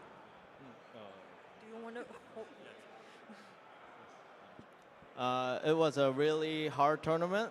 I thought my nerves wouldn't get to me when I started playing, but as soon as my first top 8 match ended, my hands are shaking, my legs are shaking. So I'm just glad that I got third place. Thanks. すごい大変な厳しい試合ではあったんですけど、もう一番最初は緊張しすぎて手も足もガクガクブルブルではあったんですけど、無事3位に入賞できてよかったです。That's awesome. And of course, this is one of the craziest matches and games that we've seen so far in the digital client. And I'm not surprised that obviously the best of the best and all of our finalists have gave that to us. We're very thankful for that. Is there anything else that you want to say before we go into our next finalist? もう素晴らしい試合を見せていただいてありがとうございました。他に何か最後に一言お伝えしたいことありますか？ I want to say thank you to all my friends and family that's at home. They helped me prepare for this event since FBO3. FBO3. Yes. So thanks to them and good luck to my friends playing tomorrow. はい、まずは自分の国にいる友達や家族皆さんに感謝の言葉を伝えたいです。今まで応援してくれてありがとうございます。あと FB3、FB3、FBO3。What's FBO3? It's the format. A format. FB. So how what's FBO3 の時からプレイしていて、すごいなんかもうここにいられることが感無量です。明日試合にマッチに参加される皆さん頑張ってください。Thank you so much. Congratulations again. You've been training for this moment for a very long time, obviously. Thank you again. Get a round of applause. Yeah, let me give you this card. Thank you. Thank you. And now we're going to get our second place, our runner-up, up here on the stage. Hi there. Hello. Just making sure everyone's up here. Of course, here's our second place finalist. How about you introduce yourself just like we did before, your name and where you're from? まずは第2位入賞おめでとうございます。はい、そしたら最初にカメラに向かってお名前と出身地、自己紹介をお願いします。自己紹介、名前だけでいいですか？はい、プレイヤーネームタロマルです。日本から参りました。こんにちは。My name is Taromaru. I'm from Japan. Yeah, simple enough. That's fantastic. I'm super glad that we were able to watch all of your matches. There are, again, a few, crazy parts that were, we were like, I don't know, we didn't know what was going to happen. It was very intense. And again, very thankful to see your match and as well as everyone else's. For the deck choices, how did you come about the deck choices that you made for this event? いや僕もこっちに全部の試合を見させてもらいましたけども、すごい何が起きるか分からないくらいクレイジーなマッチだったとか思って全部見れてよかったです。でちょっと1点質問なんですけど、今回使われたデッキはどのようにして決められたんですか？デッキのチョイスについて教えてください。まず緑色の悟空ですねに関してはすごいそのシーンがすごく好きで、そのドラゴンボールファンなんで、そのフリーザーと戦ってスーパーサイヤ人になるというそのドラゴンボールの悟空のシーンが好きで、すごく強いとか弱いとかじゃなくてキャラ愛でそればっかりました。はい。So my deck was Green Goku, and then I chose this Green Goku as a leader because this is from my favorite scene. Because I've been a huge fan of DBZ, Dragon Ball Z, and not because this card is strong or weak, because I love this scene, anime scene, and this character so much, I decided to go with it. That is very respectable. Just choosing your favorite card or your favorite leader, favorite character, and then piling all the way to second place in the finals is something else. Like, no one else can probably say that right now. I do have one more question. The game 2, where you're playing that leader, how did you feel when you were able to do the double strike to win the game? すごいもうカードの強さとかじゃなくて、もう愛でそのデッキを組んだっていうことにも感動してます。素晴らしかったです。はい。で、試合中にダブルトリックを使われた。He used double trick, right? A double trick? Yeah, 7 cost Goku. Oh, 7 cost Goku? 7 cost? Yeah. I don't know if you can translate that. Yeah, 7 cost Goku. Does anyone know 7? わかりますか？ 7 cost Goku. 7 Goku. No Goku no double trait? Like a special trait? So at the end he used the double trait from Goku in 7 traits. Okay, let me ask him. Yes, it's okay. 多分試合の最後にセブンコースト悟空の2つのカードか特徴を使った、ごめんなさい通訳が間違ってたら申し訳ないんですけど、試合の最後に使われたと思うんですけど、それはどうしてそこで使おうと思ったんですか？イラスト違いってことですか？それ the same card with a different illustration? Is that what you meant? Maybe? 多分それかも。It's okay if not though. Yeah. どうなんですかね。イラスト違いって意味ですかね。Like alter illustration? No, it was just one. But just one. Yeah, it's fine. Like a special trait? Yeah, it was like a. 特徴？ Yeah. 特徴あるじゃないですか。僕みたいなスペシャルトレイト。特徴？はい。特徴？太陽性の何か学校。オレンジ太陽性。Sorry. That's okay. What's important is that you won and you got into the second place. Yeah. Either way, I'm very happy. And of course, for the prizing, you do get the prize card. There you go. Of course. And the trophy. There you go. でも大事なことはあなたが勝って2位に入賞したっていうことがとても大事なことなのでおめでとうございます。はい。でこれがカードと2位の方のカードとトロフィーになります。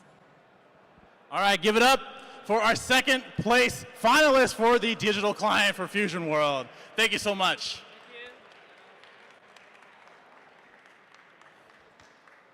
And finally, we do have, last but not least, our champion. How about we get up here?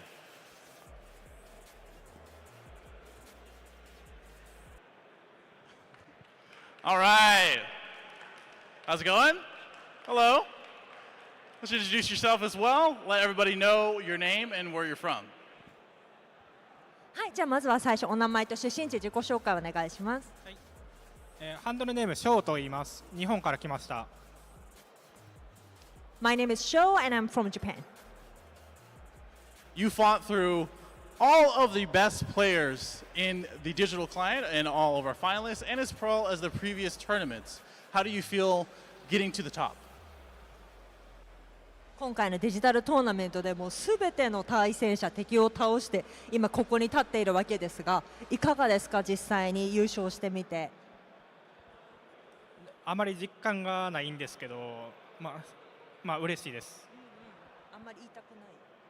あ、すみません、なんて言われた。あんまり。時間がない。あ、時間。Yeah, I still cannot believe I won the championship. But yes, I'm very happy. I wouldn't believe it either if I were you, so I don't blame you at all. How about what is next? You're the champion now for the digital client. What is next for the future for you? いや僕もあなたの立場だったら多分実感湧かないと思います。はい、そうしましたら今回この大会で優勝されたということで次の目標とか何か次はここを目指すっていうのはありますか？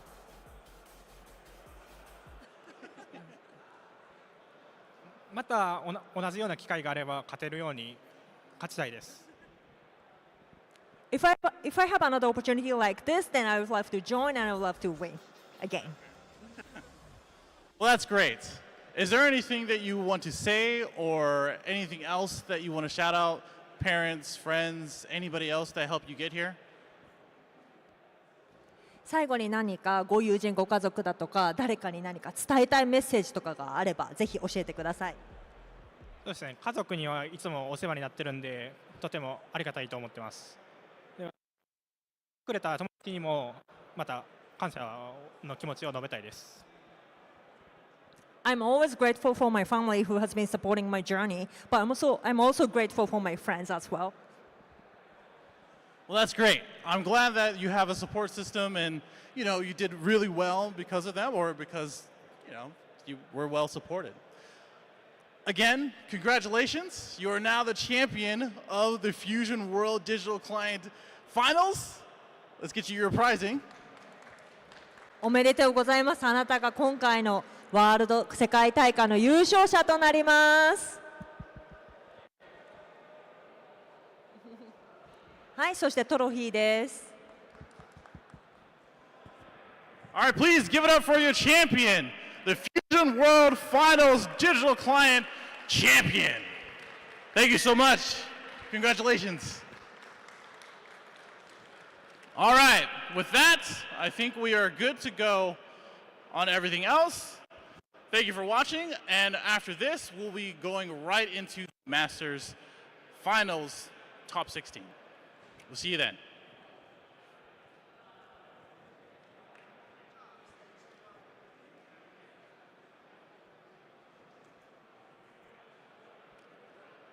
Okay.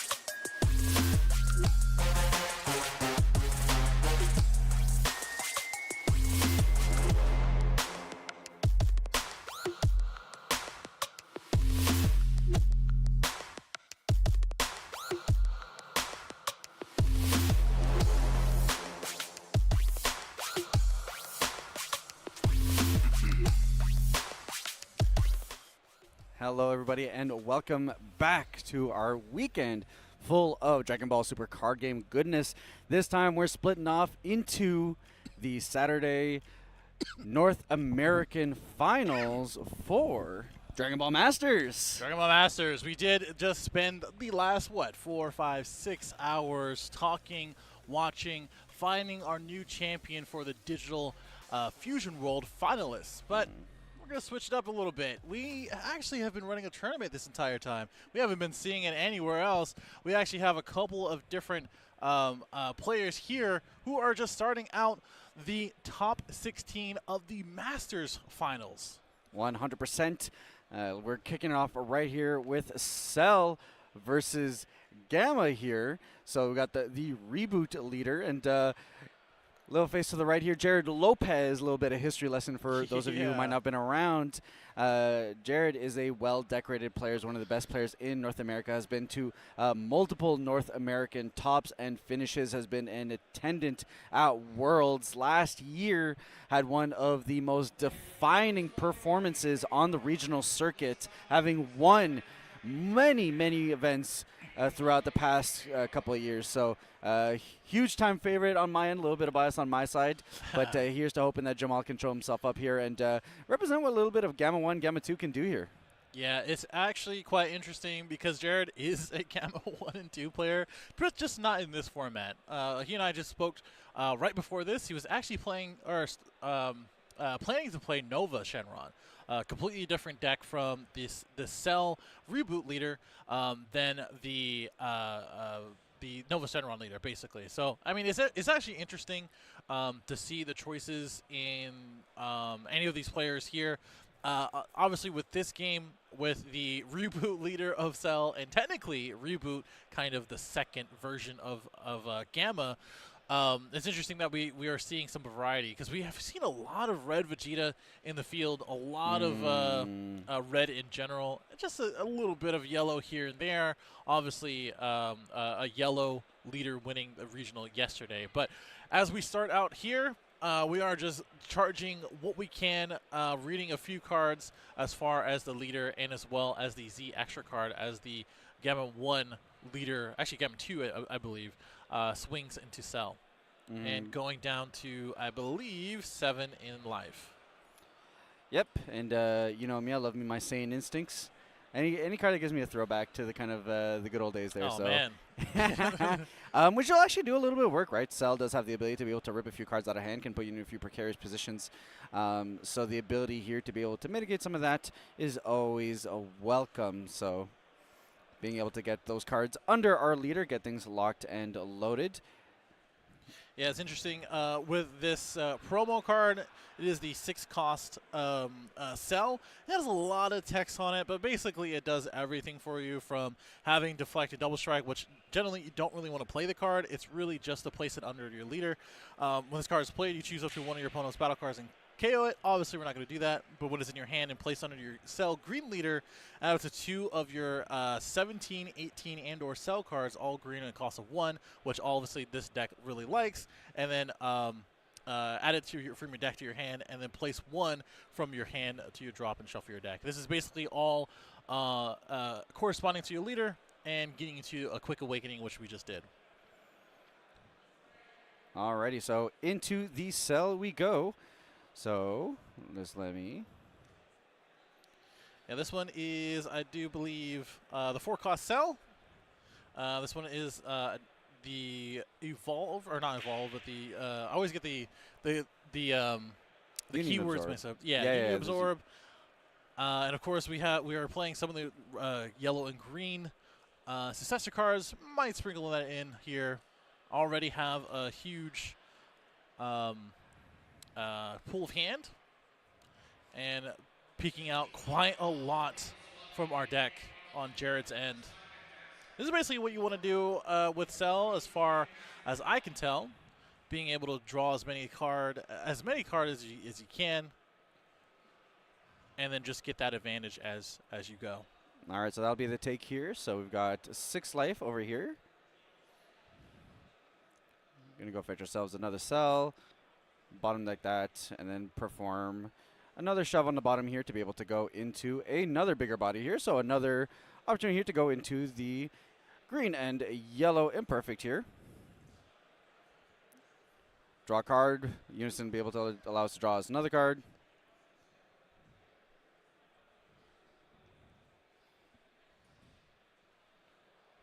No, it's a balance point.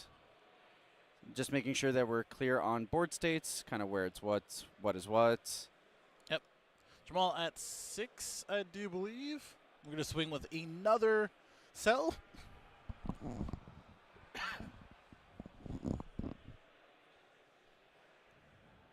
All right, swing once more here. Down to 5 life here. Do we want to get ourselves down to 4?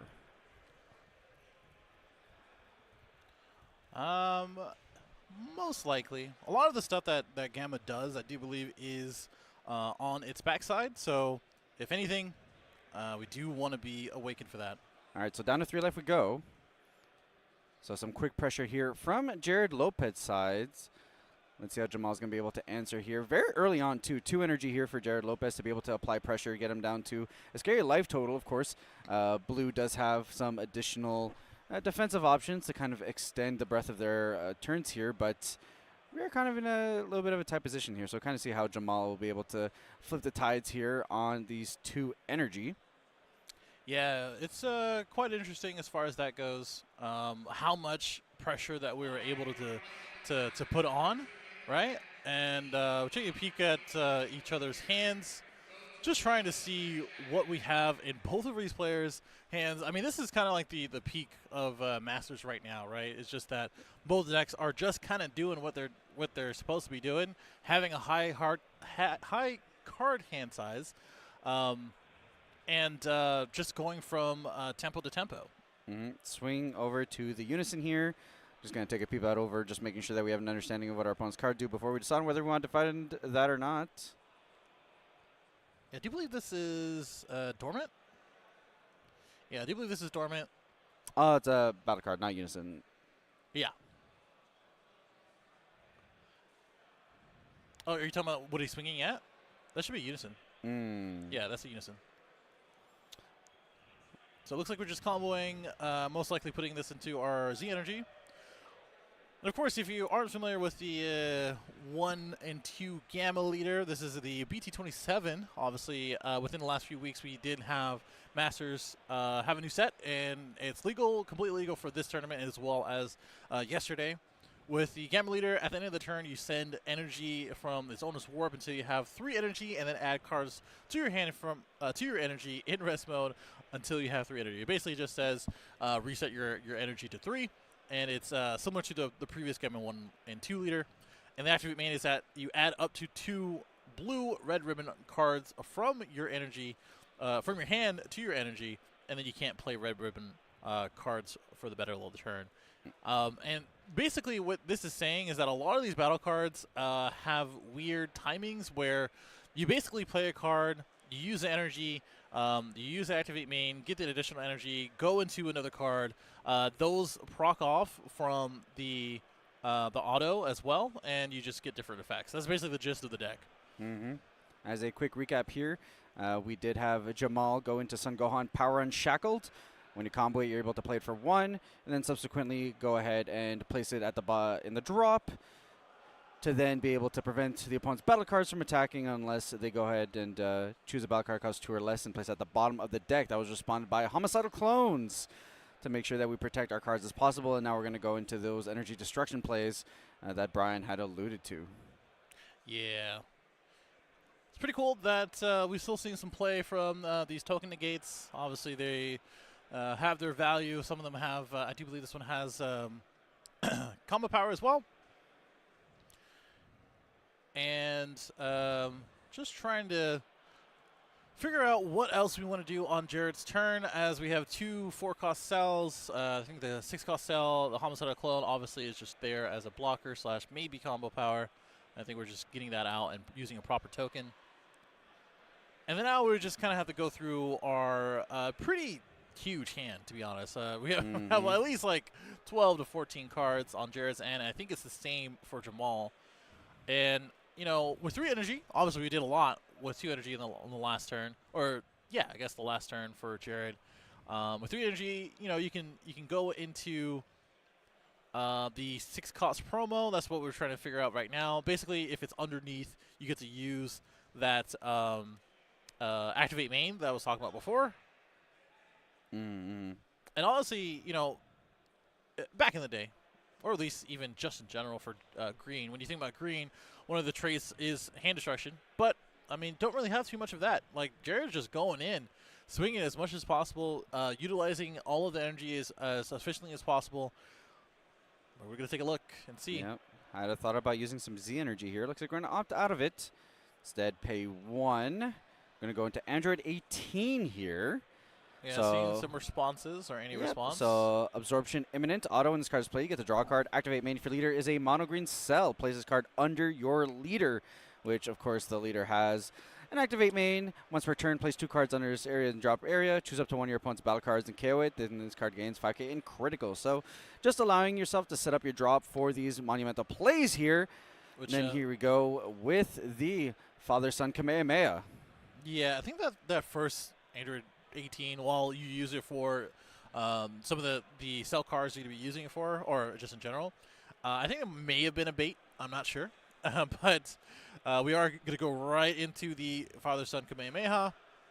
This is a doozy of a card. It's been in a lot of green decks just in general, and it does play into a finisher and just like pure pressure. It has deflect, double strike. It gets to pop a card, ignoring barrier, and then also pitch a card as far as that goes as well. And during your turn, if you have 3 or more life, your opponent, that is, this card is in battle. When you use one of your green Son Goku cards at a combo cost of 1 in the combo, which is probably not going to happen here. I could be wrong. They get to crit a life. But all of this for 2 energy and it gains barrier, so why not?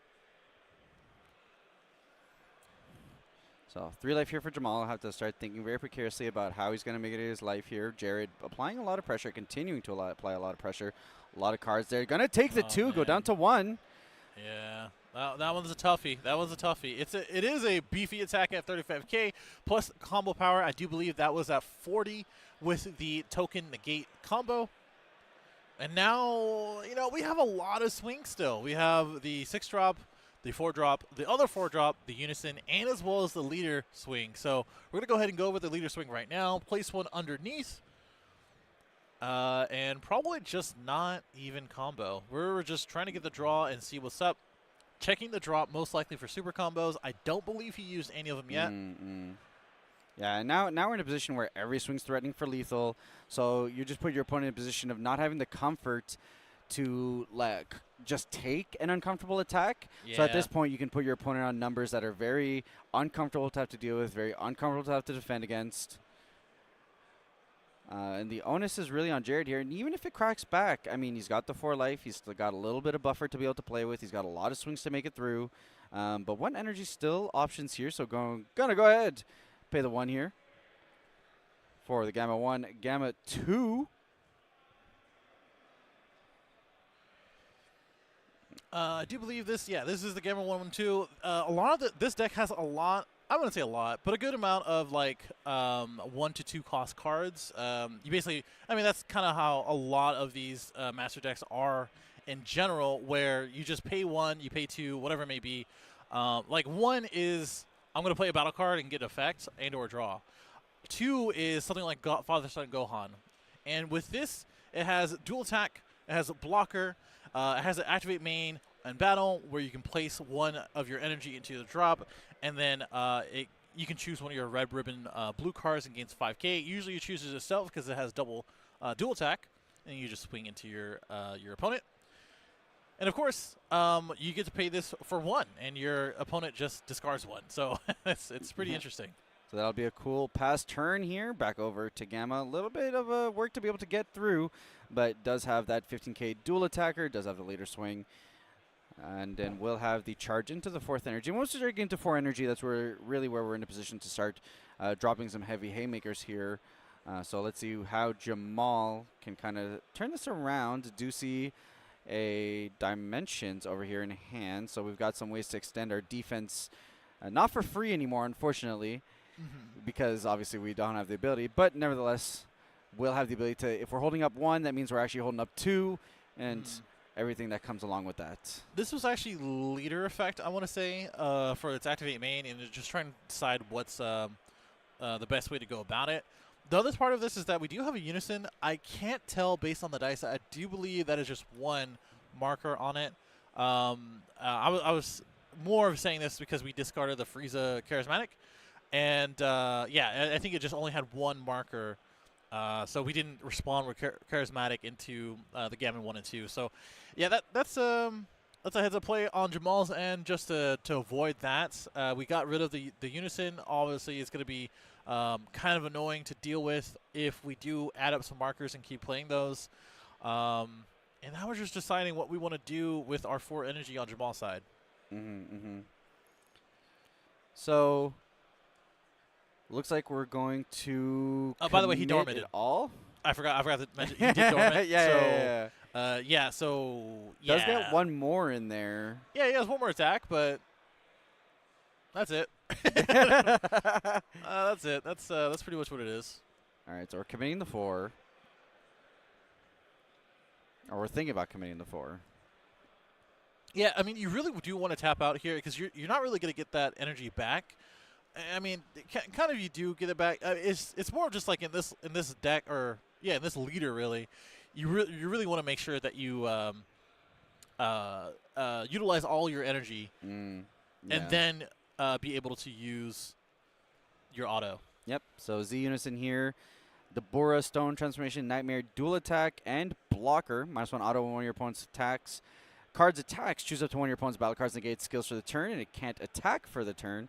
And then -1 activating, choose up to 1 of your opponent's battle cards, ignoring barrier, and place that at the bottom of its owner's deck, and switch up to 1 your mono blue energy to active mode at the end of the turn. The restand here is going to be huge for the deck, just because obviously having the ability to get Dimension Magic back and live really goes and extends the defense capabilities of Jamal here as he's sitting here with 1 life. Yeah, so it's one of those things of like when you get Dormant Potentialed, you do have to basically switch up your entire plan, right? You have your entire plan to play the turn and what you're going to be doing, or your actions per turn. So Pretty interesting, and seeing how we navigated to this point. Oh, this was actually the leader fight. Oh, okay. I completely missed it. Maybe those are the regular charts. All right, so pay one more here for Android 17, Military Terror Creation. 15k deflect, lots in play, add up to 1 blue ribbon card from your energy to your hand. So a lot of back and forth energy plays in terms of getting stuff down your energy area, getting it back to hand. Looks like we're going to add Android 13 back to hand, and then progress from there. And then if your leader's backsize Gamma 1 into Justice, you get to play this card from your hand for the 1 that we saw there. And then place 1 card from your energy its owner's drop. You get to draw 2 cards. So a great way to be able to cycle some stuff back into your hand that you're going to need.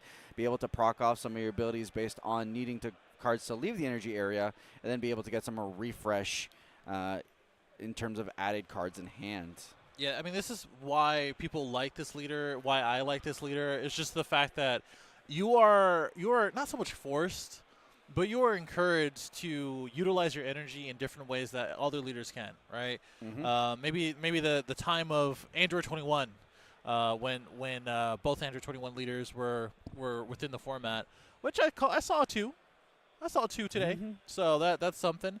I don't know if they made it to Top Cut. I don't think so, but that's the thing with this leader is that now we are drawing the cards, making sure that we're utilizing the energy that we're going to get rid of anyway.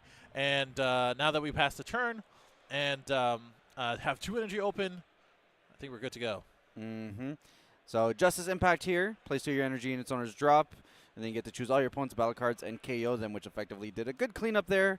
Restabilized for Jamal in terms of minimizing the amount of pressure that's coming his way. Still has blockers up.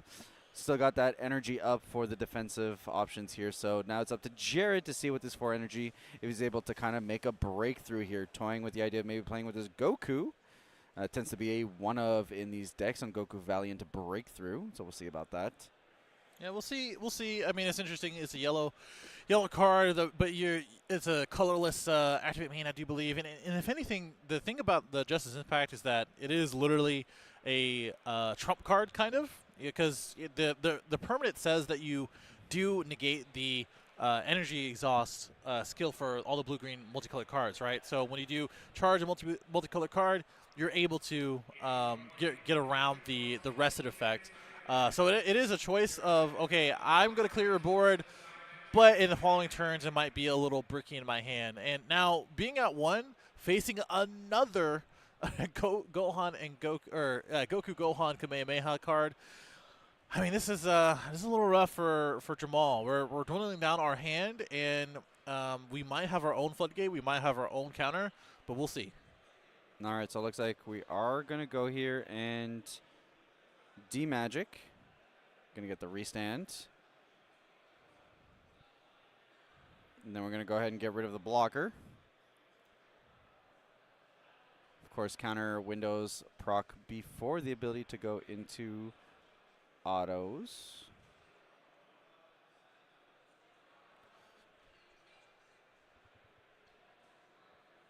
All right, going to find ourselves comboing out of hand, doing a little bit of math here.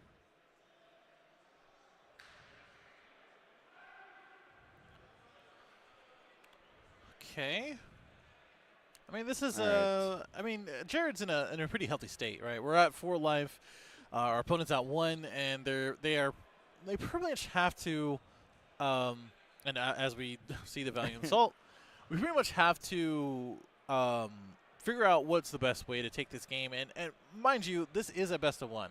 This is a best of 1 as far as I have been told is a 45 minutes plus 5 for up until the top 4. Every match up to top 4, and then 3rd, 4th place, and finals are best of 3. So this is the matter of Jared found the gas in the first few turns.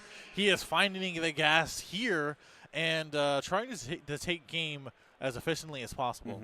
But his own hand size isn't doing phenomenal at this point either. So he's really in a position to try to apply as much pressure as possible here. We do have the counter with the Trunks.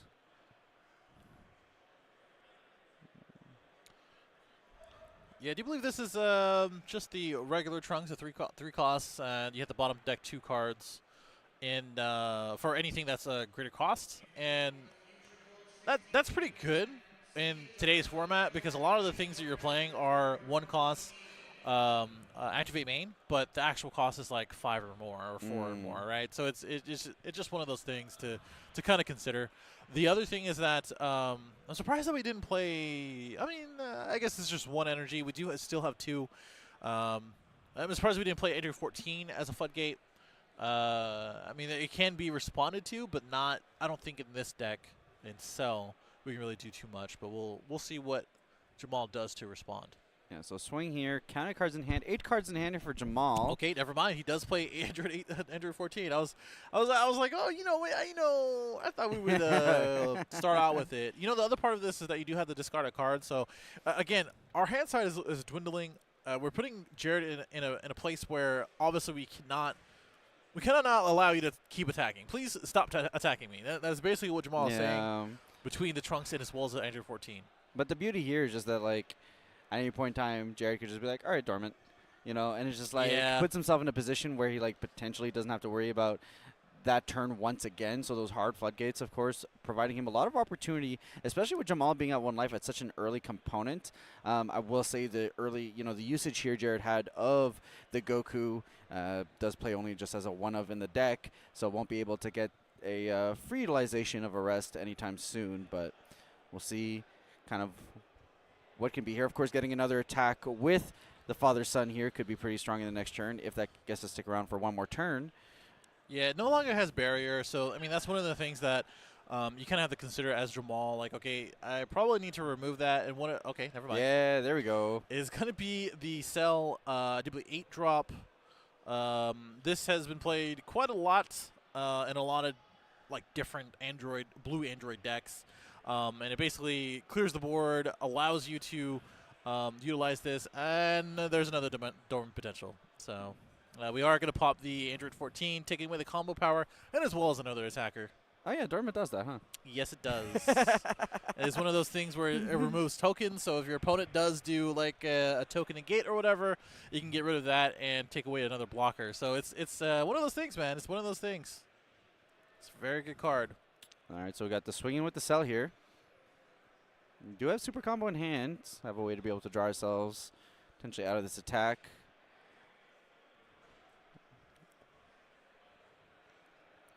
We're in the tank, checking what's in our drop. Let's see where Mr. Lopez takes us. We'll just opt to take the double strike. Yeah, into the hand that goes. Restand here on the Cell. 1 life to 2 life. Yeah, this is the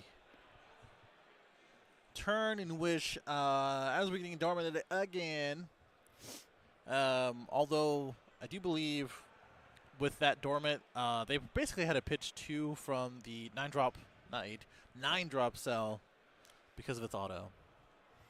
Yep. So here we go, getting those 2 energy, playing down Android 18, getting a draw. And then we do have the 1 energy still standing to be able to kind of execute some defensive plays here. We do have another Trunks in hand. 1 energy up. And then just take our next swing, go double strike in. And then we're just going to pay the 1, get that negate through. Take a quick read of Android 18. I think this is the King Piccolo negate. This has been, one of the things, again, in Masters, cards pop up every so often. And just in general. Like, I believe, which I'm going to, before I put foot in mouth, double check when this was released.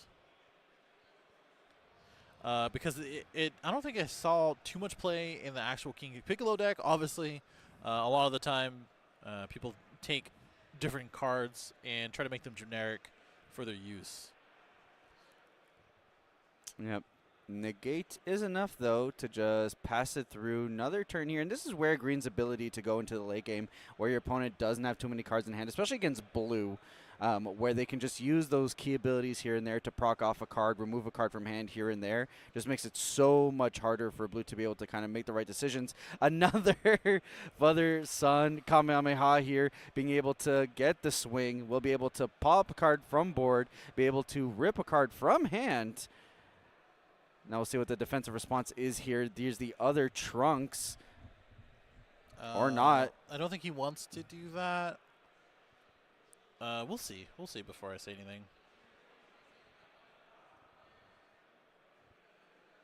Yeah, so Trunks, because we no longer have the Unison on board, not as cheap as it was. Pitch out the other Trunks. Combo, super combo, bottom deck, draw 2.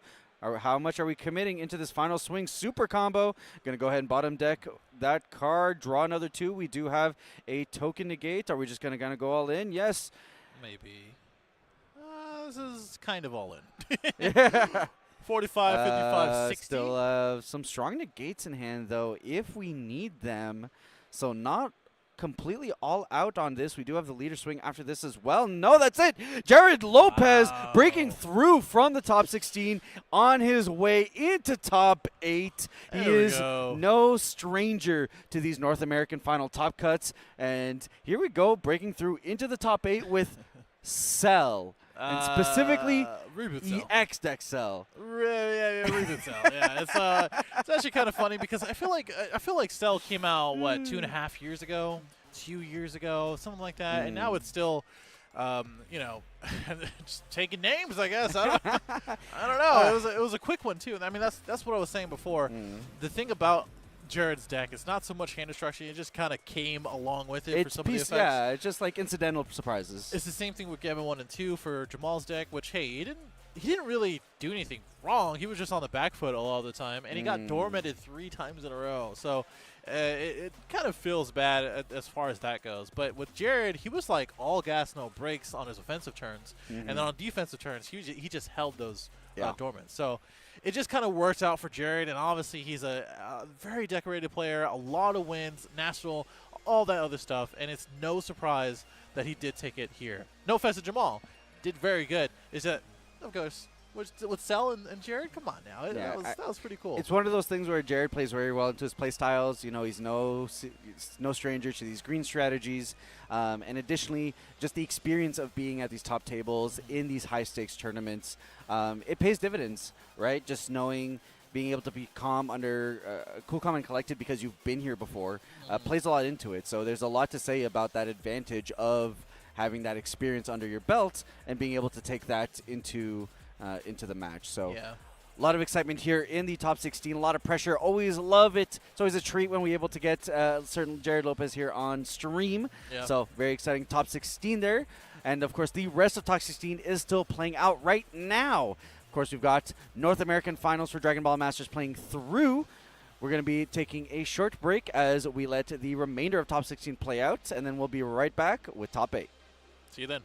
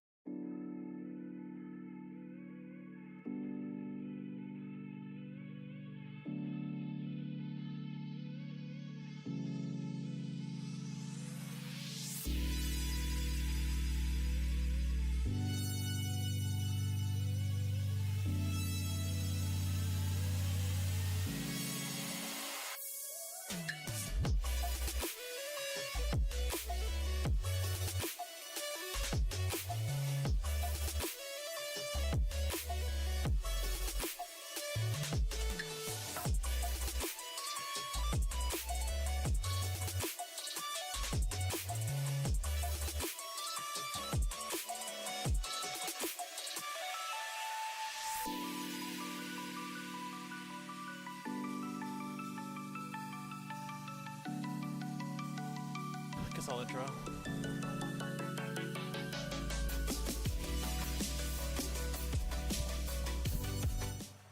Welcome back to the Dragon Ball Super Card Game Masters Finals Top 8. And I'm here as Brian, or Android, along with Aspira. How you doing? Yeah, I'm doing great. We had a very exciting top 16 match. Jared Lopez, incredibly decorated player, taking it out in that top 16 match, and now leading it to top 8, another decorated player. Brian Samuel actually joining us in this top 8, and once again, previous North American champion. Actually, I believe getting all the champions today. Yeah. I mean, it's almost like the game's skill based. Yeah, it's interesting, real interesting. Yeah, so, I mean, it's very interesting that we're not only getting back-to-back champions, but back-to-back decks that we didn't really expect. Obviously, Cell Reboot is one of them. Gavin 1 and 2 kind of is as well. No number, yeah. Yeah, I mean, I would say a handful of people made it on it today. But we do have the green promo Mai versus Nova Shenron. Nova Shenron being a prominent leader in the previous sets, did get a couple cards here and there hit / a little bit modified, I should say. And then Mai got a couple of cards that were new and supported. So we're going to actually take a look at and see that right now. Yeah, obviously, we see Brian here on the screen. Yeah, Brian here will be taking on Nova Shenron. Typical Shadow Dragon stuff that we've been seeing for a long time now with the yellow Shadow Dragons. And then we got Hunter here on my end. I hate to do it to him, but Hunter, running with that sauce, was able to take down his top 16 opponent in 1 minute and 30 seconds. Oh, yeah. I was like, where are you going with that? Where are you going with the sauce? Yeah, or just in general, right? Like, no. Yeah, it's actually pretty crazy that he did take down his top 16 opponent in such a short time. It was interesting because I basically asked about the status of that match because they were pretty much done by the time I went over there to check. And every single time, the person who may have told me were like, yeah, it was like 2.5 minutes. I was like, oh. Yeah, so the big take here is the utilization of the brand new Secret Rare Son Goku Adventure, being able to restand your big beefy crit, double strikers, triple strikers, what have you, to be able to close out the game and not give your opponent a lot of opportunity to be able to do anything. So, reminder for anyone who may not know of the My Leader, has an activate main on its front side once per turn, 5k leader. Add 1 card from your life to your hand, look at the top 5 cards of your deck, add up to 1 green Saiyan card from your hand, shuffle the deck, and then this card gets 5k power for the turn, getting it to that 10k. And then on Awaken, where your life is at 4 or less, draw a card, switch up when you're active mode. On active mode, has Rejuvenate, and then once per turn for green, if your life is at 4 or less, when this card attacks, you get to draw 1 card for 1 green energy. Then you get to switch your Trunks Protector, Future Protector, you're using your area to rest mode. If you do, you get to play a green Saiyan with a cost of 1. So effectively, you are flooding the board with all of these cheap Saiyans and getting some massive value on the top end from the cards they can go into. People tend to play this with things like Vegito packages, or now we got the new promo Trunks there to be able to support the deck on that front. Yeah, I mean, the double strike critical / just big numbers and swing, that's kind of the idea of the deck, and we're going to probably see that. And maybe not, Brian, that is aware of that. I would imagine anything with crit is going to be the focus for Mai. On the other end, with Nova Shenron, he's been around for a good minute, and he's interesting, right? He starts as a 4-star ball. You can't attack, of course. Everything around him does the work for him. You use the activate main to add a card from your hand to your Z energy, and switch it to rest mode, look at the top 5, get it a Shadow Dragon, and then shuffle your deck. And the 4 or less, if you have 2 or more energy or Z Unison, yellow Z Unison, it starts with a cost of 1, which is very easy to play. We see it here. You get to basically awaken and place one of these 7 Shadow Dragon assembled from your Z deck into your battle area. There's a lot of stuff going on. It basically just means when you do awaken, you're able to utilize that unison for a lot of different things that go with it, and basically all the activate main and battle effects with the Nova Shenron cards. So now we got the 7 Shadow Dragons assemble, now hidden onto the board. Really is a yellow Shadow Dragon. When this card is placed in the battle area, plays up to 7 Shadow Dragon cards with power with 1 power from your deck and or drop under this card and then shuffle it over. So great way to be able to thin the deck and then, of course, lead up the cards under the Z Extra for your future plays.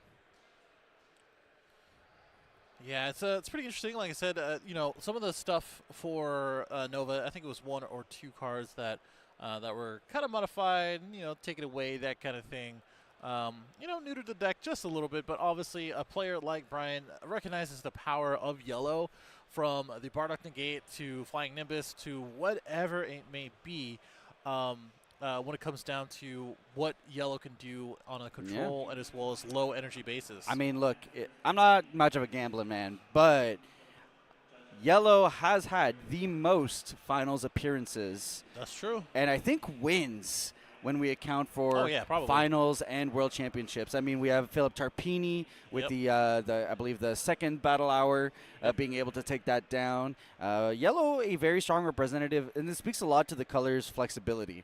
It not only produces some of the strongest cards, but just the ability to be able to manipulate your opponent's energy and make best usage of your opponent playing into you know, some certain situations or another and being able to make the best of it. So color's incredibly strong, and no surprise here, Brian Sam being a big fan that of what the color can He bring. won a tournament with this. I mean, I mean, what do we? There's no surprise here. We are gonna get another card from deck. I do believe this is the Super Saiyan Trunks. It's kind of hard to see the alt art. a lot of these cards are very shiny under the camera, and as well as just shiny in general for the alt art foiling. So a bit hard to see which one's which, especially with the new promos and as well as alt arts. Yep. Now go ahead and pull out the Z Unison from the deck. So this is specifically the Trunks Future Protector. So this is the card that is referenced on the My Leader. Yeah, I think this one is the one that helps her awaken, but I could be wrong. All right, so give it a quick read there. So on our end, it is a 15k blocker. When it's switched to rest mode by the leader skill, you get to draw a card and then get to choose a green state card from your hand or battle area and place it under the leader. Then if you do, this card switches to active mode, which is nice because obviously you then have the card available as a blocker after that. Has a +1 activate main if your leader is a green My Future only card. Play up to 1 green Saiyan card with original energy cost of 1 from your hand in rest mode. Then up to 1 card from your life to your hand. So now we're at 4. Does give us the ability to awaken, and now we have the full power of our 10k awakened leader. Yeah. 2 energy up here still. We got Vegeta here in rest mode. Leader swing. And then we do have a lot of options here in terms of what we can do as the green deck. Can lean into a few hand destruction options naturally. Here it looks like we're just going to go ahead. Bardock is going to come down. Speaking of Tarpini, I do believe this is the Bardock card that I was talking about before. All right, so get that free combo from under the 7 dragons here.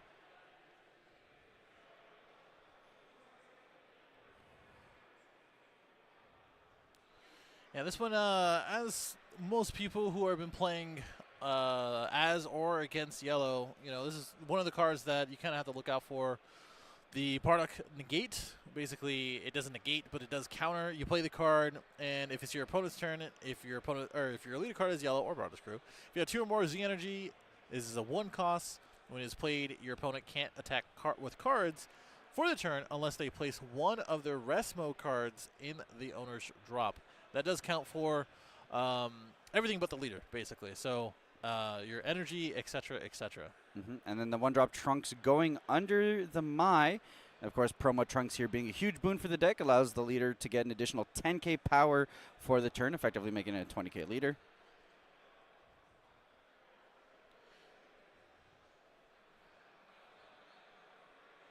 I'm going to go ahead and super combo here. So still committing to this attack. One of the things that I have been seeing is the choice of secret rares. A lot of the time, I'm pretty sure for this is going to be a little bit different from what I've heard when it comes down to like using the newest Green Goku secret rare. A lot of the time for Green green decks is going to be Cell Max. And Cell Max has been a pretty cool card, playing it for 1 and basically KOing your opponent's entire board. But I believe we're going to go the more aggressive route, if anything. Yeah, all right, so we're going to go ahead and pay 1. Going to get rid of that Z energy. Oh, no, you were going to use Maya's ability.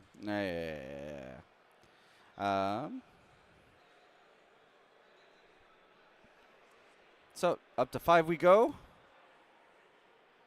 And then pass it on over. 3 energy here for Brian Sam.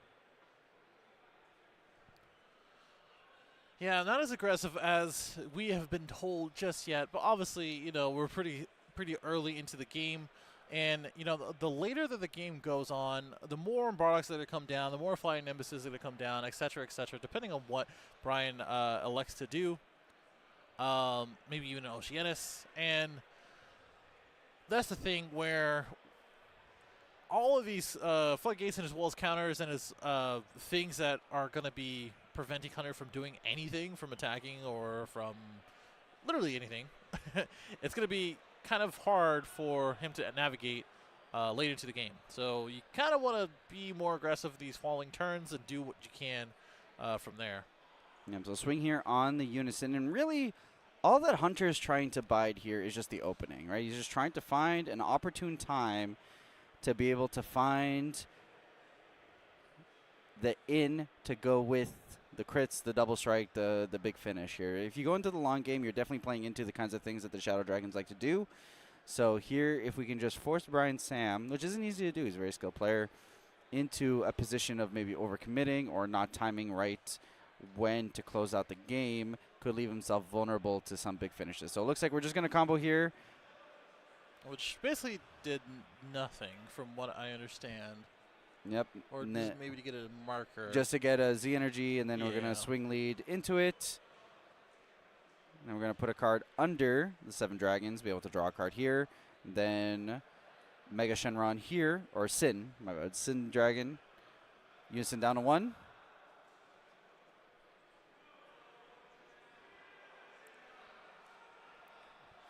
Okay. Here comes the Nova. Nova resting down, paying for 1.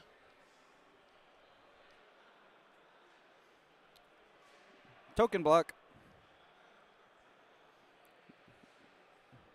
Then the back of our card token. Then we're going to go get a restand of the Sin and the Nova. Yeah, this is a dual attacker blocker. When you play it, you get to rest down a battle card or a Unison.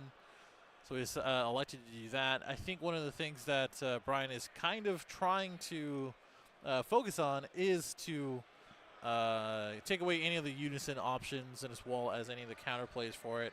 And we actually do go into the next Nova. Yep, EX Evolve for 1. Get to draw 2 cards. Go into the H drop Nova Shenron. When this card attacks, you just one of your opponent's battle cards and KO it. And then when this card is removed from battle, your opponent's going to KO. You get to play negative 4-star energy, just kind of setting them up for future iterations after that. But where one token blocker comes and goes, another comes and goes, another one arrives. So down to 3 life here. Got ourselves another token blocker. 1 energy up left for Brian Sam. And as well as Hunter. Haven't seen the same dormant options that we did from last game, obviously from our last green deck. So really relying on these token negates, taking the life as a resource, and probably going to be using that for the following turn. Yep, so 30k swing with the Nova Shenron here. Gonna opt to block with the token. There goes the token. Decide to not defend it. Okay. Yeah, I guess not. Bold but brave move. All right, so pass turn here. Massive hand here for Hunter. 1 energy up here for Brian Sam. Lead a restand. Get the charge up to 3 plus energy marker for 4. And it can't be understated how powerful these energy markers are for especially aggressive leaders. Yeah. Right? Like imagine back in our day if Storm also just had like a free 1 of. Yeah, I guess that would be pretty crazy. So And I guess Bardock negate, because that's also. Well, I guess he wouldn't be ill later. Oh man. All right, so charged away the Broly. 3 life to 6. Got the 4-drop blocker here. So blocker, 1 energy up. Brian Sam very much indicating, if you're going to aggro me down, I'm going to make you work for it. All right, so here it is. 5 drops, Trunks Defending Spirit. 25k, critical barrier blocker. Yeah, it's kind of crazy. When it attacks, you choose one of your opponent's battle cards and KO it. Then auto once per turn if this card is in rest mode. When your opponent uses a card in combo, place up to 1 card from your opponent's combo area to the drop. Yeah, taking away that value, extra combo, whatever it may be. Here comes the Flying Nimbus I was talking about earlier. And sure, Flying Nimbus, go ahead. It's not a Bardock, which is a little bit better. It just really depends on what the board state is and what they have available for rest cards, rest mode cards. But we're going to go ahead and resolve this. Yep, so Trunks Swing and a pop the Nova, which will give out the 4-star. Wow, that's a throwback. Yep. So we pop it. Frieza comes down. Is the 4-cost Frieza that has critical, and whenever something is popped, it just comes down for free. All right, so cheeky little swing here. And, good ups here on Hunter for having swung with a battle card first, because Nimbus only prevents the attack of the next battle card. Not so much. Which means you... or leader. Yeah. So you still get the ability to attack with a battle card one more time if your first swing was with a battle card. Yep, that's probably when he opened with the Trunks. Not too much of a big deal with Trunks having barrier as well for the following turn, unless we freeze it somehow.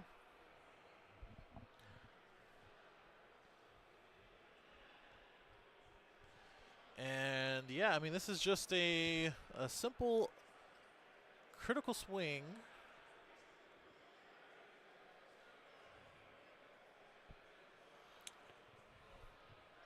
All right, so here goes the last 2 energy. Oh yeah, this is big and more. Interesting that we tech this in. So that's a proactive floodgate, if I remember correct. Yeah, I'll bring up the exact text, which is if your leader card is green, your opponent cannot attack with battle cards, energy cost 5 or more until your next main phase, so the next turn basically. So it basically says that, you know, if you're going to be playing another Nova, if you're going to be playing any of the big Shenrons, the Sin Shenron that is, or I think Mega Shenron, yeah, any of those are all going to be saying no. And you're going to be forced to play some of these lower costed cards like the 4-drop Sin and the 4-drop Nova. Yeah, and the big thing about this 5-drop Trunks that's still here is that it's not limited to just your turn. So 1 combo will effectively go to waste if we don't get rid of this Trunks prior to trying to make some combos happen. I mean, of course, Shenron does have the ability to combo for free. So, I mean, it gives you that flexibility regardless. Mm-hmm. We're in the tank here about our charge. About 8 or 9 cards in Brian's hands. Okay, going to charge up the Nuova versus Goku.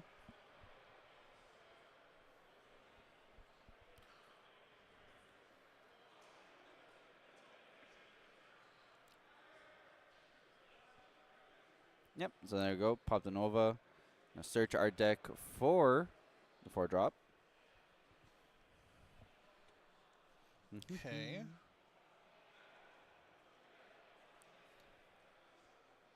Yeah, just playing around this big and more. Pretty important that we do remind each other that it is still in effect. Thankfully, Brian hitting that 4 energy. So 4 energy is kind of a sweet spot where you can start being able to play out a lot of the different Shadow Dragons that you have available in the deck. So load up our 7 dragons, draw cards. Now let's see how we kind of coordinate these attacks. So first swing, presumably on the leader. We'll have to see here. We did already use 2 blocker negates, so we know a lot of options are kind of limited here in terms of the things that Hunter can do to defend himself. Looks like we're just getting some clarity on Nova Shenron here. Big beefy hand.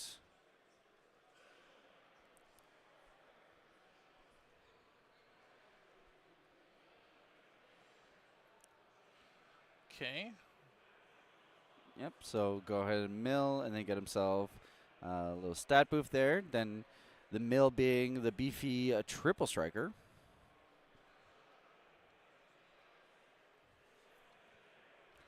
And then we are going to draw for a leader. This is taken away from the Trunks effect, I do believe. Mm-hmm. This one's return, however, so kind of free reign here. Super combo. Going to be able to clean up our hand a little bit. And there goes the bottom deck of what I believe to be the Vegeta, and then draw 2. There's the Dormant. A little too late. We'll have it in his back pocket for the next turn. Yeah, I guess the Bigamora plus Dormant is pretty much what we were thinking of for this defensive turn. All right, and into the SS3 Vegeta. Big old 20k dual attacker. And when it's played, you get to choose one of your opponent's battle cards, ignoring barrier and KO it.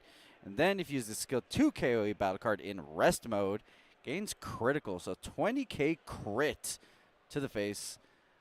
Cannot feel too good about that.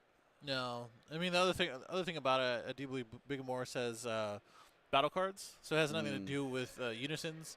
And I think this is, I've seen obviously this this Vegeta in list, but I'm surprised that we're just throwing that in there. And that's the beauty of the Z deck, that we can kind of just pick and choose some of our random tech cards and just put them out in different situations like this. So Hunter Hay has seen a wonderful, I mean, can't be understated just like how solid it's been, where he's been seeing his super combos, being able to clean up his hands. There's another Dormant.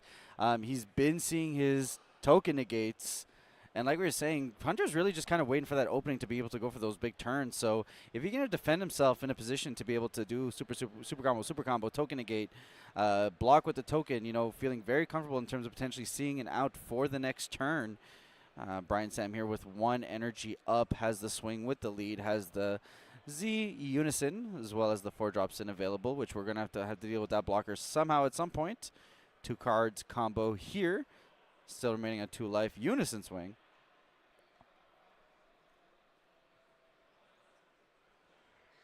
All right, looks like we're going to go ahead and block with the token here.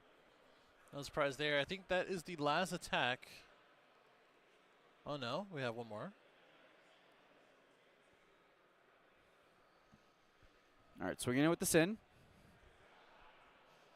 1 energy could represent a lot of things here.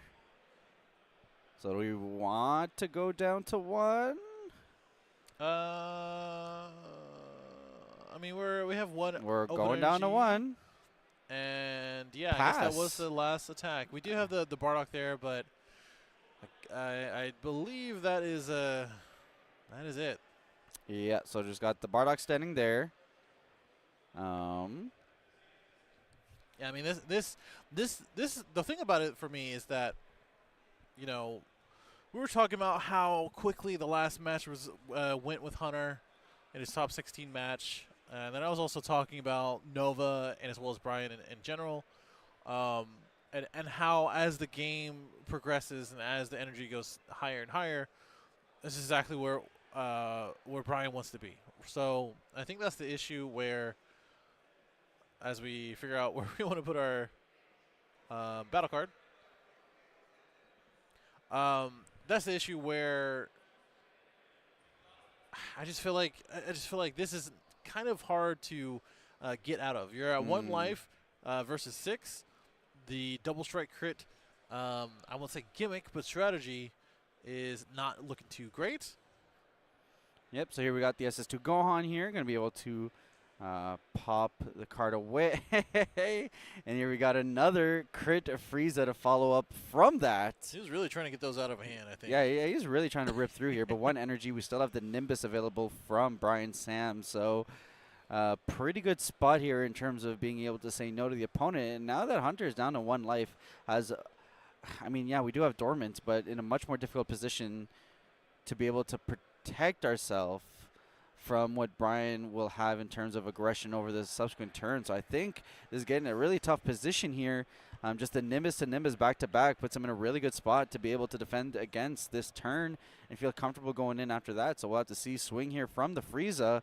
Presumably, we're going to see that tap 1 here from Brian. So, yep, pay 1. Nimbus going to need to pitch a yellow card here. Now, attack's been negated. And then only 1 more swing from a battle card for the turn. Very interesting. All right, so pay the 2 from the Z deck. Going to go ahead and get ourselves the trunk. Just get another blocker. Also provides us the Unison for Dormant, which is very important. True. I mean, you can use Dormant to pay 1, but obviously it's nice to have it for free. Mm-hmm. Provide for free, and then you get the blocker also, so it almost becomes like a true negate. Yeah, basically. It's like Dormant, and then if I need to, also block.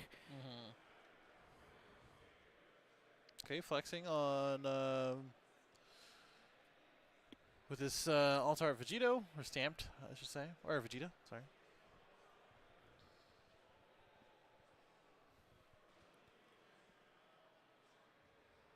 So cutting it close, but the aggro deck just needs 1 in. So we'll have to see. Granted, yellow in a pinch does have a lot of cards to work with. All right. Draw a card for Hunter here. Does have the ability to restand the Trunks if necessary, so kind of considering our options here. Yeah, that's what it looks like.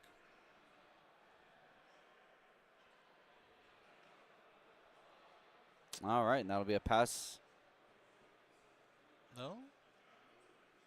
I think that was leader effect. Ah. Yeah, looks like that was leader effect. We're going to restand our Gohan.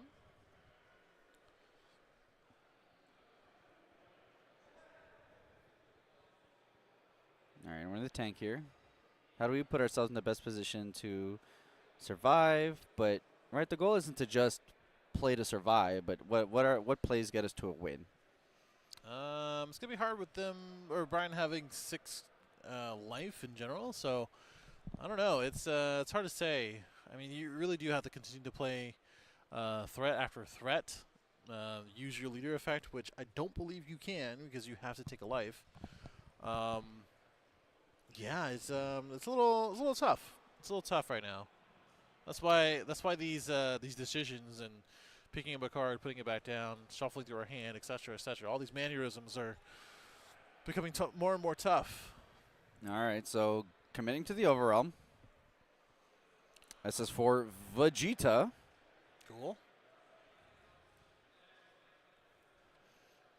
Give ourselves a little bit of extra removal here. Probably swing, just do a little bit of board cleanup. Put ourselves in a position to give us the best odds. Well, we'll see. We've seen 3 super combos here from Hunter.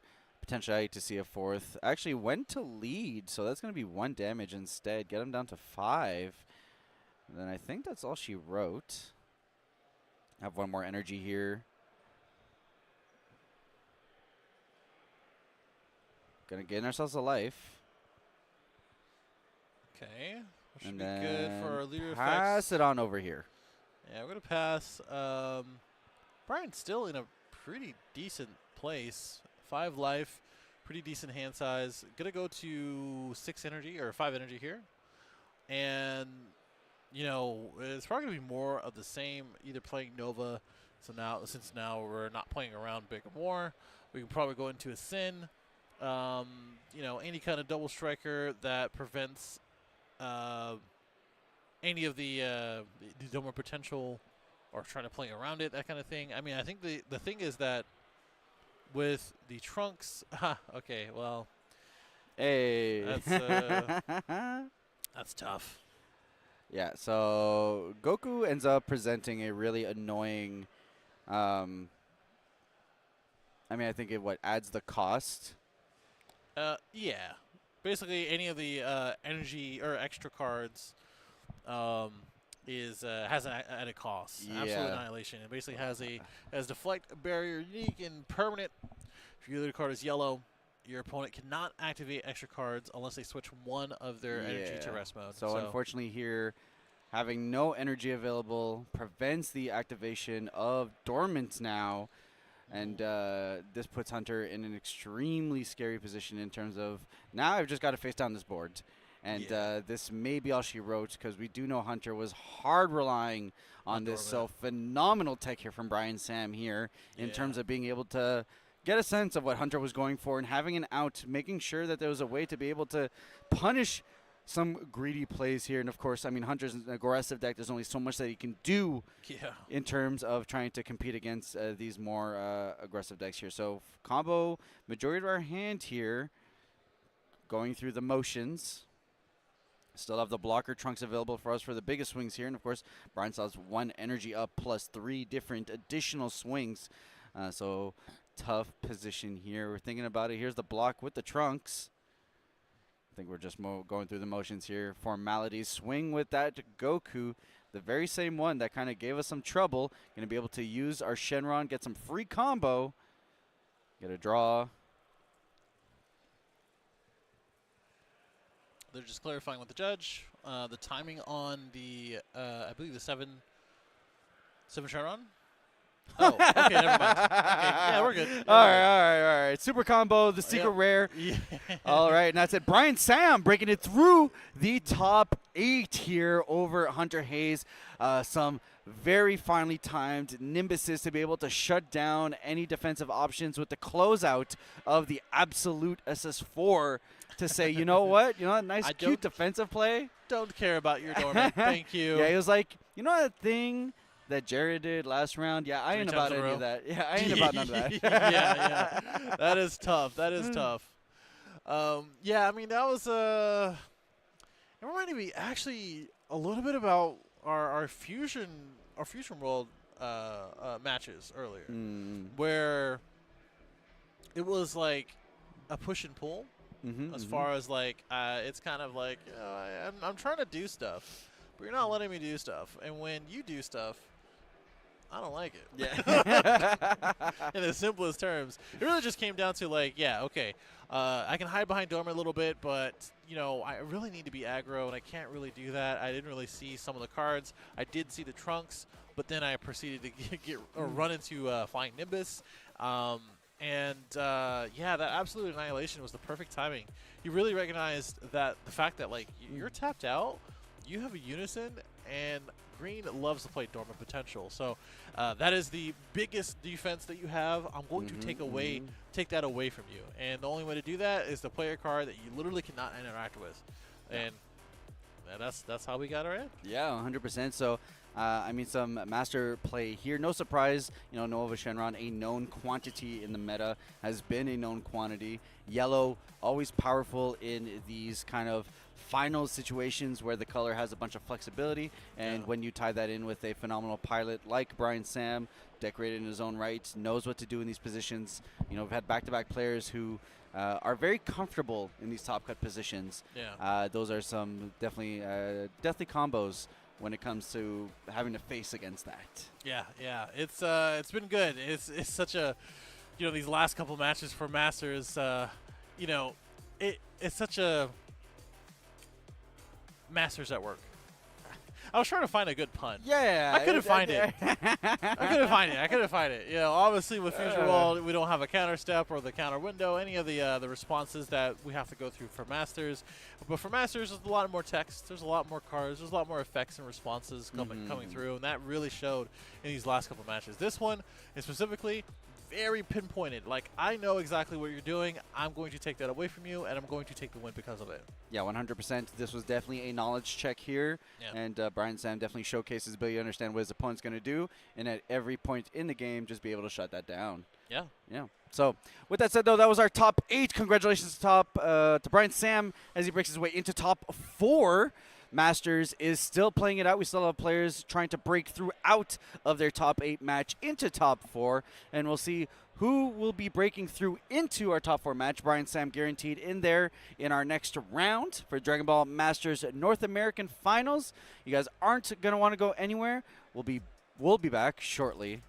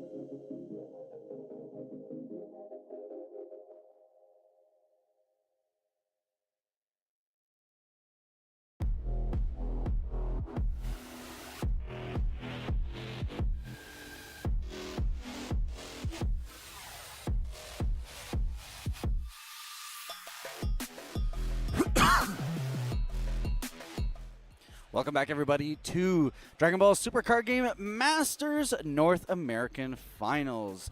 We've had an exciting top 16, top 8, and now breaking through into our top 4. I'm Aspir, and joined with me, of course, my fantastic co-host, Android. How we doing? Doing good. I mean, we're blazing through these matches. They're only 45 minutes, and we've gotten some really interesting leaders to showcase. We had the Mai, unfortunately lost to the Nova, Brian Samuel, our previous champion, and Lopez, who was playing Reboot Cell, who was playing against Gamma 1 and 2. So a lot of variety in this top 16, believe it or not. But now we are going to be taking a look at Blue Bojack, believe it or not, versus Red Vegeta, which is one of the prominent leaders in this upcoming set, or this newest set, that a lot of players were playing on today, and as well as yesterday's regionals. And the other match, I do believe with Brian Samuel, I will confirm the other player's name, but that is going to be a Nova Mirror. So 2 yellow decks, plus these players here that we're going to take a look at. Yeah, so Nova guaranteed to make its way over to the finals. And then Bojack. And like you were saying, Vegeta, definitely one of the decks that people were most ready for in terms of being a deck that was going to represent itself in Top Cuts. It has had some phenomenal performances in Europe, even as of recently as this past month, doing things like taking things like 4 of top 8 slots and what have you. So very powerful deck, very no number. And we'll have to see if this Bojack / potentially Nova in the finals will be able to prevent what all the players are expecting for a Red Vegeta close. And we did see a good number of them on top tables, but I will see kudos to the North American Masters players for diversifying the pool quite a bit. Like we said, we saw the Cell, we saw, of course, Nova Shenron, which is no number, but we also saw the Mai and a bunch of interesting strategies break their way into the top 16 and top 8. So a lot of diversity breaking through here. And I mean, I don't know that I was ever ready for a Bojack in top 4, but here we are. Yeah, no, I'm not. But, you know, that's the thing about Masters is that it does make decks pop up depending on the support and as well as the meta. Like, a lot of the time, you know, you aren't really expecting certain things to happen and certain decks to come about, right? And because of that, if you aren't ready, the surprise factor and as well as the knowledge check that we were talking about before comes into play. Because we have a very well-known deck, the Red Vegeta. We kind of already know what it does. We'll go over some of the cards that they're going to be playing. But with the Blue Bojack, although it is a BT13 leader quite a while ago, there are a lot of familiar cards in it. Yep, and it just takes a couple of cards to be able to rejuvenate his strategy. So it is a bit of an older leader for those of you at home who are unsure about what Bojack does. He has a permanent that gets to reduce the combo cost of mono blue Bojack Brigade cards in his hand by 1. And of course, a lot of Bojack Brigade stuff do any number of effects when they're comboed. Once per turn for blue, you get to choose 1 card in your hand and discard it. And you can only activate blue card skills from your hand, and you can't activate counter skills from your hand for the turn. When your opponent attacks, switch up to 4 of your mono blue energy to active mode, allowing you to be able to use more activate battles, more combos, what have you. And then finally, activate battle once per turn. You get to use up to 1 mono. You get to use 1 mono blue Bojack Brigade card in your energy in a combo. If you do, place the top card of your deck in your energy in rest mode. So a lot of play with comboing cards from your energy area, getting some value there due to certain abilities, being able to replace those, so on and so forth. So we'll see how this fares against the Red Vegeta deck, which does a lot of things like sending Saiyans from the hands to the warp to be able to draw cards. Then we're going to recur those cards back from the warp to our drop, be able to utilize those for additional plays. So a lot of people are kind of affectionately or not so affectionately dictated that Red Vegeta is kind of the second coming of Black Broly. Kind of. You know, just the numbers are different, but the effects kind of are similar. The fact that you're playing everything for 1 energy, 1 red energy generally, and of course now we have a little bit of black sprinkled into the deck as well, because you're utilizing your warp quite a lot. You're putting a lot of stuff into your warp and as well as back into your drop, and because of that, it's gonna have that effect or that reminisce effect. And the other thing about this, I'm just going to give you a little lore it's really not that much lore. Okay, the part of this is that Hector on the left is part of a family of players. Some people already know, and I'm not playing favorites, not trying to do like special shoutouts, but Ivo, he is Ivo's son. And his brother is Eric. If you've been in the Dragon Ball community, they have been around and been playing for quite a while. As far as Eric and his father Ivo, but with Hector, he is actually pretty new. I think he started playing probably a little over a year ago, if anything. Like taking the game seriously. So hey, shout out to him for getting some tops in the previous events, and now getting into top 4, going against Daniel, who is a previous regional winner. So if anything, I mean he's also been in top cut for Natson, as well as multiple decorations and allocate. So this match itself is very interesting to see the new blood versus the kind of OG. Yeah, 100%. And actually, to kind of top off and put a bow on the whole Moyenos, I actually believe Eric top 16 this today as well. Yes, so, he did recently lose in top 8, I believe. Yes, yeah. So both brothers here breaking into top 16, one of them breaking through into top 4. So well celebrated weekend for them here, no matter how this pans out. We'll just have to see how Hector can kind of push through here. So 7 life for Bojack here, 6 over for Vegeta. Has now been able to awaken.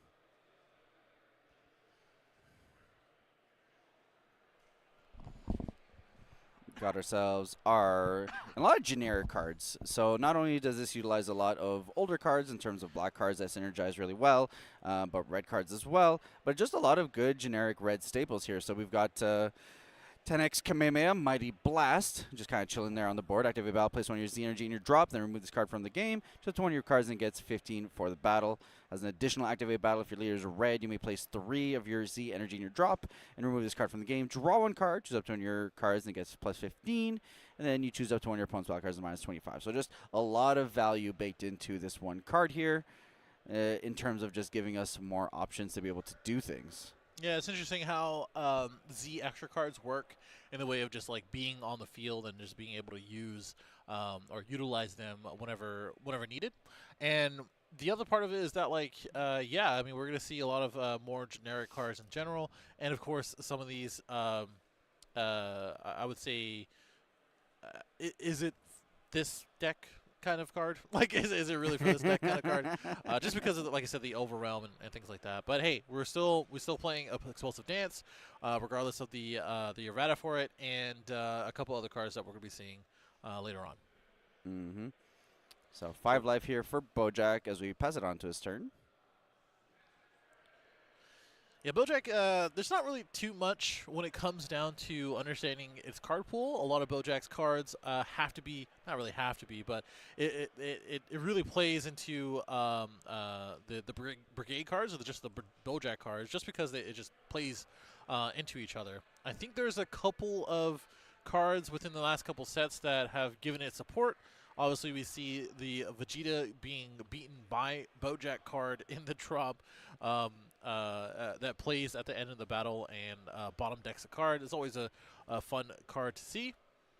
And we are going to start out with the Unison first. Mm-hmm. Deborah Stone Transformation Nightmare. Can do a bunch of things. Can prevent an attack. You can choose up one of your opponent's battle card during Berry and place it at the bottom of the deck. So a lot of fun utility in terms of just being a very solid generic blue Z Unison. Yeah, not too bad at all. And we're going to be using, I believe, the leader effects to awaken. Yep, we can go ahead and be able to get ourselves an energy, draw a couple cards. Now our leader ability is turned on, being able to get some additional ways to manipulate our energy and get some additional plays here. So 1 energy, going to play out the Bojack that we had comboed. Okay. So this here we've got plot to restore power. So got 20k dual attacker here. Also be able to reduce the cost of EX evolves by 3. So some very spooky options here on the table. Yeah, I believe that's for the 8-cost Bojack, I want to say. I always forget the name or the cost for that one. So the Bojack on a Rampage has an EX Evolve for 5, where you get to draw 2 cards. So this will effectively make it cost 2, assuming that Bojack is able to remain on board. Otherwise, we might just have it for the dual attack. But then after that, it's a 30k double strike dual attacker. And then if this card's in rest mode, when your opponent attacks with a battle card, switch up to your blue energy to active mode and one of your opponent's energy to rest mode. So a very punishing tax effect on your opponent if you're able to get that online. Yeah, we are using the U7 combo. Pretty interesting we're doing that instead of the draw 2 combos. And I would say, you know, sometimes if you are using the draw 2 combos early, anything else, they're really depending on your life. And sometimes you're at 6 quite a lot of the time, and you know, you just don't want to use them, or you can't use them. Sorry. Also, this is searchable.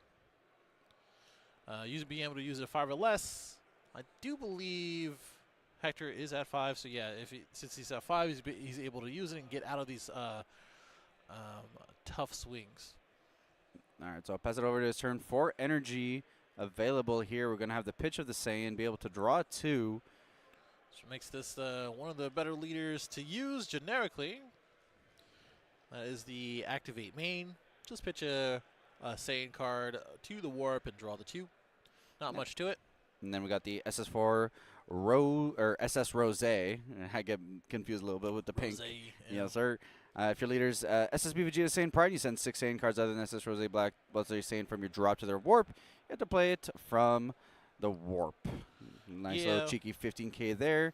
That can also warp a card from the opponent's hand. Yeah, it's kind of like Overwhelm without Overwhelm. Mm-hmm.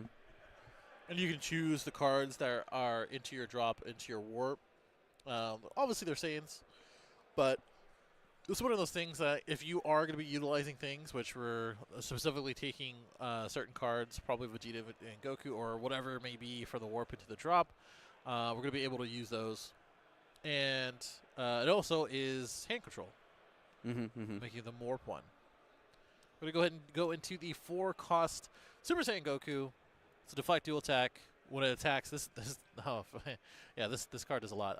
This deflect dual attack is a 20k every time it attacks. So both attacks, it gets the minus 15k for one of their battle cards. You get to pay it for 1, and then place 2 red and or black Saiyan cards from your Warp into your drop when you play it.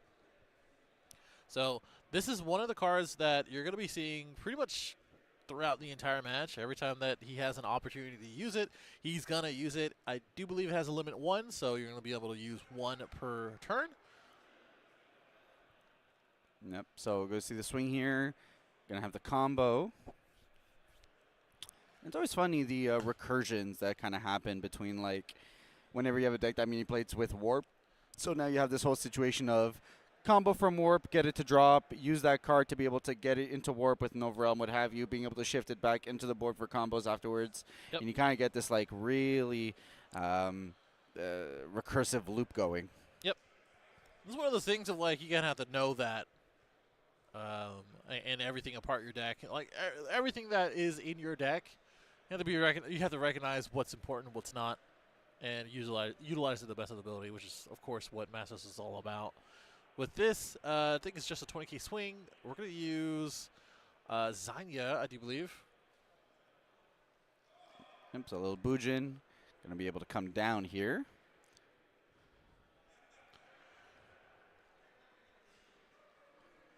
Cheeky little 20k barrier blocker. Why not? Alrighty, and here is I think this is UI Goku?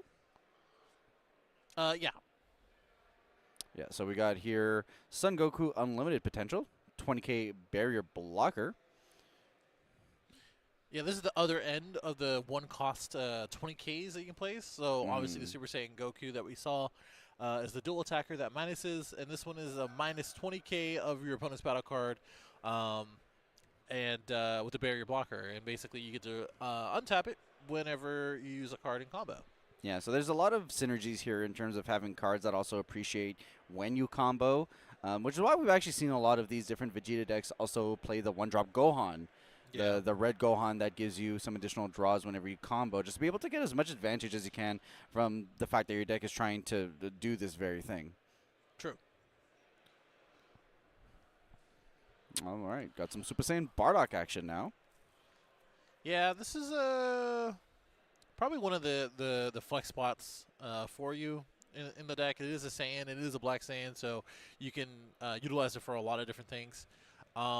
And it's becoming more and more popular, I think, in the pre-side format because you're just disallowing your opponent to do certain things with this. So it is a 30k beater, so why not? All right, so combo here. Try to see if we can force a card out of Daniel's hand, if we're just going to let the Bujin go. Going to use the Activate Battle. Send a card to the draw from energy to be able to get ourselves another card. And then shift that over down there. So effectively replacing it and getting a little bit of a hot swap. And then are we going to protect our Bujin? It looks like we are going to protect a Bujin. Send energy over to the Z energy. 5 life to 5. And pass. So 1 energy up here for Hector. Daniel going into his 5th energy turn here. Can be very scary with blue. Has some very powerful top end here, especially when we're looking at the different Bojacks here. Does not have the 4-drop Bojack to EX Evolve as of yet, but will be able to go into that play if he wants to. Yeah, I mean, that could be the play if he does get it off, or at least get another Bojack on the field. Yep, so there's the Act Main, bottom decking the Goku.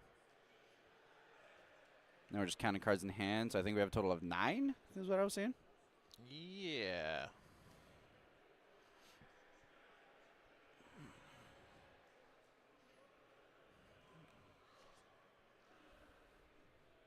Yeah, it's interesting that this Deborah Unison does have dual attack and blocker, so you're probably going to be swinging here once and then maybe giving that an option to restand normally, which this is coming down for 20k swing. The activate main, of course, just bottom decking, ignoring barrier, and then untapping one of the blue energy. So it's restating after that swing. Yep, so got ourselves a UI Goku in hand from life, down to 4 life. There's a Oob. Always an interesting card. It's an 8 cost, you pay for 2. Or reduced cost, basically, you pay for 2. Or you can pay for 2. You know what I mean. Has Deflect, Double Strike. If the card is mono blue and your opponent has 3 or more energy, you get to play this card for 1. Choose up to 3 of your opponent's battle cards in a battle area or drop and add them to your Z owner's energy. Or owner's Z energy, sorry. A very specialized card. Very cool card. And looks like Hector's just trying to figure out what we want to do in general. Do you believe whenever you activate a counter with this card on the field, you have to add 1 card from your hand to your Z energy? So we just take it. Yeah. We're probably fine. It looks like we're just going to go ahead and combo. Yep, combo away the Broly, being able to then get rid of the Bujin from the combo area.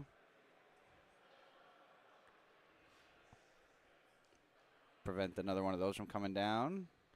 And then looks like we're going to combo away the 1-drop Gohan, UI Goku, as well as the SS4s. Been seeing some interesting text also. I think I've seen some decks being able to play some Potara Fusion stuff because you run 4 of the promo Gokus.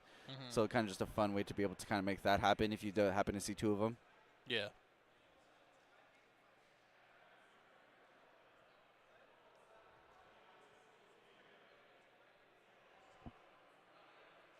We're in the tank here.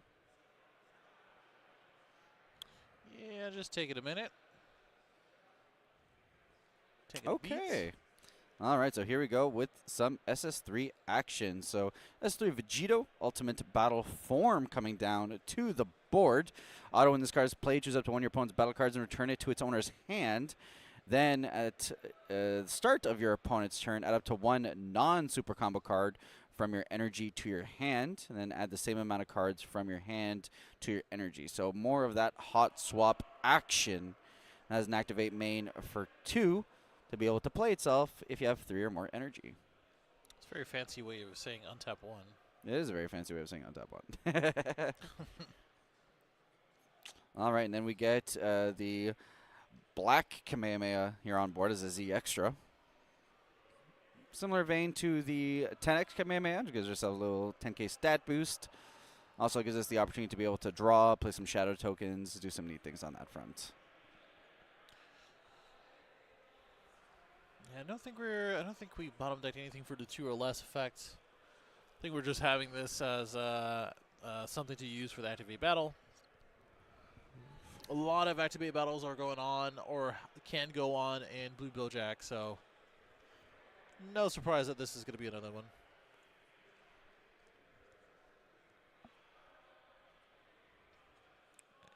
Just deciding here on Hector's end.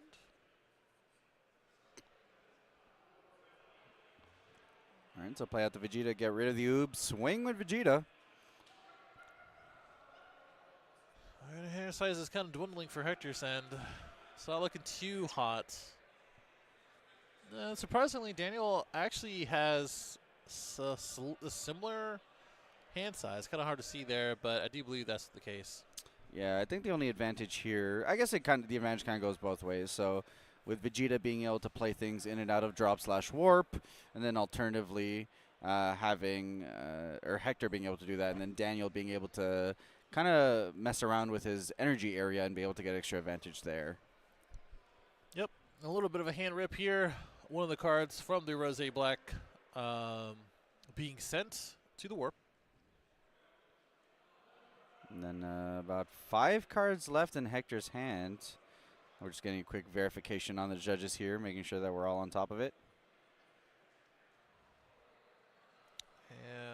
Just making sure to check the text on the Super Saiyan Blue Vegeta.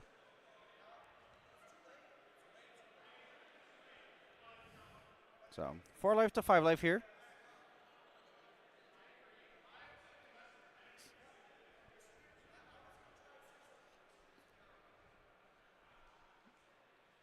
I'm going to go ahead and swing with lead. Did we use a leader effect to draw yet? I don't know that we did. Okay. I don't think we have either. So I'll go ahead and combo away the Rose. It's kind of funny how we're just really using the Rose to be able to shift things in and out of the warp that we want. More so than actually using it as a battle card that can swing half the time. I think it's pretty important. It's only a 15k attacker. It still has it still is a 0/5, you know, and it's probably more useful in the drop than anything else, right? I think it just gets its effect to warp a card out of hand and then just use it as combo power. Is just the better. Go into 25, asking for a super combo or something similar.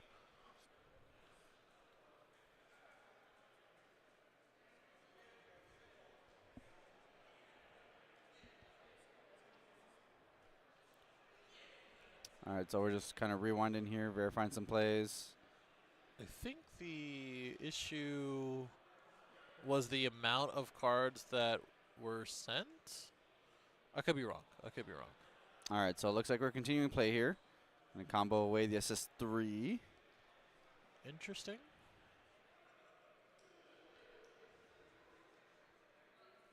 And just doing combo math. Looks like one of them, or the Vegeta is going to go right into the Z energy. And play out the Bojack. Do you believe that was from leader effects? All right, and here comes the Gohan. And I believe the issue was the Rose effect. So you can't send Rose to itself or for itself. Sure. So one of the cards was that, and they probably had to fix that. All right, so did draw into our secret rare here. So we got chilling in our back pocket, the Brainwash.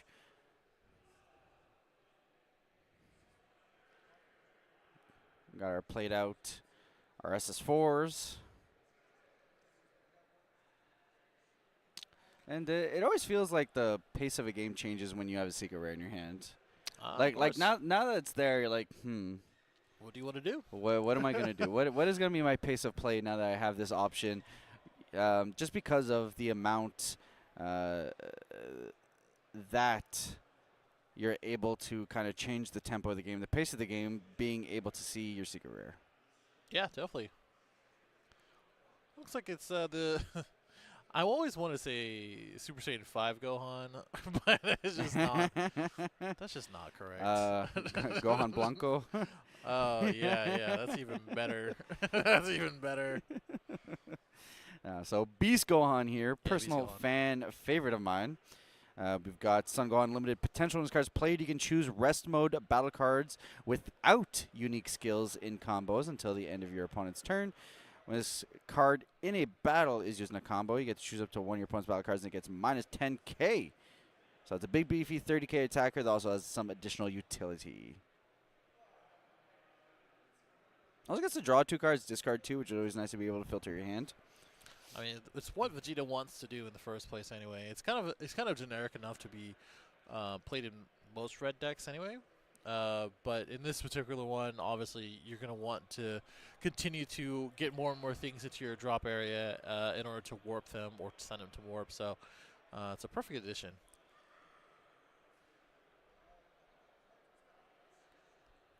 Also nice to give you some extra usability on being able to combo away your rest mode battle cards that have already attacked, so you get a bit of extra longevity there.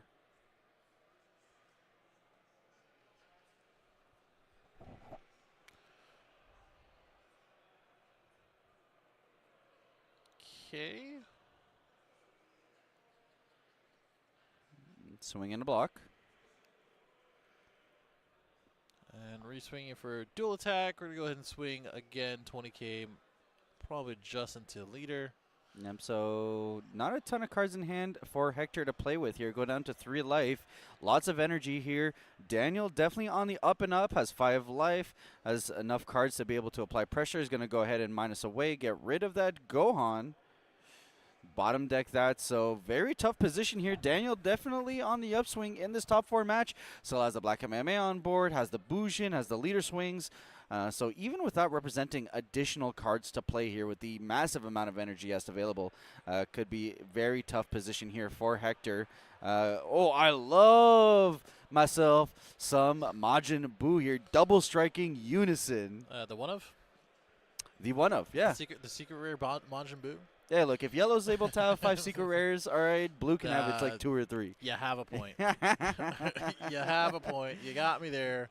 Yeah, Majin Buu is still a pretty prominent card. When you do see it, is a double striker who is going to go ahead and strike right into the last remaining life for Hector. And being tapped out, or actually 1 energy open, it's going to be tough. It's going to be tough. Yep, gonna have to see how Hector makes his way through here. Was able to prevent himself from taking that damage, the double strike, then is able to block as well. So 2 energy available for Daniel here. We'll see if this is just enough. There's not a ton in hand, but if you can survive yourself the few attacks left, does still have the Bushin left, does still have the Zangya left, which is just a cheeky 10k, but still. So have to see where we're at with that. Bojack makes his way onto the board. Can't see from this angle, but I believe that's the... I don't know if that's a promo Bojack. Or the 4-drop. Your guess is as good as mine. I can't see. I think that is the Z battle card Bojack. Which came out in the last set. I want to say. Swing here on the leader. Going to be able to combo from energy. Replace that. 1 energy standing. Does still have the Bushin up, also available as an option. Looks like we're going to go ahead and pay the 1. Going to pair energy marker. And we're going to go ahead and proc off the 10x Kamehameha. Get ourselves the boost, draw a card, be able to remove the Bojack from the board. 5 cards in hand. Okay, we're getting somewhere. So good stave off here for Hector. But Daniel still has 5 life, so going to take a lot of pressure to be able to kind of break through for that. Bushin obviously still being there on the defensive side, going to be able to get that untap as well as the Boo himself. So yeah, this is a lot of defense, a lot of life comparative to Hector's situation here. yep, especially as Boo represents just so much defense, having the minus ability, being able to prevent one of your big beefy battle cards. So you kind of have to like force them to use the ability first or stuff like that. It's just the way that Majin Buu plays into how you need to sequence your turn, makes it so much more bothersome. Yeah, that's true. Though we still have the secret rare here, so potential that the Evil Saiyan could maybe turn the tides of this battle. That was deep. 2 for 2 today. I don't know what to tell you. I'm gonna start out first.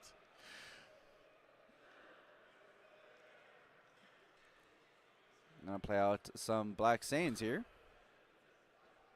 And then swing. Now we're just kind of swinging, seeing if we can bait out. We do have some negates.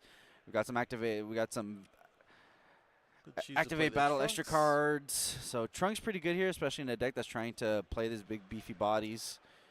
But we are at 5 energy now, so there's still a good number of things that we can do that are under the threshold. Here, just the raw negate might be what's useful here. Gonna send over. Well, it kind of prevents any of these high across the cards from swinging without getting punished. Just gonna take a look. Going into our Z deck. A few different options here.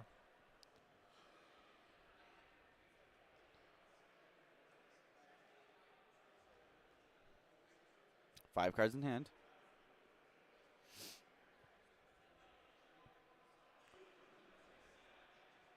Swing with lead. Still a very tough position to have to fight through here. Bojack with a very scary board. Hector with only 2 life left.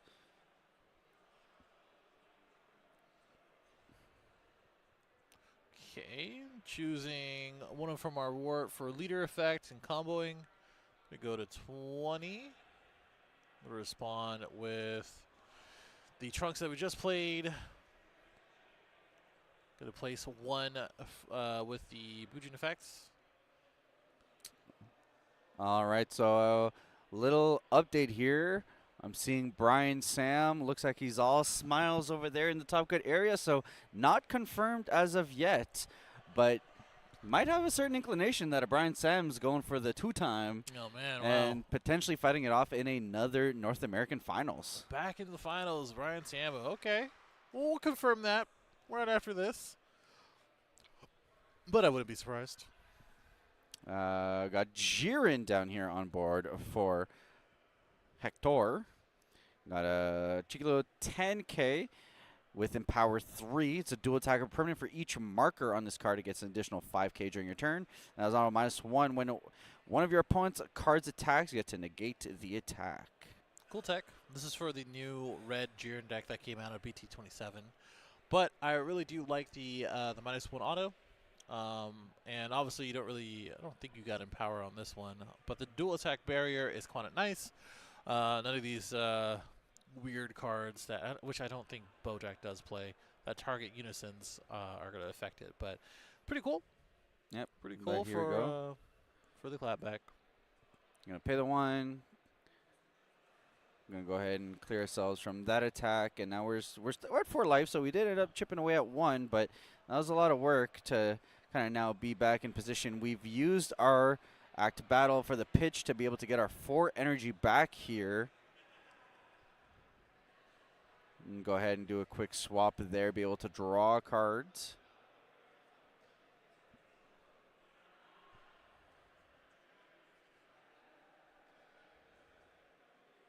All right, and then we're going to go ahead and pay the 3. Go ahead and play out the Bojack. Okay.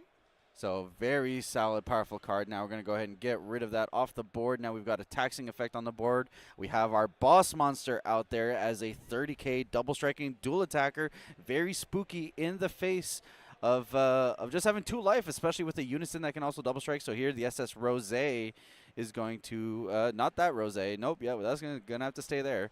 So shipping away all of these Saiyans, playing the Rose, get rid of, or attempt to get rid of some of the cards on the board.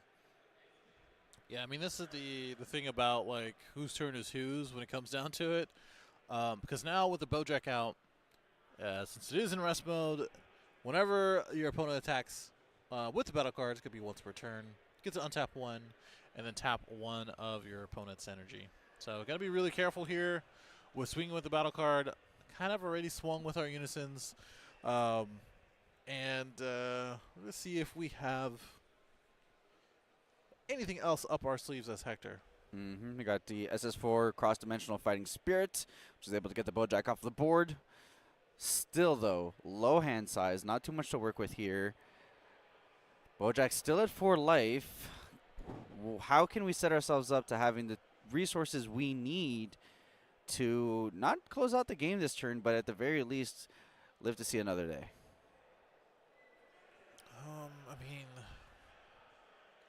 we're trying to get there, but with 2 life and only a few cards left in hand, you know, and staring down this Majin Buu unison, it's going to get harder and harder, for sure.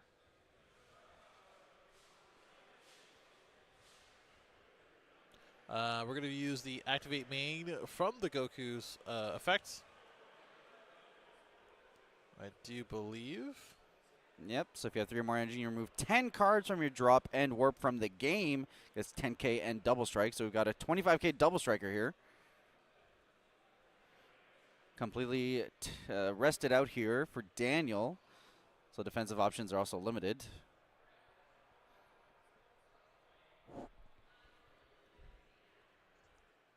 It's going to be a take 1. Going to go into the Black Vegeta here. So the slew of Black Saiyans that you can play just as an option.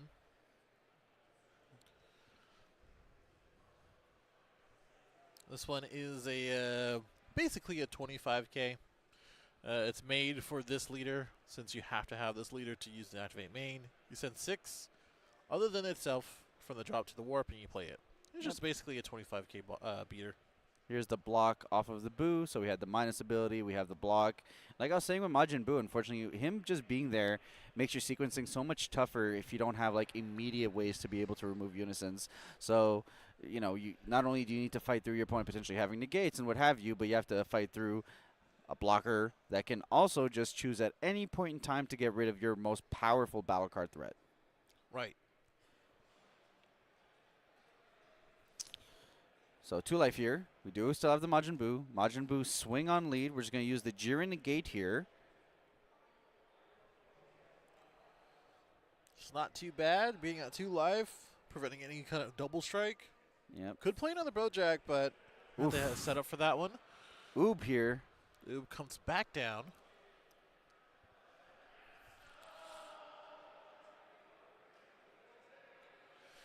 This one's going to be a little scary. This is double strike 30k.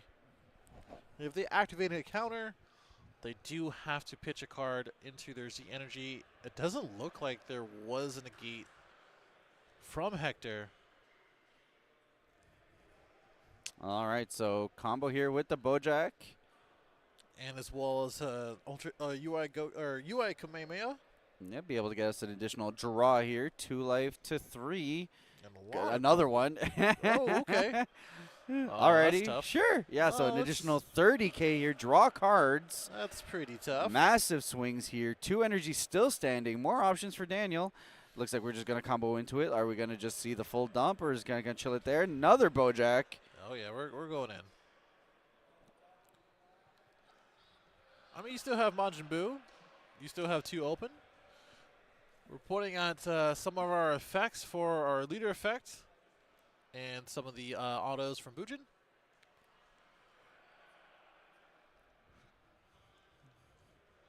I think we have Oh, that's a Zeno super combo. Okay, never mind. I'm going to go ahead and pop the Black Kamehameha. Yeah, this is it. This has been on the field for a good amount of time. This is the activate battle. Yep. Give it, Give it a boost. Draw a card. Make a dude. Yep. Dude gets comboed. the draw card is probably what we were trying to go for. It's not the token? No, I don't think so. Did get blocker. All right, And so we're still going. It's also plus 15 on the Oob. Yep. So huge combos here. Lots. Honestly, I think I'm just going to leave it at a lot. Yeah, I mean, that's like the 2 Kamehameha has the plus 15. That's 15 or 45. I mean, Hector's counting with a smile, so is he happening? No, that's it. Take. he's like, might be a little close. Might be a little close. Are you sure? As he's counting every single individual card. So yeah. well fought by Hector here. But Daniel moving forward to the Dragon Ball Card Game Masters Finals, facing off Bojack versus Nova Shenron. And as you can hear in the venue, kind of, the stream caught up. so people are watching right now, and Daniel does take top 4. So now we have our matchup. It's going to be Daniel versus probably we're gonna confirm this. Bryony Samuel with Nova. Obviously, we know for a fact since it was a Nova mirror in top 4, it is going to be a Nova matchup against Bojack. And who again would have known that Blue Bojack was going to take the games in Swiss up until top 16 into finals. So I mean, I don't know what to tell you, man. When it comes to these North American finals, I think I've just learned to stop expecting what things are going to be and just running with the flow of what the players are feeling at that point in time, because it is one of those games that rewards, I'm not even going to call it one-tricking, but mastering. Oh, yeah. I think when you master a specific deck, a specific color, and you know, the card pool is so deep that you can probably dig in there, find the text that you need for the specific matchups, and you can make the right meta call. I think it puts you in a position where, for the most part, any deck with a dedicated enough player is able to get all the way. Yeah, that's kind of been shown over and over, whether it's a, you know, I would say a color, whether it would be yellow, or a leader like Bojack, or really anything else. You know, a lot of the time you do stick with a certain leader, and then you see some support through a promo or through a new set or a reboot, right? And you just end up playing it. And once you familiarize yourself with every part of that deck, you get results like this. So very happy to see Hector getting this far, with his history, and as well as knowing that he has been playing very long. And top 4 is literally nothing to scoff at for a national level event. So I'm super happy to see this uniqueness in all these decks. Very cool matches, and we're going to try to get our finals together pretty soon, right? Yeah, 100%. Kudos to the Moyanos again. Congratulations to both brothers for making it as far as they did. It is no small feat. We're going to be going ahead and getting ourselves ready for the finals of the Dragon Ball Masters North American Finals. So we're going to get players situated, get ourselves situated, get the deck lists up, get the matchups up, get the players ready. So you guys won't want to go anywhere. Get yourselves a snack, get yourselves a drink, and we'll be right back with the finals of the North American Finals.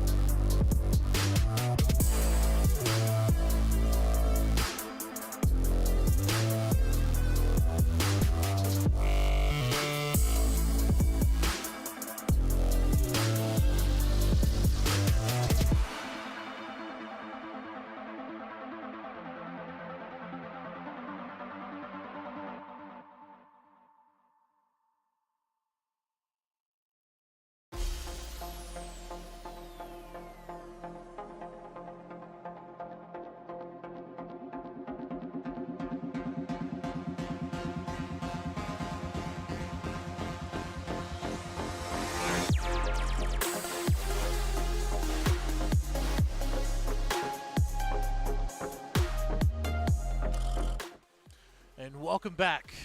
We're here, finally, in the finals for the North American Championship, or North American Finals of the Dragon Ball Super Card Game Masters. And, you know, it's been kind of a long day. This is pretty much the last match.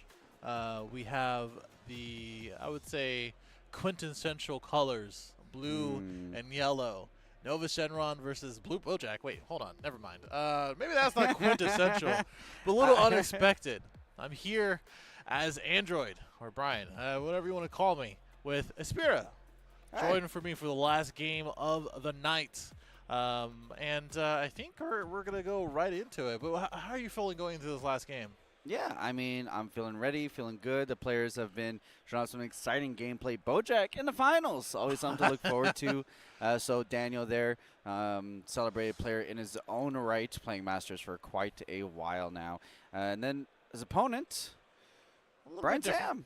A little different. Both of them are very decorated players, but one of them has a national win, and that is Mr. Brian Samuel. Yeah, and also the first Battle Hour champion. So this was Yeah. before that was effectively a world championship tournament. True, yeah. It was more of like an invitational tournament. Yeah, it was like a specialized thing. It was, a specialized one where we got players from all over the world playing in it. And then we had a couple of guests being able to play in it as well. So congrats to Eggman for competing with the other 7 world competitors. I remember. That was a fun time.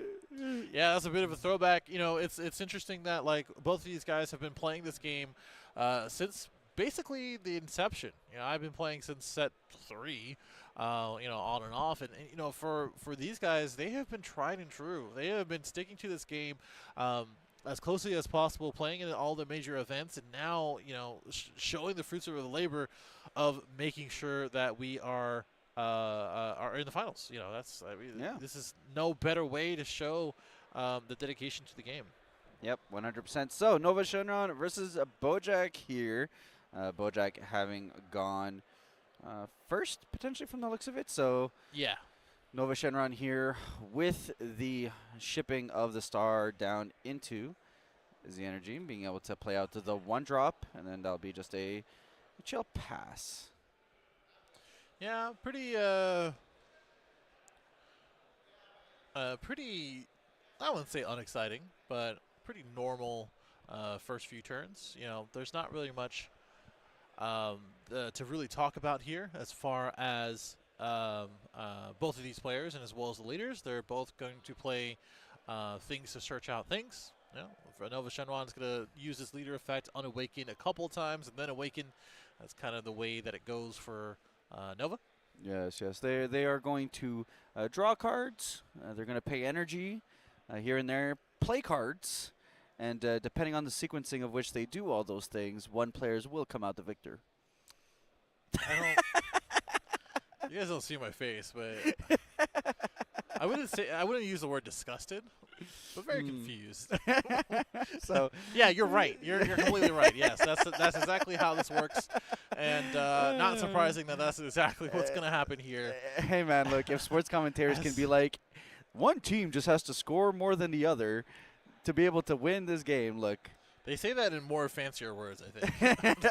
We can do the same, just a little more specific. All right, so 4-drop Sin here. Yeah, we did play the negative energy 1-star ball on the field. I do believe that was either free or from the leader effect. And if anything, the thing about this is that, you know, you have choices in a lot of the negative stars from obviously Sin, which is the 1-star ball, up into Haze. Haze is such a huge boon for the deck. Being able to copy effects from Oceanus or from Omega, whatever it may be, and have that versatility. And I think that's kind of why Brian played this deck as a part of like U7 or any of these other yellow decks that you could play. This is the fact that you just have a good amount of options and it's consistent. You just do the same thing almost every single game. So speaking of, this is where the one-cost usage comes out, allowing us to awaken pretty soon here.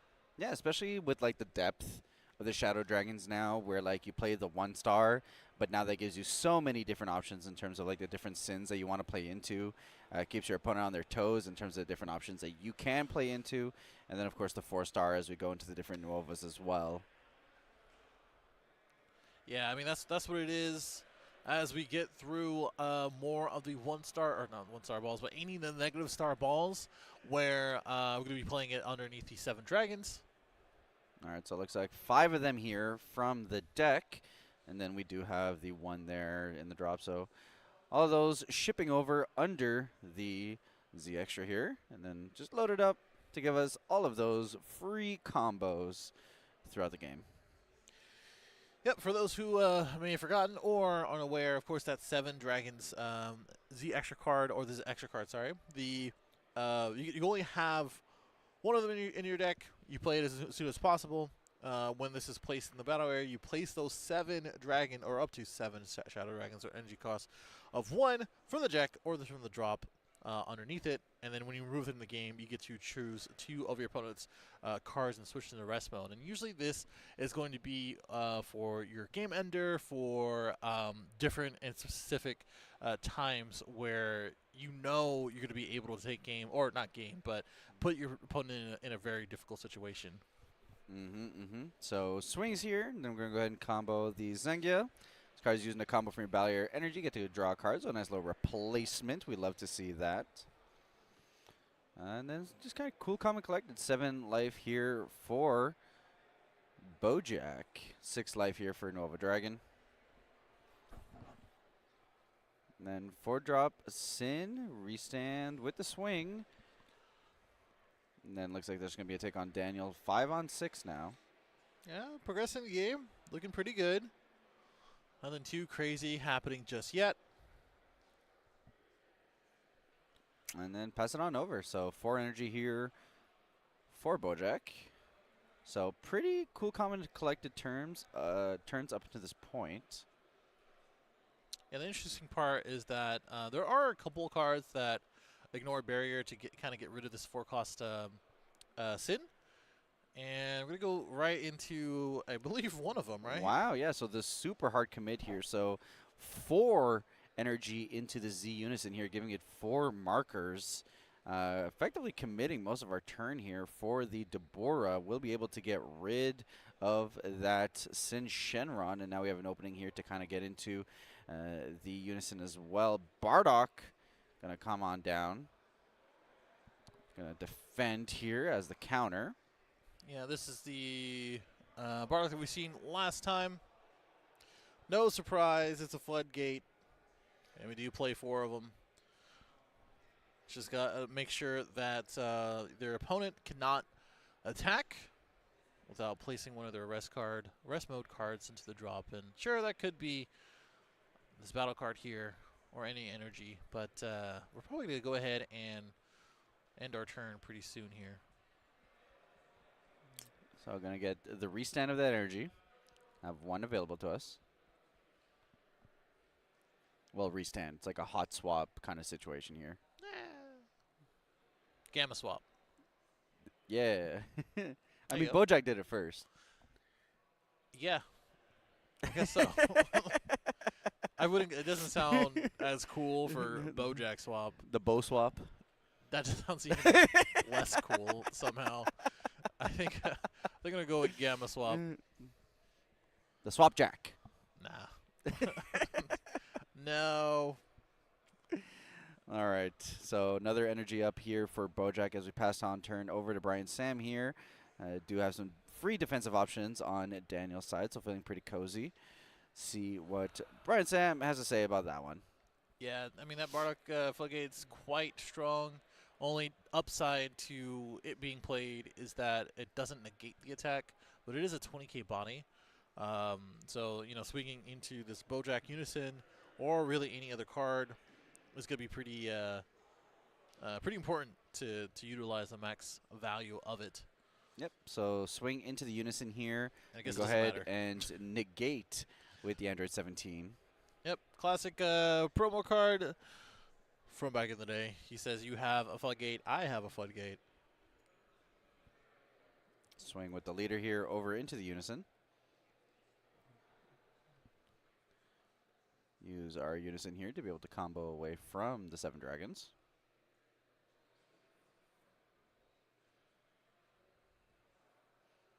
Gotta say, if you're the type of person who loves drawing cards, Dragon Ball Masters is the game for you. I think that's like, if you start with Masters, you don't start with any other game.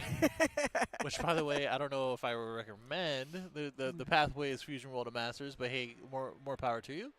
I think you would be very entitled and or confused when you go to other card games, if you do, right? Because I am used to just drawing literally on every effect in Masters, or just drawing in general. You just don't get that in other card games. You do nice. not. It feels nice to draw. Yeah, it just drawing cards feels really good. Having like consistency and options. Yeah, always feels nice here. Looks like we were just explaining the auto and activate main of the Bojack Unison. All right, so into rest goes the Deborah.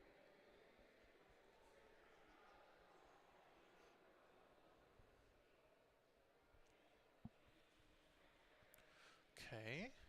And the tank here for both players here. All right, swing with the Nova. I'm going to go ahead and bottom deck from hand. So deciding that we prefer the pressure here of trying to get rid of this Unison over anything else at the moment. So 1 marker down for the Unison. Are we going to go ahead and bottom deck another card from hand to try to get another swing here? Pay 1 energy. We're going to go into the 8 drop here. Going to be able to draw ourselves a card.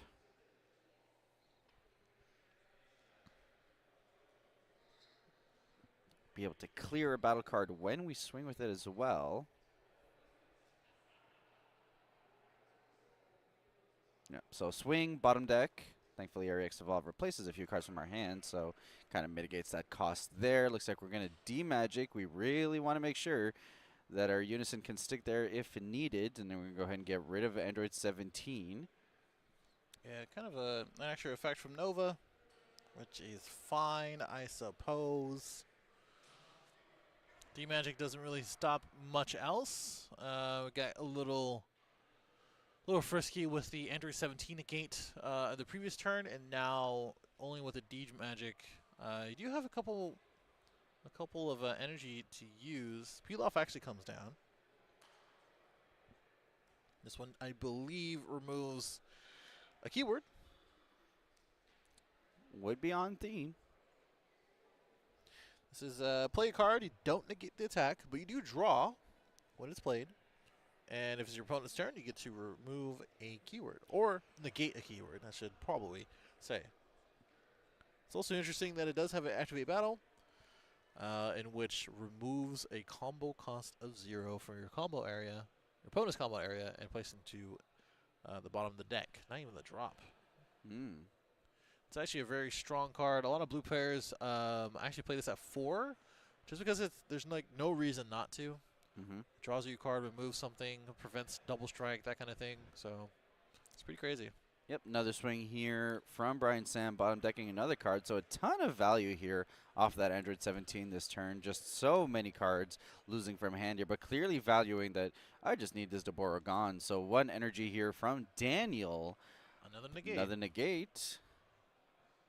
Ah, okay. Okay, get out the Boojin. Yep, pretty interesting. Using it from energy.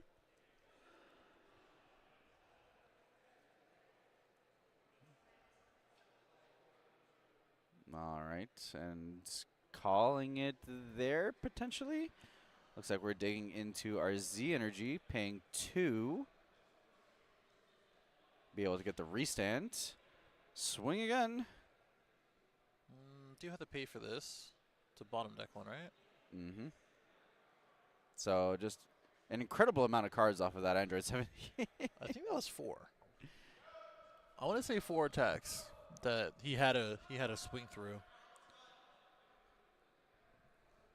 Okay, we're successoring. If that's a word, right? Yeah. This is the SS4 Gogeta versus Omega Shenron. Energy exhaust blocker successor for 1, auto limit 1 if your leader is green or yellow and your opponent has 3 or more energy. This card's play, you get to choose one. Your opponent discards 2 cards from their hand, and this card gains double strike. Or you get to choose up to 2. Your opponent's battle rest mode battle cards, you're going to bear and KO them, and then this card gains dual attack. Gotcha. I'd imagine he made him discard. Yeah. You can't see his hand just yet. Oh, there he goes.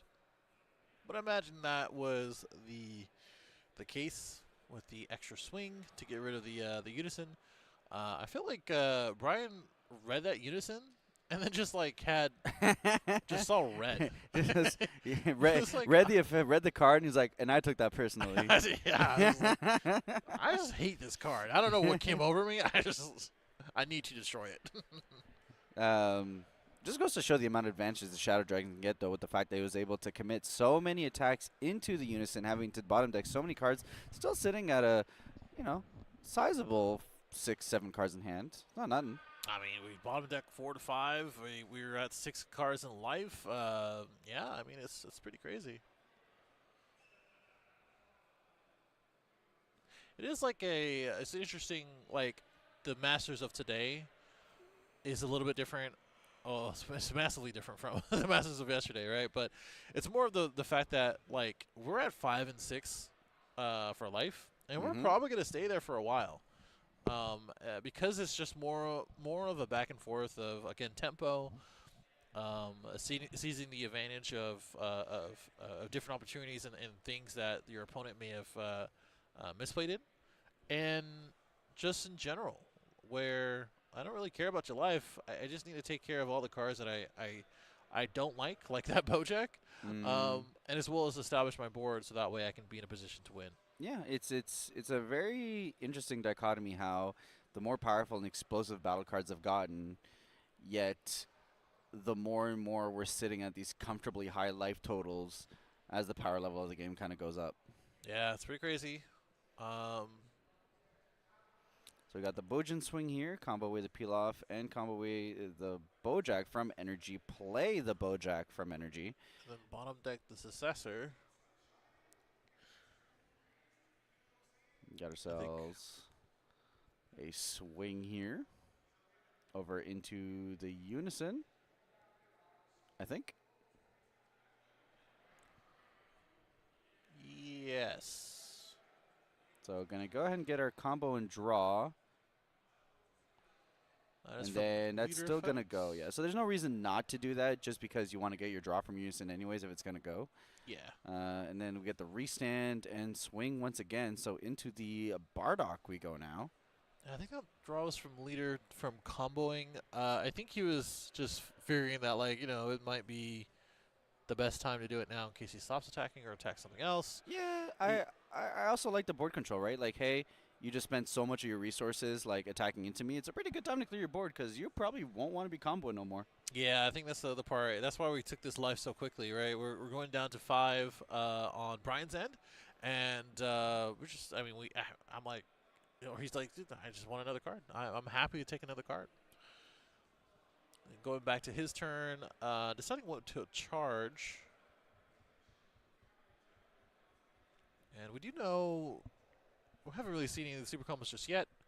Obviously, it's going to be a little bit different depending on the life totals and which options we're going to be using. But we do know one of those super combos for Brian from the previous match is the Gohan super combo, or the secret rare. So, playing out another Unison. Yep, just need that on board to be able to keep on comboing from our 7 dragons. So 1 energy to restabilize that. I mean, it's annoying tax you have to pay, but a very small one when you consider how much it's able to turn on for the deck.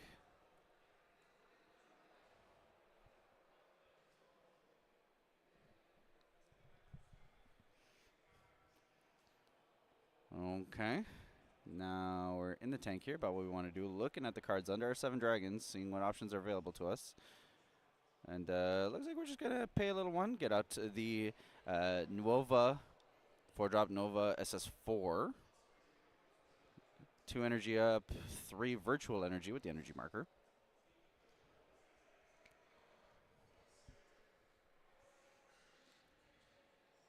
Okay. Swinging once into leader.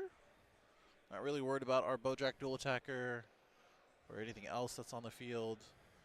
And we're going to be doing the same thing. So A little combo, but take it Combo. anyways. But that will be able to get out the Bojack, which will get rid of the Shenron and prevent being able to go into another A-drop.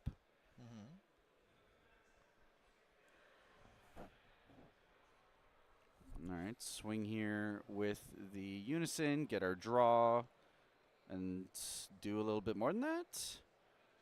All right, get out another 4-drop. Yeah, why not? Gonna keep that nice and tidy for our Z Extra.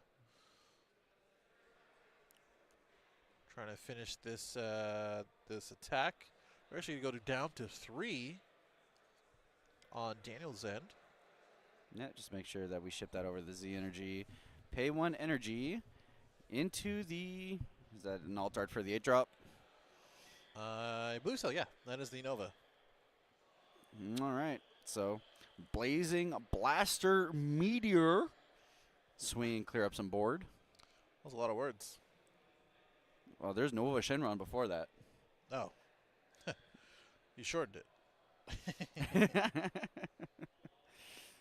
All right, so swing over to life here. Take the life. 2 life down here for Daniel. Shaking his head.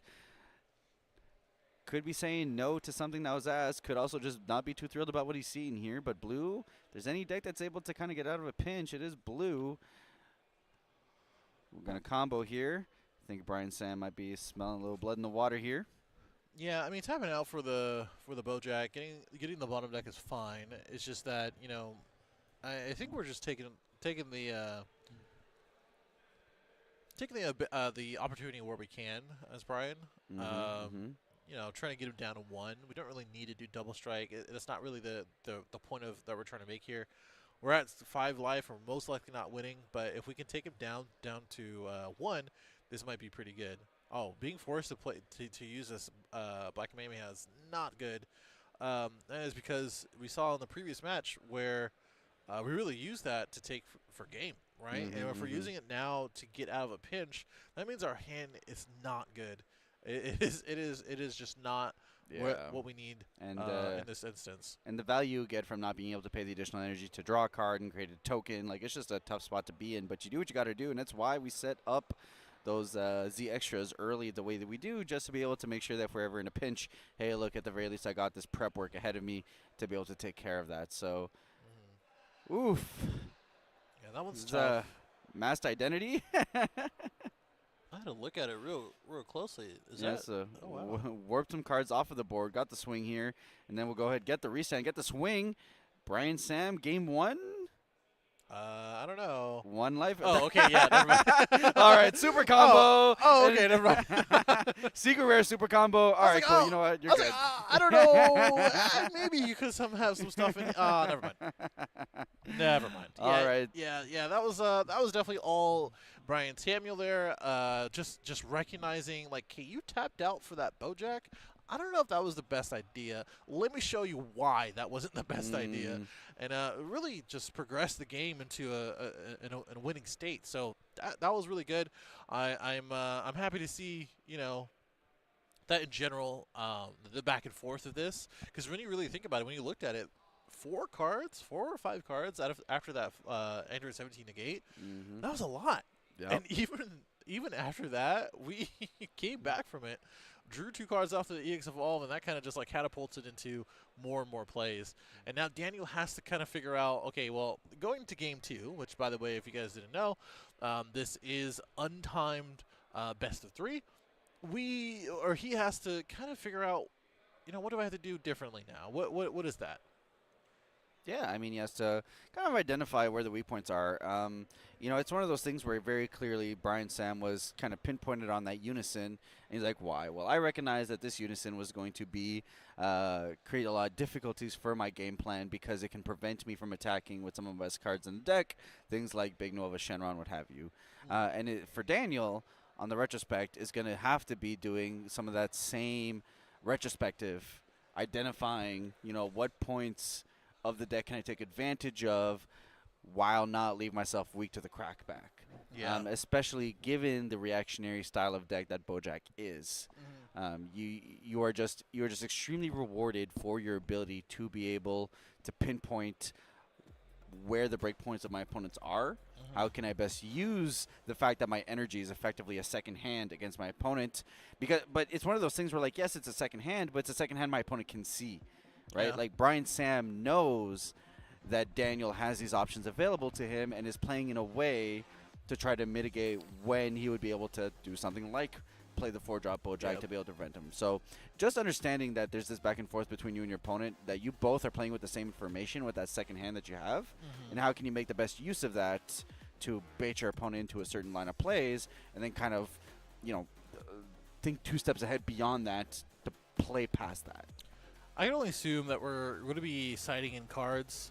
So all the things that you just mentioned is going to be going into that. What do I side in to prevent any of these floodgates? And does that look like something like Koitsukai, right? True.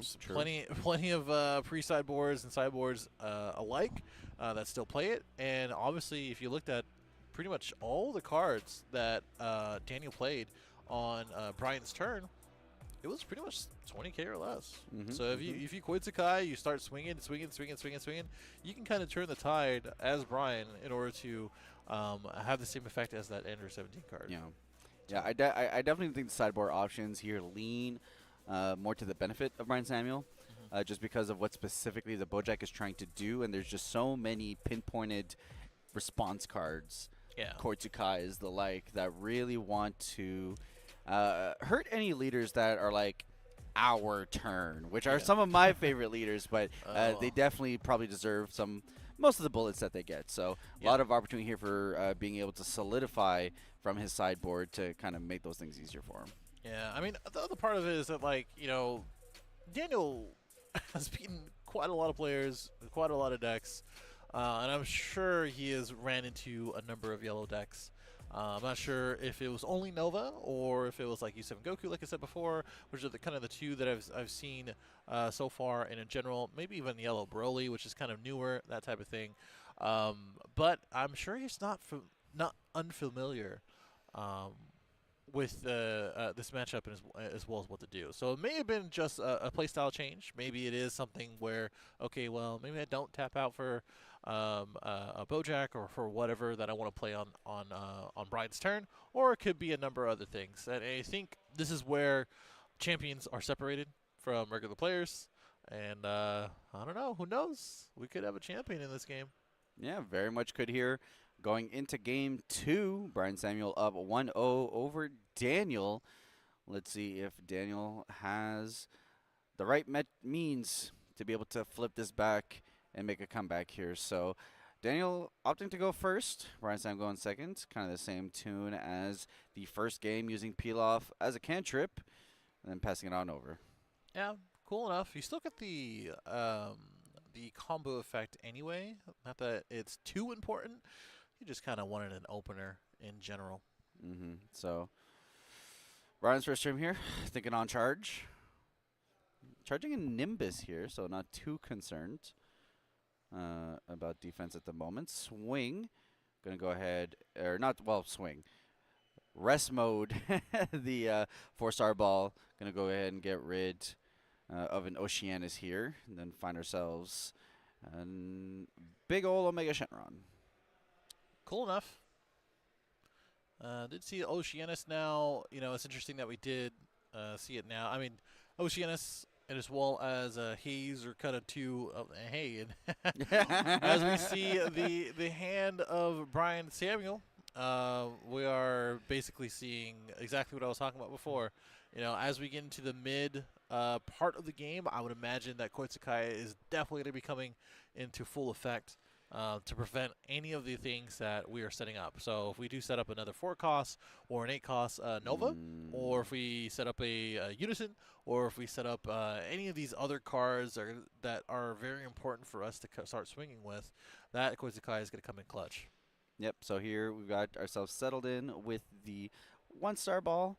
Over on Brian's side, we've got the Bojack swing for Daniel. Brian with the take, getting him down to 7 life here.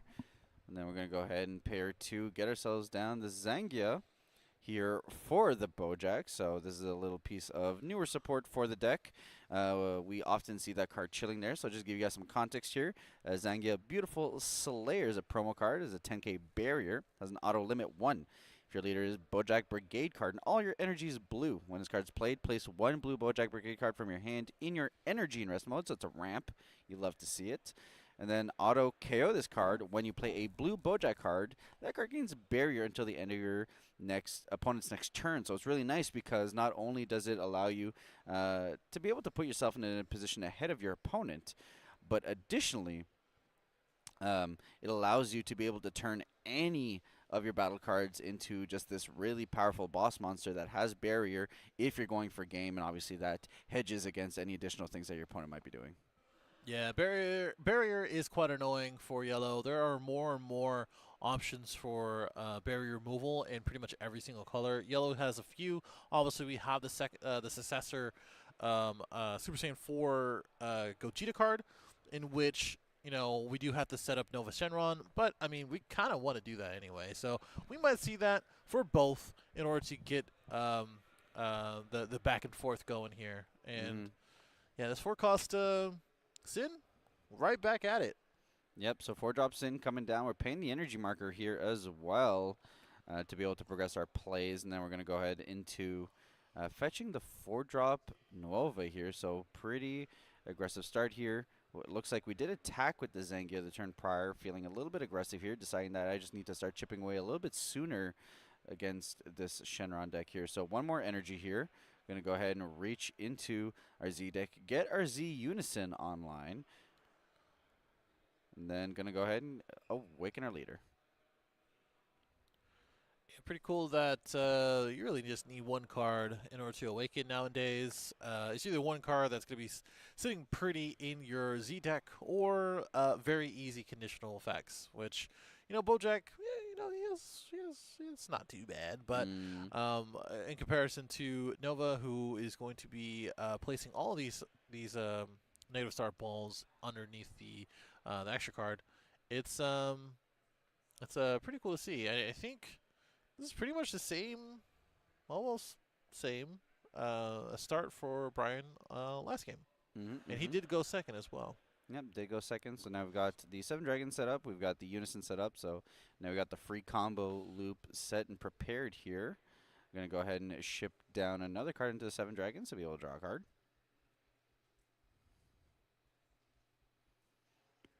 All right, in the tank here, got 1 more energy. What are we going to do with it? Do we hold it up for the defenses? Do we go ahead and just try to apply more pressure? Looks like we're going to start with a potential leader swing here. Nope. Unison swing here to get things started. Swing onto the Zangia. Going to have the ability to combo from the 7 Dragons here. Oh, combo that away. Be able to draw ourselves a card.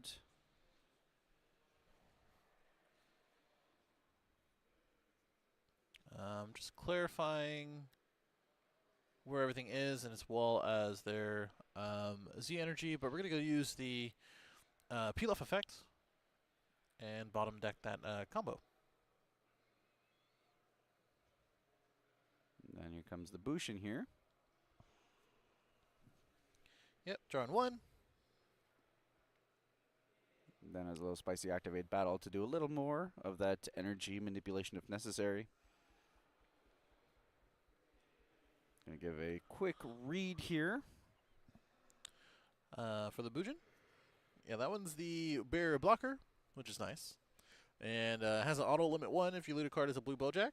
At the end of the battle, this card is used in a combo or from your hand or energy. You get to play from the drop. So pretty much in correlation to all of the other cards that we've seen, Xenia, the Bojack, the other Bojack, etc., etc. This one has to activate main in battle, and 1 of your blue energy, or place 1 of your blue energy into your owner's drop, draw 1, and then place 1 of the Bojack from your hand into your energy, just like you were saying. Just manipulating energy as you see fit, because a lot of the Bojack crew or brigade, whatever you want to call it, they do interact specifically in the energy, and that's exactly where you want it. Yep, so Combo away the Bojack here. Replace it with another Bujin. Why which not? Which is always fun with these cards as you're setting them into your energy for them to also be future cards that you're going to be utilizing in the same way with the combos at one point or another. So another swing here over into the Zangia. So not wanting to make sure that we're able to give things any barrier. Now we're coming away the Kotskai. And drop is where we need him. So into the drop that goes, or Z energy. Yep. Pardon me. Then looks like we're just going to pass turn there. So 8 life here. Still unawakened for our Bojack leader. Got the Bujin on board. Looks like we're charging the 4-drop Bojack.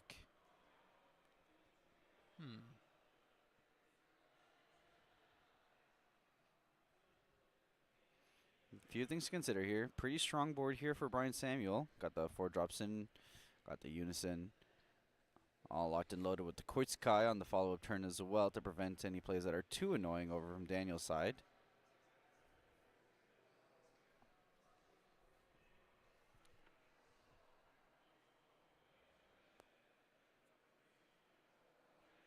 Either that was magic or an explanation. Oh, okay, it's an explanation. Yeah, it's Daniel had paid 2 to activate an ability here. Gotcha. So we're resetting the Sin barrier blocker after a Flying Nimbus. Is pitched to the drop.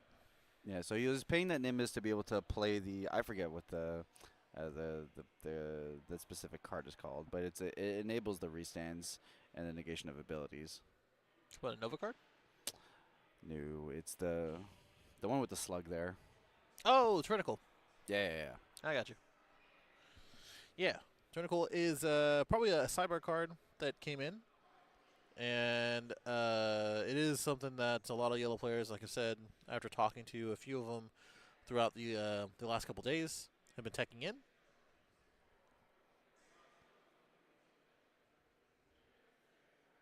All right, so additional pressure here. Zangia over into the Unison here, likely going to get blocked. No combos. And then with the follow-up here, we're going to get the Bujin swing, try to get rid of the Unison. Of course, the Unison just does a really good job of being able to get all those additional free draws, even on here where it's kind of going. And the fact that it just takes 1 energy to kind of get it replaced, card does some pretty solid work here. That probably explains a lot of cards in Masters. Yep, so the swing here will clear that out. No energy marker, though, for the next turn for Brian Sam. Does mean that the 1 energy tax to be able to deploy another one hurts a little bit more than most. The deck can definitely get around one way or another regardless, but just not as comfortable. Yeah, I mean, that is the point to make as we go into Brian's turn. I mean, the elephant in the room, it's most likely the 8 life that Daniel has, right? So, I mean, we've been really focusing on the battle cards on both ends and really not focusing on the life to progress this. And I think what is going to be the case is that between 4 to 6 energy, Brian really has to develop a board and then start swinging, pinging here and there on Daniel's end. I'm not sure how many cards that Daniel has in hand, but I do believe that it can't be that many, right? We've played a number of cards in general, and we really haven't been drawing like we would be in really any of the deck, or even Nova. So I think it's one of the things that Daniel has to consider. If I'm going to continue to be starved, how do I progress the game state to get you to a lower life total? So by the time you do swing at me and I start taking cards in my hand, I can put myself in a position to take game. Yeah, 100%. So got that 1 energy down for the Z Unison to make its way back onto the field. 2 more energy here to kind of dictate for Brian Sam. Looks like we're opting to thinking about the 4-drop Nova, but then a little bit of a smooth hand trick, shift our way over to the Zangia here, and see if we decide to protect it. Gonna opt here to go into the Bujin, so will replace itself. Very nice replacements. Definitely a card that you want there. We will let the Zanga go, but then have the ability to be able to play out to the Bujin, so just get another 20k on board there. I mean, that's nice. Also have the opportunity for the Activate Battle. So a little confusion here in terms of the restand for the blocker Sin here. So we'll kind of pull it up for clarity here. So if your leader is yellow when your opponent has a battle card, you may choose that card, negate skills for turn. If you do, switch this card to active mode and negate this skill for the turn. But because Bujin actually has barrier, it cannot be selected and have its skills negated. So because you have not done so, It doesn't go off. the blocker is not able to restand. Right. That's been a thing for a while as far as that interaction goes. There's only a handful of cards where it does have barrier. I mean, more and more of them are coming out in Masters, but there's only a handful of cards that actually have that interaction. But it is good to know, and it's not like a counter, but it is definitely something to understand. Yeah, 100% here. So now we got the 4-drop Nova Shenron here. Swing into the Bujin. See how badly we want to protect that. Barrier, 20k barrier is definitely nothing to scoff at here. Especially with its activate main / battle that's able to allow you to manipulate your energy some. So That's what's going to happen here. doing a little bit of that. Bojack comes down.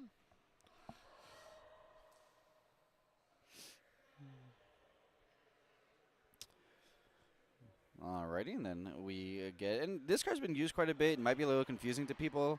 So a little clarity on Galactic Buster. It is an errata card, with the errata adding in that if your leader card is a Bojack Brigade, and you choose one mono blue battle card with a combo cost of 1 in your energy area, which most of the Bojack Brigades do have that 1 energy, you get to draw 1 card, then use the chosen card in a combo. If it's your opponent's turn and use a card in combo with this skill, place the top card of your energy from your in your energy from your drop, and then at the end of the battle, switch one of your energy to rest mode. So effectively kind of giving you like a temporary freebie 1 energy that if you happen to use it before it decides to go into rest mode, then you've netted yourself kind of just a freebie there, as well as an additional draw and combo. So. Yeah, I think that's what it is. It used to be a very popular card in a lot of mono blue decks, and you know, it just is now completely reserved for the Bojack leader. And as we're continuing with Brian's turn, we did play out the 8-cost Nova, drew some cards, and cleared out a couple of these battle cards on the field. Not too surprising for that. It just kind of does a lot of different things and keeps up our hand size. Gonna go ahead and get the Z energy from that free combo. And now going for another swing. Going down to 6 for Daniel. Here's the thing though. This is what I was saying before. You know, Brian is really controlling the board and the tempo and the pace of this game. And now he is deciding when Daniel's going to be taking life. That's the thing, where Daniel really just didn't have any kind of conversation or any kind of say in that. Yep, so here the restand with the Nova Shenron, additional swing here. Bojack down to find Daniel, being like, you know what? Yeah, you know, oh, how about I take a little bit of this life? Feeling a little bit better in terms of giving him the options to not only awaken, but also just see more cards, being able to progress his game plan. But still, definitely in a precarious position here. Very strong board here for Brian Samuel. Looks like we're going to just go ahead and pay the 4, pay 2 Z energy here, and just go into, once again, the mighty Deborah Z Unison, the card in which Brian Sam said it's on site. I hate this. Reminder for anyone who's not in the know. We got ourselves Deborah Stone Transformation Nightmare is a 20k dual attacking blocker. Dual attacking blocker always very nice because you can get a swing in, be able to restand. You could attack if you want to, otherwise going to chill as a blocker. And then there's an auto. One of your opponent's cards attacks. You get to choose up to one of your opponent's battle cards to gauge skills for the turn, and it can't attack for the turn. Very powerful when you're dealing with huge multi-attackers like the 8-drop Nova Shenron.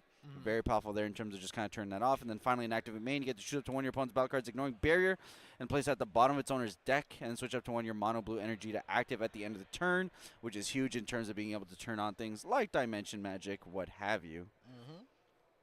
And finally get to Awakening as, or getting to Awaken as Bojack. Oh, yeah, that too. That's something. I mean, I think that's one of the reasons why we did play the Bojack Unison.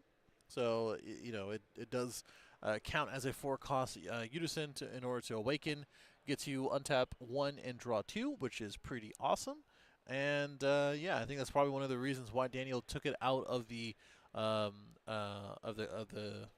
was going to say ancient case, but really just a deck box in his closet in order to play this play this national event. So a little bit of lot of stabilization here on Daniel's end, able to poke in Brian Sam for a little bit of damage here, going down to 5 all now. So a little bit more of a balanced board state than we've been seeing the last couple of turns. And then we're going to go ahead and get the combo with the Zangia, get the additional draw. It's always nice here. Then we got the setup for the additional Bojack here. Brian deciding to take it, going down to 4 life here. And then looks like we're just going to commit that additional swing with the Deborah. Massive hand here. Brian Sam looking some odd 10-ish cards here. We do have the combo with the Hercule here, and then drawing 2. Love our super combos. Into the Z energy that goes. Now we're going to go ahead and get rid of Nova. We're going to go ahead and bottom deck that away. To the drop goes the X-Evolve, and of course the replacement effect here. We're just going to go ahead and swap in for a ball to hopefully build our way back up for Brian. So that's all she wrote for Daniel. Pass on over. Yep, being at 4 cards in our life to now 5 in Daniel's. He was sitting at 8, got a few additional cards back into our hand. I want to say he has 7 from what we just saw there, and I think Brian probably has a little bit more than that. I don't think he has that many cards in hand. Okay. You sure? I think he has like 10. I think he has like 10. It could be worse, right? So I think 11? Yeah, something like that. I think 11. Yeah, I think he's in the double digits. I definitely think he's like 10 plus. So I mean, it's like it's not too crazy. But here's the thing, you know, it's just depending on when we want to Kotsikai. We're gonna do it right now. All right. Understanding that we do have 2 open. Daniel took a look at his hand immediately, which means like he said, I think I'm probably gonna use this anyway. So I don't think I care. It's funny. Koizukai does quite a lot for anyone who plays it, and it's pretty interesting that yeah, powerful old stable. A reminder for everybody: activate main. You remove it from your drop from the game, and you choose 2 cards in your hand, place them at the bottom of your deck, or up to 2, and then you replace those cards. So it's nice. It does hand fixing, which is super cool. But why you mainly play it is because during your turn, if your opponent plays a battle card with any power or less, so like the entirety of the Bojack deck, they get to choose 2 cards from their hand and send it to the warp. So very punishing for any decks like Bojack that are looking to play our turn. Okay. Yes, I think that is definitely the case. It says no to a lot of the Bujin stuff. It says no to the Android 17 Negate. It says no to the Bojack 4-cost. So pretty much a lot of Daniel's deck is just countered directly by that 1 card, among other things. Especially Nova Shenron, where it serves as double duty, because shoving things back into the deck is like really useful to be able to kind of go back into your Nova Chains from deck and stuff like that. Yeah. So it's almost like an additional draw. Yeah. At that point, because you're never forced to be in a position to have to play the card from your hand. Yeah. So you just netted that extra card. I mean, it's kind of the same way we were looking at Red Vegeta, right? It's just one of those things that really plays into itself for the drop area and the warp, but this time it's just going back into the deck and then being able to utilize any of the Shadow Dragon's effects to get it back from the deck and onto the field or hand. Yep, 100%. So pointing at the Bojacks. We're going to be using some Bojack thingies here. very descriptive on my part. Oh, I was like, using using an ability here. I'm gonna go ahead and pitch the peel off from hand. Oh, okay, I think we're just clarifying effects here. mhm.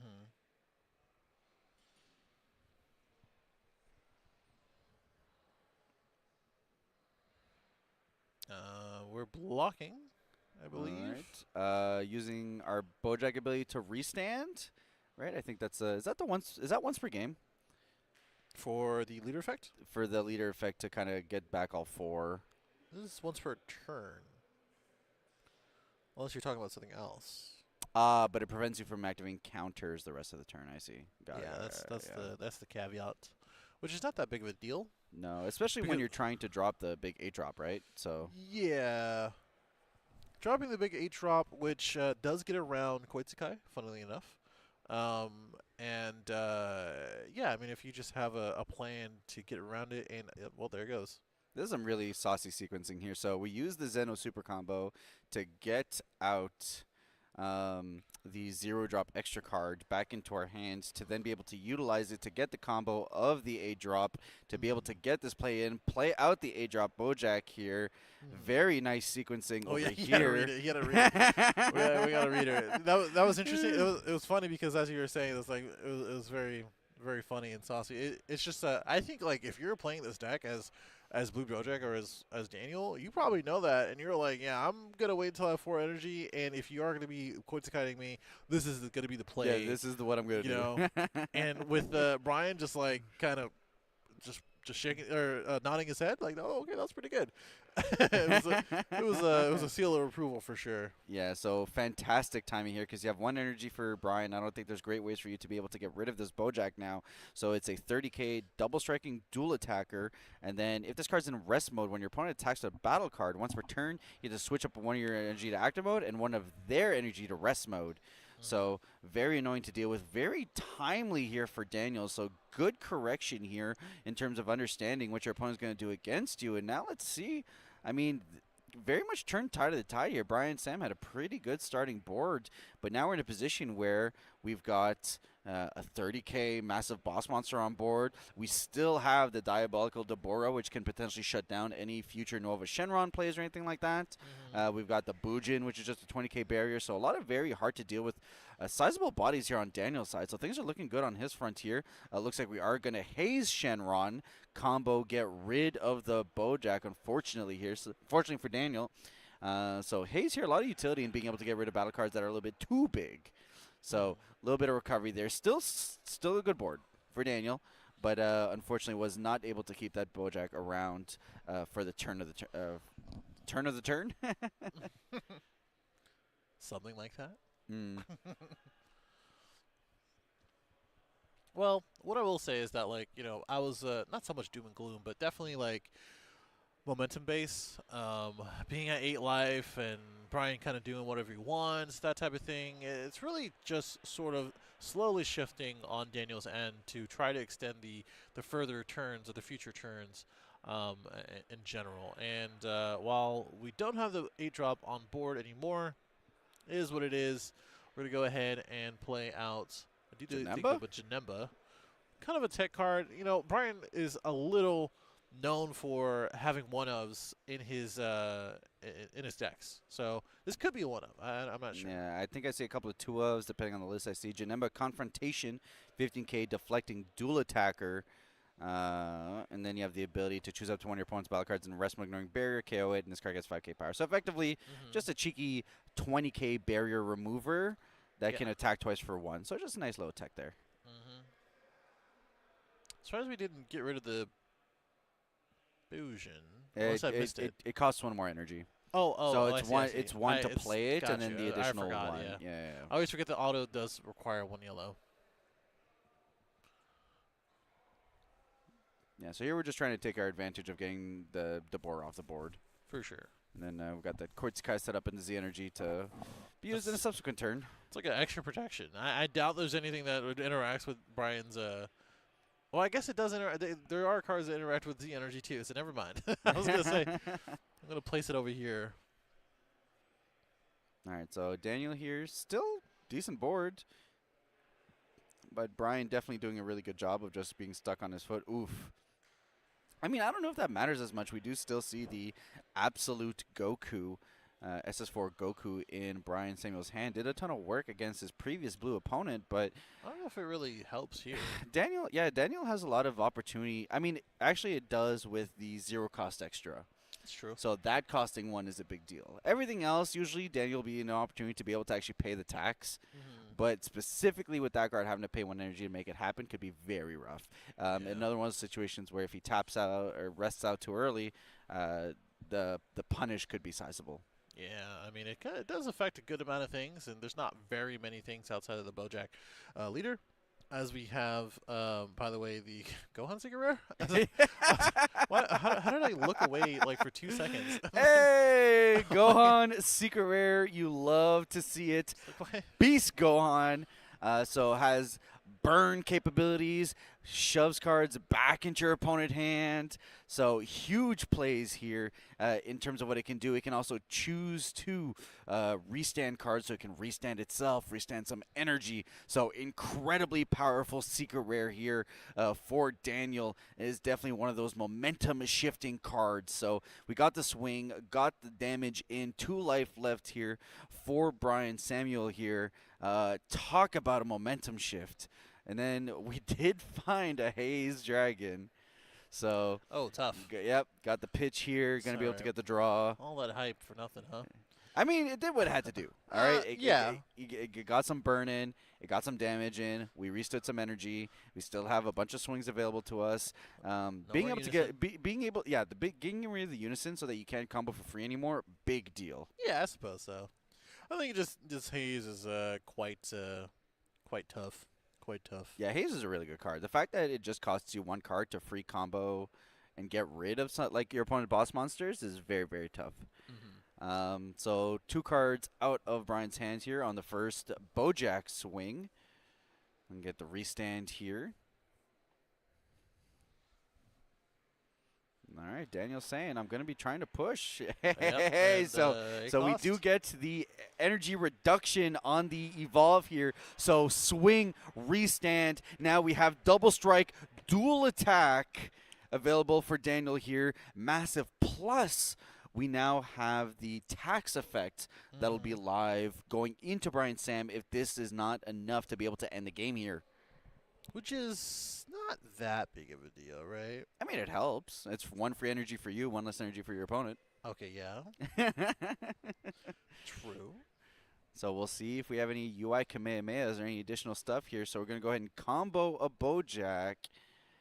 And I think we're just going to leave it there for this first attack. Yeah, this is interesting. I think really this is kind of going to be a testament to, our card quality in our hand for Brian. I mean, we've been drawing quite a lot of cards throughout the entire game. We did elect to get down to 2. Oh, that's it. So Daniel pushing it over Brian Samuel, forcing out a game 3 in this North American Finals here. Yeah. Bojack forcing it through.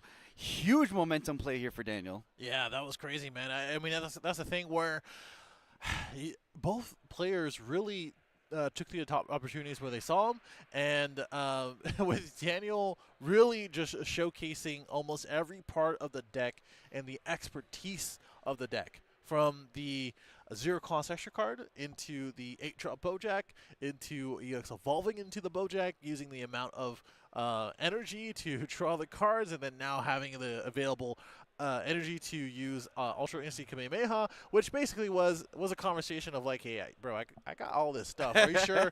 are you sure you're gonna be, able to defend against this? And Brian was pretty much like, no, I don't. Yeah. Fist bump came down, and we just decided that was it. We're gonna go right into game 3. Yeah, that just also goes to show the impact of the secret rares, right? It started with the Gohan, got that burn damage, got the swings, we're able to put him in a 2-life position. So the impact of the secret rares here cannot be understated. Brian Sam comboed his secret rare in game 1, and that was the fist bumps here. Daniel started his turn off with the secret rare here, got it running, and then Bojack kind of coming in for that 1-2 punch right behind that to be able to shut down the game. Yeah. And turning this into best of 3. We're Yep. going to see game 3. Yeah, it's funny. It was just the fist bump language, right? It was it was like secret rare and attack. Yes, fist bump. Okay. Yes. I mean, that was it was a showcase of like I said, the expertise of a very specialized deck. I don't think everybody or anybody in any kind of Masters tournament can be handed a Bojack deck and expect to top with it for one. Not to say that Nova is an undifficult or less difficult deck to play. It's more of just like you really got to commend Daniel's commitment. You know, making sure that he finds every single line of play and every single option, and push to a game 3. Yeah, I mean, you got to reward those players who decide to just take those strategies to the ends of the earth. We saw that with Jared earlier today. Yep. In terms of just always being one of those players who plays with those more fringe green strategies. Yeah. So now seeing that pivot over to a blue player, which plays near and dear to my heart. And, you know, maybe able to dethrone yellow, which tends to be the favorite in these final situations. Yeah, well, we'll see. I mean, we're a little hyped up about the possible 2-0, but it just really turned into something completely different later into the game. So I'm sure Brian will come back and kind of reevaluate everything. This is also the opportunity for the first time to go first. He went second the first 2 games. True. So that could be the election. I don't know if it's going to be too big of a deal. You know, I don't know. We really burned that energy marker pretty early in our last game. Right and away. I think in our first game as well. So I don't know if that's something that's super, super important to Brian. Yeah, and it can't be underspoken. The pressure that you feel in a game 3 scenario finals of a finals situation. Right? He's been here before. Yeah. And to understand how it feels to play calmly in that situation is a skill within itself. Yep. It is something that is practiced, but unfortunately for most people, you can't practice it because you haven't been in that situation. No. It is not something that you can just sit down at a table and be like, okay, now it's top cut. So that just pressure, happens. you're just there. And look, this is also for, you know, we're contesting ourselves to see if we can make it over to Worlds. Yeah. And get ourselves our attendance there. So yeah, for those who don't know, this is going to be the last game of today. We're likely going to sign off after this match as we find out who is going to be the champion between Daniel and as well as Brian. But tomorrow we will be back in order to stream Fusion World, both Fusion World and as well as Masters for their World Championship. It's going to be physical Fusion World as well, and part of that tournament, or one of those tournaments, just to say. And for that top cut, it's going to be very interesting. But for today, it's time. It's time to find out who is going to be our finals champion. Yeah, is Brian Samuel going to claim his second North American champion title, or is Daniel going to claw that away from him and put himself in a position to his first North American championship? I don't know, man. When I saw Brian look at the ceiling and kind of laugh and be like, "Hey, man, I got kids now. I gotta go home. I live like not that far away from here. You know, this is whatever. I got to the finals. It's all good." You think there's some home field advantage to it with the amount of North American finals that we have here in California? Yeah, maybe. I don't know. This is a West Coast thing. I'm pretty sure Daniel's from Arizona. Someone can correct me if I'm wrong on that. But I'm like fairly certain that Daniel is. Either way, you know, it's very interesting that our West Coast people are representing. I'm part of that as well, and I'm super happy that these guys are doing their best in now the finals, as Brian is picking up the pace. He's like, you know what, we got to play this game today. So very fancy energy marker here on Daniel's side. Yeah, you would almost swear that we didn't give them participation markers as they joined the tournament. Not important. All right, so swing here with the lead. We're going to go ahead and combo away an Android 17 to get our Z energy started. Going to pair 2 energy here to get what I presume to be the Zangia on board. Oh, sure. And then we just get that Zangia there chilling, waiting for future plays. So, or we could start swinging. I mean, I guess that's something you can do. I mean, you could. I mean, there's not really much else that you really need to worry about. At least for the first few turns, as we take a look at our hand. What I will say is the changes to Dragon Ball Masters to add the energy marker does also expand the options. Because for Bojack now, effectively what the Zangia play does is it converts the energy marker into a permanent energy. Sure. And so it's very powerful in terms of effectively saying that like you ramp no matter what, as a just on turn 1. Yeah. And you get to keep it. Yeah. Which is very nice. Yeah, it's interesting because now you don't really have to have that, like, what I call marker anxiety, energy marker anxiety, because, like, as soon as you get rid of it, you'll never get it back. And that decision is always going to be a tough one. But this is pretty much made for you, you know? The decision is pretty easy just to go ahead and get that real energy out. Yep, we got a Zeno in energy, which is a little unfortunate, but of course, the beauty that you have Zeno as a super combo for your deck is that you can Zeno pick up a Zeno, and then proceed to just go back to your daily action from there. So, for sure. Looks like we are going to go into the 4-drop Sin here, and then fetch ourselves the. Is that Omega or Sin versus SS4? I have to double check. That is SS4 Gogeta versus Omega Shenron. Yeah, it's Omega. It's Omega. Looks like we're digging into our Z deck here. Going to go ahead and fetch the Unison. Get that online. Then Awaken. Yeah, that checks out. So Awaken with our Nova Shenron here. Be able to untap an energy. Going to go ahead and fetch our 7 dragons. Dig into our deck. Get all of the negative star balls. Throw those under. And then proceed from there. Sounds like someone found out who's top or who's third place, by the way. Yeah, just got some cheers. So we'll see in a sec when all the celebrations are up. See who we got in third place. Of course, we'll be having a crowning ceremony to be able to give our champions their prizes. Yep, so ceremony there to be able to provide our winners with their prizes post this event. So as we kind of figure out who's going to be winning the whole thing, you guys won't want to go anywhere as we give our champions their flowers. Yeah, and not really missing too much on Brian Zen. We did go ahead and Awaken. We got the Unison out. We got the Z extra card with all of the dragons underneath. We got the 4-cost barrier blocker. Pretty much all of the elements of the first couple turns that Brian wants really didn't change going first or second, really. So let's see what we can do with some of this advantage. Zangia no longer among us, and then we got the swing with the Unison here. Gonna get that free combo and get a free draw as well. Interesting. Oh, we're just gonna go for the swing here, and then we're gonna utilize the Galactic Buster here.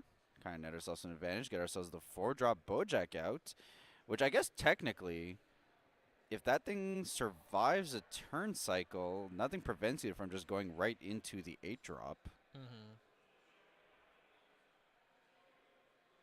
I think you do need the energy for it, which just depending on what you want to. But it reduces the energy cost by 3. That's what I'm saying. So it only costs you 2 to go into it. Oh, I thought it was 3. No, it's so it's a 5. You reduce by 3, so if you have 2 energy, you can go. Gotcha. I don't know that that's the play to make, but it is an option. you could go into it this turn and then go into your Unison next turn. Sure. And then Awaken. So that might be what is going on. We do get the Black Kamehameha, which is nice to have. I don't think we had it for very long in our last game. So. All right, so it's nice first to see swing it. here. We do know that this is a dual attacker, so it could always be swing, make something happen, and then kind of get the restand here. So, of course, 24K blocker. We'll just get the free block there. But then we combo the Zangia, get a peel off down into our energy, get a draw card for being able to do that with our Zangia there. Kind of leave it at that. So 25 over. We'll need to combo to protect it. Haze. Oh, no. Oof. So Haze here he saying, recognized it really quickly. Bye. Yeah, he recognized that really quickly. He was like, you know what? Nah, we're not again. We're not playing that 8-drop anymore, bud. Yeah, Haze, an incredibly powerful tool in the Shadow Dragon kit to kind of make things happen here. We do have the Nimbus in hand here and the 1 energy to be able to deploy it if necessary, though I don't think that'll be too necessary. Now, Daniel kind of in a position where he's got to figure out what to do with these 2 energies here. So first we'll start swinging on over into the Unison. I'm going to get a little combo action here to be able to draw a card. Mm-hmm.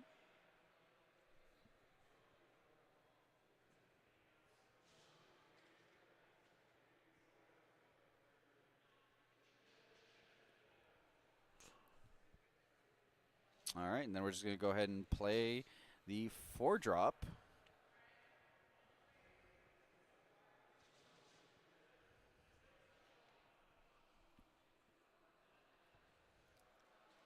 Okay. And then just pass.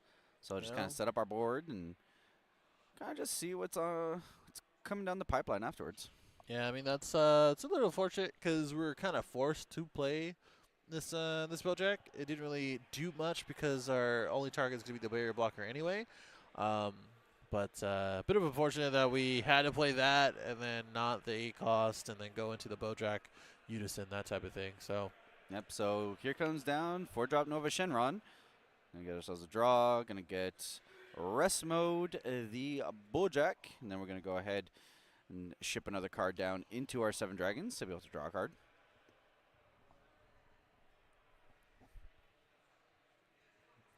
Nova swing on leader, I think is my understanding. You might, yeah, it looks like he is swinging on to leader.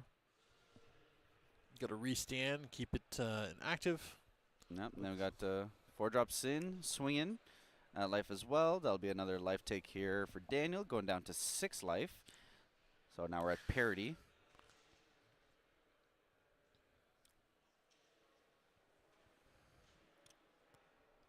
We got the swing with the Sin Shenron here. Okay. 8-drop. Yeah, draw the 2 and gonna go ahead and swing. I do believe we're gonna get rid of this 4-cost Bojack, which goes straight into the drop. And we're gonna take 1 more life. Yeah, definitely picking up the pace when it comes down to making sure that we're making, or not we're making, but Brian is making Daniel take more and more life at his pace, and not really too much of an argument on Daniel's end. Gladly going to take the more, or the cards to put into his hand and have a healthier hand size, because we were not looking good before all these swings. Yeah, absolutely not. And just Brian has done a fantastic job here, just kind of keeping things clean on board. And just as he's been progressing his board states, just much more comfortable here, has been pressing damage. We're down to 4 life here on Daniel's side. So just doing a really solid job of maintaining hand size, maintaining board control, recognizing where the threats are coming on Daniel's side, and just taking most advantage of that. So down to 3 life here, and then we're going to get to the pitch to get the restand, and then another swing here with the Nova Dragon. So very powerful set of turns here. Does have the Black Kamehameha, but we don't really want to use that here if we don't have to. I think he's fine. I think this is pretty much the last attack. We're going to grab the Zeno, just like we were talking about before, in order to grab Zeno to Zeno. And then probably put down a Bojack card, maybe the 0 cost. Just deciding what that would be. Nope, it looks like it's a Bujin, so he's going to probably come down pretty soon here. Just deciding how we want to go about it.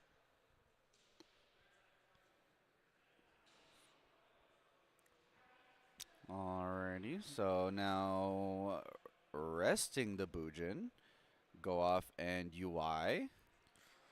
Okay. And then I think defensively UI is free. Yeah, you untap 1. So you just it depends on what you kind of want to basically utilize, because you can untap some of the ones that are non-Bojack and then tap and then go into another Bojack, like a Brujin, I guess, in this retrospect. And now we have our own little blocker. Yep, so 20k Bujin now. Got a little barrier body there. Have another Bujin laid up in the energy, ready to go up. We got 4 energy. 4 energy really impactful turns here, especially since Bojack can now get max usage out of his turn all his cards active if necessary. So we're just going to go for a hard 4 here into the Unison. Pay the 2 energy, Z energy required. And definitely one of the cards that Daniel needs in terms of just make best use of the defensive options to him. So we're going to go ahead and do the -1, get a little bit of board cleanup going. And then naturally here just kind of hoping best for the Z Unison in terms of being able to help defensively. Just making sure that we have the right board positions, keep everything clean.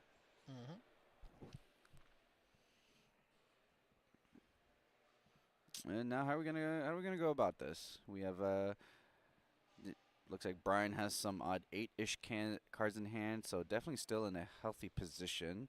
We do have the leader swing. I believe we can awaken at this point, right? The leader has an awaken condition at a certain life threshold. Life in as well as the Unison. I think Brian just kind of gave him both options. Yeah. And so now just considering how we want to go about this turn. We've got this Bujin here. We've got the Dabura kind of chilling. We've got our leader that can awaken. And looks like we're just going to opt to go into the leader here with the Unison.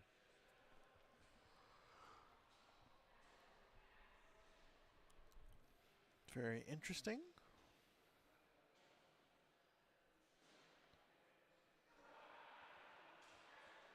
All right, here's the Bardock. All right.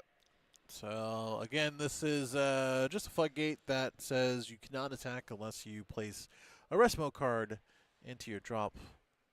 And pretty much all the ones that are in rest mode for Daniel are pretty important. Yep, so here's the Zengia here. Combo, draw a card. Oh, no, you hate to see that. So charge the Majin Boost. We're not going to be seeing that anytime soon, which is a shame. But nevertheless here, Daniel still has options in terms of expanding how he plays. Going to awaken the leader now. Now we're going to go ahead and use the Bujin ability to be able to ship energy away to be able to then replace it. So kind of just get those additional draws there. Another Zengia. So we're going to be able to go ahead and combo away that Zengia, get another card draw. Why not? And D-Magic down to energy. Yeah. Too bad we're not seeing more and more of these Bojack cards being placed into the energy from the top of the deck. But it is what it is. Yep, so a little confusion there. Thought we were swinging at Unison, but we were swinging at leader. Brian, Sam opting out of comboing, so going down to 5 life here. Get the restand on the Unison. Oh, no. So unfortunately, as Daniel was reaching over to his Z energy, did get his flip of life here. Correction here might just be They might shuffle. warning and randomization if neither player concern themselves. Looks like Brian maybe is saying he doesn't mind one way or another. Oof, always tough. Gotta be careful with dexterity here. So it looks like the resolution here is that we're going to randomize the life. Daniel here will proceed with a game warning, and then we will proceed with the match as is, which I think we all want to see this match lead to its intended conclusion here today. Not the what's the word? Alternative routes to a win. We want to alternatively awaken, not alternatively win condition. Origin number, which is the alternative. No, I'm just kidding. Zamasu. Zamasu. Newest Zamasu. The new Zamasu. Yo, what do you got against your number? All right, so we got ourselves a Bojack on board. Yes, we did get rid of the Unison. This, of course, is the green Bojack, which reduces the green cost if your leader is a Bojack, which is why you're able to play in this deck.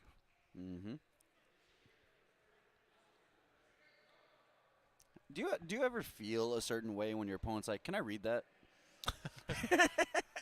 I'd be like, well, it depends on what card it is. Okay. Depends on what card it is. If it's a card that I know that I'm like gonna win with, I'd be like, go for it. Because I play a lot of alternate condition decks. You know me. I love my Sure. Jinambas. I love my Burn Gojitas. Sure. And at any point in time, if I'm in a match and my opponent's like, "Hey, can I read that Gogeta Frenzy. I'm like, oh yeah, by all means, go ahead. Yeah, go ahead, man. Oh, surely. Then let me show you what it does. Yeah, if you got a read Frenzied Burst, odds are we're probably just done here. yeah, that's tough. That's tough for them. All right, here. So Nova Shenron things. Gonna be able to shove another card down under the 7 dragons here, get an additional draw. And swinging with the Bardock. So very smart here from Brian, recognizing that the biggest time that Daniel here is going to want to utilize his Deborah ability is going to be on that Nova Shenron. So, hey, I'm going to do what I can. Nope. Hey, Flying Nimbus. All right, so just making sure we double check and read here. So, counterplay on the 17.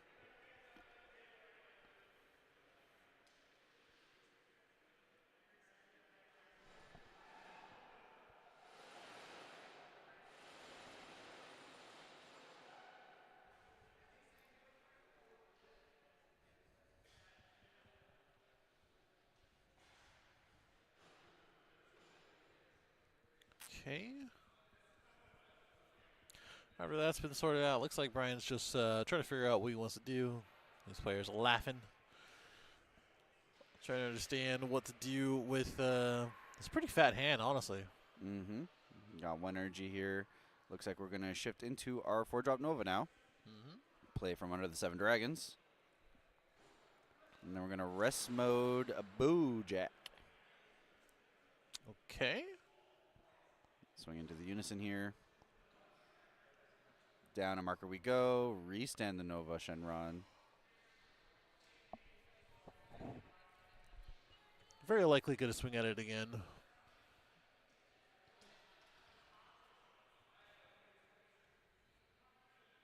Not very many counterplays that are Unison reliant anymore.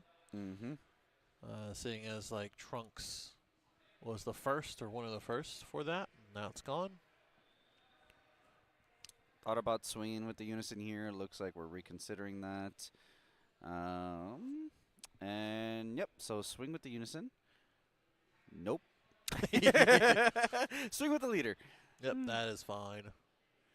Does not get a draw on leader swing, but he does get a draw on combo. So we're going to go ahead and do that now.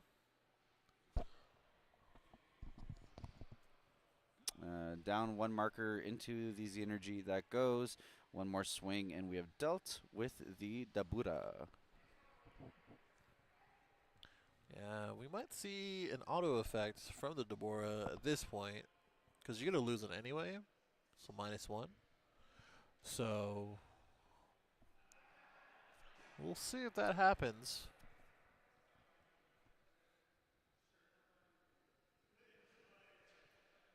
See how we kind of play into it here.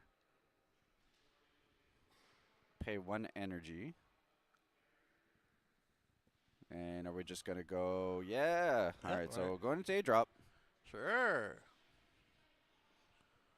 And who are we swinging at? The Unison? Yeah, just -1. Kind of have to. Yeah, just -1. Hey. Yeah, so I mean, you're going to lose it anyways, so we're going to prevent you from being able to keep attack. And then, is that just going to be a pass here? Of course, Nova Shenron being able to get rid of a card. Yep, both Z cards off the field. They are removed from game. So, not much going on here for Daniel's side, unless Beast Gohan into Bojack. Again? Again? He's got the Z. He's got the Black Kamehameha there too, so that gives him additional options as well. Can you do 5 though? I mean, he'll take him down to 4 for after a crit.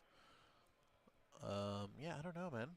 I don't think that's gonna be the case. No, without an immediate way to be able to get rid of the 8-drop though is a bit of a tough position. Yeah. Of course, could potentially just play into another Deborah and kind of going from there. That's always an option. Yeah. Thing is that Brian's tapped out. There's Oob though. Oh, Oob's pretty good. Oob for 2. Gonna draw the 1. We're gonna get rid of the Nova.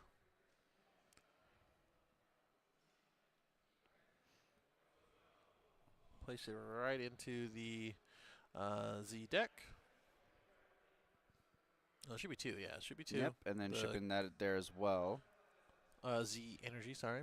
And the other will go into the drop since it was EX Evolved on top on. Now Oob is going to go ahead and swing. I do believe this is 30k double. Swinging into the unison here, just quick clear of both the markers. Running out of cards underneath the Z extra. I think only 2 is there, not even 3. Yeah, but we're going to lose our unison anyway, so might as well get our draw while we can. Yep, so sent to Z energy. There goes the unison. So what kind of pressure is Daniel trying to apply here now? Brian's completely rested out, so we're just going to be swinging at the leader, trying to chip away at Brian's hands. We do see another Nimbus in Brian's hand, so potentially if he lives to see another day, has 1 energy up, he kind of be in a comfortable position to just chill here. We'll go into the Bojack, so presumably maybe find ways to be able to get into the double strike here. I have to see. Combo away the 17. And the tank now here defensively for Brian. Big fat hand here. Are we going to take it? Looks like we put down the dice. And looks like that will be a take here. So down to 4 life here for Brian Samuel. Daniel will go ahead, pay the 1, go into the 4-drop Bojack, the same one that has the ability to lower the cost. I mean, but if Brian has the haze, so you got to play your outs though. So swing here, dual attack swing. We'll be able to get a restand at the end of the turn. Super combo. I don't know if I see a haze here, so maybe we're digging for it. Bottom deck draw 2 from super combo. We've got a Sin. I'm not too sure what the other one was, but I don't think it was a haze dragon. It was not. It was a Janemba. All right, so are we going to see the 2 here? And I think he's just announcing the Yep, effect. so there we go. 2 going into 8-drop Bojack. Going to draw a couple of cards here. Double attack. These decks are so different and yet so similar with the EX Evolved draw 2. Yep, so swing here, dual attack, a double strike, 30k swing. Daniel onto Brian. Oh, Nope, never mind. I was wrong. You know what? I was just completely wrong. That's funny. And this is definitely one of those things of like why you really want to have the Zangia to be able to give your Bojack barrier. This is just a tough position. I mean, we'll get the restand of the 1 energy. Sure, but that's, and maybe Daniel bad. has the resource to go into it again next turn, but this is super tough. No, that one feels bad to me. I think, especially if he has a Koitsukai in hand, or in drop, or even in hand, but I think probably in drop is going to be best, so that way we can go ahead and activate that, get rid of a couple cards, filter out through our hand if need be, and then as I'm talking about it, he's tapping 1, so... Yep, rest 1, probably get the unison back online. Oh, okay. Yeah. Gotcha. All right, gonna go ahead and do that. That's the cool thing about, if you do have Koitsukai in your Z energy, you can always just do that and put it right into your drop. But it looks like we're just gonna go an alternative route, because as soon as we swing, we might see some sort of floodgate. Yep, so rewind. We are not playing the unison. Okay. Parquet. I don't know. I mean, maybe just deciding he doesn't want to? Maybe he didn't meet conditions or something. I'm not sure. Okay. So 5 energy here for Brian Samuel.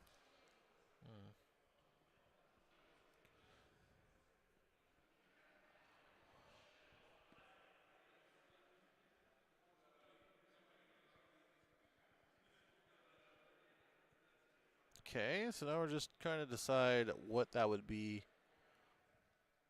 or what we're gonna do. In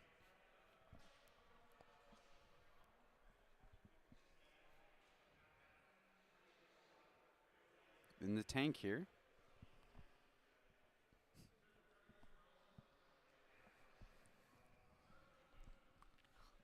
All right, looks like we are going to go unison. Okay. All right, so 1 marker there on the Z unison. Going to be able to combo from our 7 dragons here, so shove another Nova Shenron down there. Draw a card.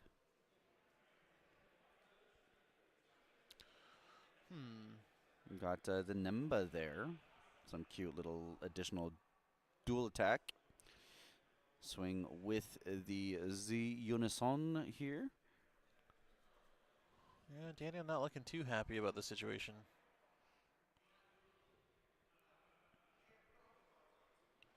Still quite a bit of cards in our hand for Brian. So a lot of options that we have to go through in order to find out what exactly we can do to probably take game, to be honest. A lot of the things that we're facing is right in front of us. That one open energy for a possible floodgate, the Black Kamehameha for the extra power / counter power, and as well as their energy. But it looks like we're putting out the Nova. Yep, so combo here, draw a card, and then go into the 4-drop Nova here. And then swing in for a cheeky 15k. As the Z Unison does get an additional 5k combo when his ability procs. I guess that's something. All right, looks like we're going to get out the Boojin. Nice little cheeky barrier blocker there. Help us on our defenses in this crackback turn. And, ooh, all right, you don't see this Gohan too often these days. Love that. All right, so Gohan going to be able to get rid of Nova Shenron. Very up-and-up play. Okay. Down to the bottom deck that goes. It could have been sided in. Could have been sided in for very specific cards like the 4-cost Nova. I think both of these guys are definitely preventing the targets to be EX evolved on. So we saw the Haze early in for Brian for one of the games, and now we saw the Gohan bottom deck, the EX evolved target for Nova. Yep. And huge when you can do it to the 4-drop as opposed to the 8-drop. Yeah. Because the 4-drop doesn't replace itself. No. The 8-drop does. So, I mean, does it really matter when you have another one in your hand? But play another one. As long as it doesn't have limit 1 on it, which I don't believe it does. All right, so at least that cost him 1 more energy. Down to 3 life here for Daniel Stills. So let's see if he's got the ability. We still have the barrier blocker in our back pocket. But Brian Sam playing with an absolute book in his hand at the moment. So very healthy position for him in terms of applying pressure. We do see the Zeno here. We're going to pick back up the Dimension Magic.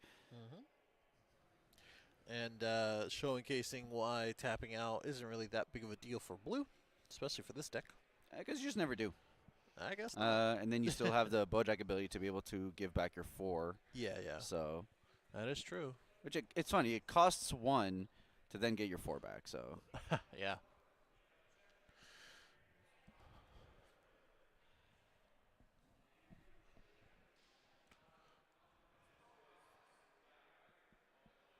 All right, Brian Sam in the tank. Yeah. I'm wrong. Daniel's in the tank here. Yeah, I was going to say, I was like, I thought this is the more combo. Gohans? Yes, dude. He said, I hate your Nova Shenron. I absolutely despise it. I remember 2 nights ago where this blue Gohan was just everywhere because that was when Crimson Goku and all those kind of decks were coming together. The SH decks finally got their releases, so. Yep. That is right. That is true. All right, so Brian's, let me look at that drop. That's probably the last Nova that he had in hand. And probably the last one we'll see because we bottom deck 2 of them. Yeah, I think there's a couple of them still under 7 dragons, but I don't know if they can come out for free, so. Yeah. I have to see what options are available. I mean, 2 Energy still has quite a few plays available to him, but. Yeah. Question will be, yes, Daniel can get himself in this position. He still has the Oob down there. But the biggest question is, will he have the necessary follow-up threats to be able to present kind of pushback for Brian Sam in this upcoming turn?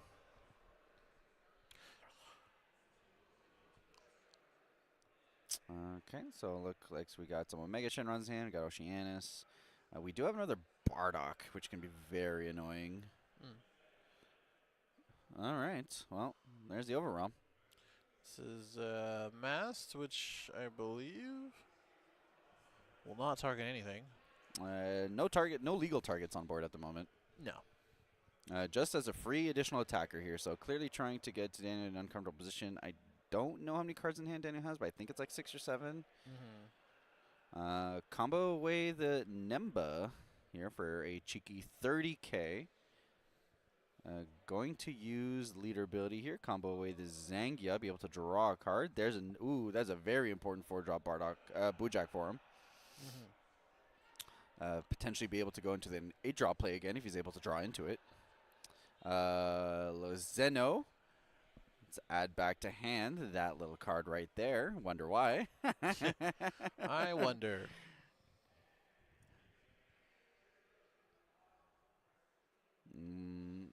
Technically, you don't have to replace. You can fail to replace. That is an option with Zeno. I suppose so. And then we're going to go ahead and put down the peel off. Daniel thinking it's very important here to consider how much he's going into this. Shaking his head a little bit. Looks like he's not too thrilled with the decisions he has to make at the moment. Take anyways. Oh, wow. All right, so we're going to use up a few cards, position ourselves. It's one of those things where sometimes you just need to make the plays to still have to take the damage, but unfortunately put yourself where maybe you're more likely to live. You do have the additional energy there, which I think makes it so the Tank's Kamehameha also draws a card now, potentially. Sure, if that's all you've got going on.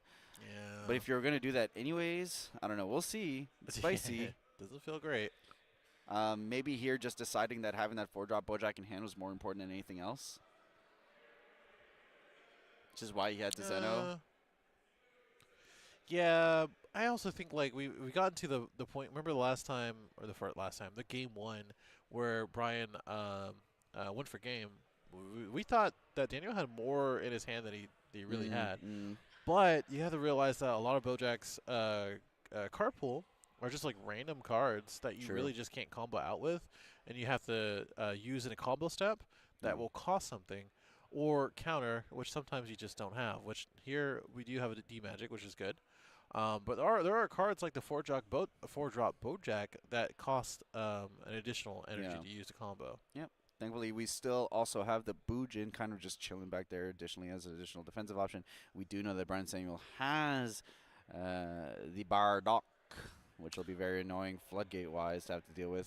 I think Bardock was fine. I think the other part of it was like we were trying to get it the combo of 4-drop Nova to 8-drop to Successor, you know? Because now, without being able to do that, it not only kind of just ruins everything when it comes down to the line of play that you have within a given turn for 3 energy, but also it just feels bad. Like now we can't get rid of this Oob, which was probably one of the things that we wanted to do with Nova, and we can't get rid of the barrier, which I think you have to be in rest mode to get rid of it. But still, it's one of those things that like the double Nova to play, and then the double get rid of Gohan to get rid of was just like, I think it's just flabbergasting for Brian, and now he has to figure out something to do to get out of this funk.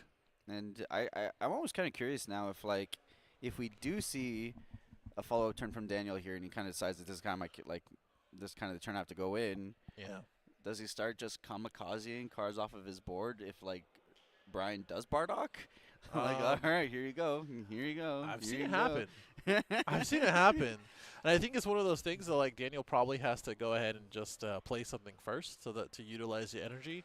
So that way you're not forced to use I guess, you know what? I guess depending on how you line up the attacks, you can just like swing and then get drop rid of the thing that just attacked, and you should kind of get like a Congo line going. I have to check the text for Bardock, but I'm pretty sure you can't choose barrier cards. So that's kind of funny. So when you swing and you choose the card to rest or place to drop, you can't do that. All right, so we got the Goku here. Gonna get rid of the Oob. Yeah, that's one way to do it. Is that a double striker? It has a lot of text on it. I do believe it just pops something in rest, and that's it. you can look, you can pull it up, but I'm like 90% certain. When the last time I looked at that card, it was pretty much that. And it looks like we're gonna go ahead and respond with an Android 17 finally. A little bit of a floodgate. anybody order a Floodgate? Anybody?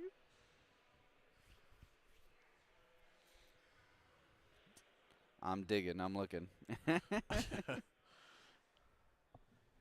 It's a 4 cost. I mean, it has an SPR, so I guess I could just look up SPRs. Sure. Why not? Always forget the name of it, but Well, yellow. Now we're continuing with good old drawing. Super combo draw. yep. That is. Super combo here. Filter out our hand a little bit.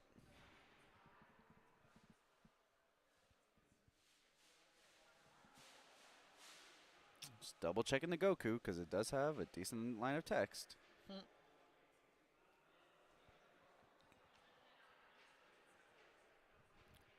Yeah, it just has a lot of text. All right, maybe the text Yeah. is a little bit more important than I thought. I don't know. Well, Daniel read it, and I think his understanding was like, so you don't get any of this. And I think Brian was like, nope. So I think I think there might be a lot okay. of it. Okay, maybe I was right then. Maybe I was right. It did seem like there was a lot of it that was specific to maybe just the yellow U7 deck. Yeah, I'm pretty sure that's what it is. It's just a cheap card. Yeah, That so pops one something. energy here for the Black Kamehameha means that we will get an additional draw. We do get a blocker too, so double blocker here now. What we want to see on defense, one energy still up here for Brian Samuel. Does still have that Bardock, so it's just about how do we, even if we don't lose here, what do we do in terms of being able to close out the game? So we will use Bujin's ability here, get rid of the Galactic Buster. Draw a card to our hand and potentially ship something down into our energy. Looks like we're going to opt out of putting back into our energy. Combo the Zeno, add back to hand Pilaf. Cool. I mean, Pilaf is pretty important here if you have an open energy, which he does now. Yeah, we do now. Because now you can prevent any kind of double striker coming in. Yep, so we put down the Bido. It just happens to be a cheeky little cantrip that sometimes can become a 20k double striker. No big deal. All right, so I think it's a dual attacking Goku here potentially. So swing once again with the Goku. We're just going to block with the Shadow token. No combos there. We're just going to get rid of that. Just make sure that the 15k is not permanent. That's a triple attack? That's crazy. Those Oh, conditions. I think it's one of those things where like every 2 you pay, it's able to restand. Yeah. I'm sure it is.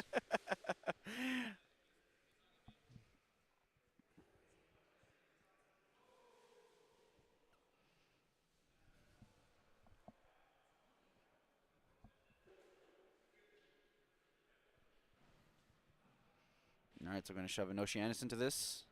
Bujin goes. Into the Z energy, that goes.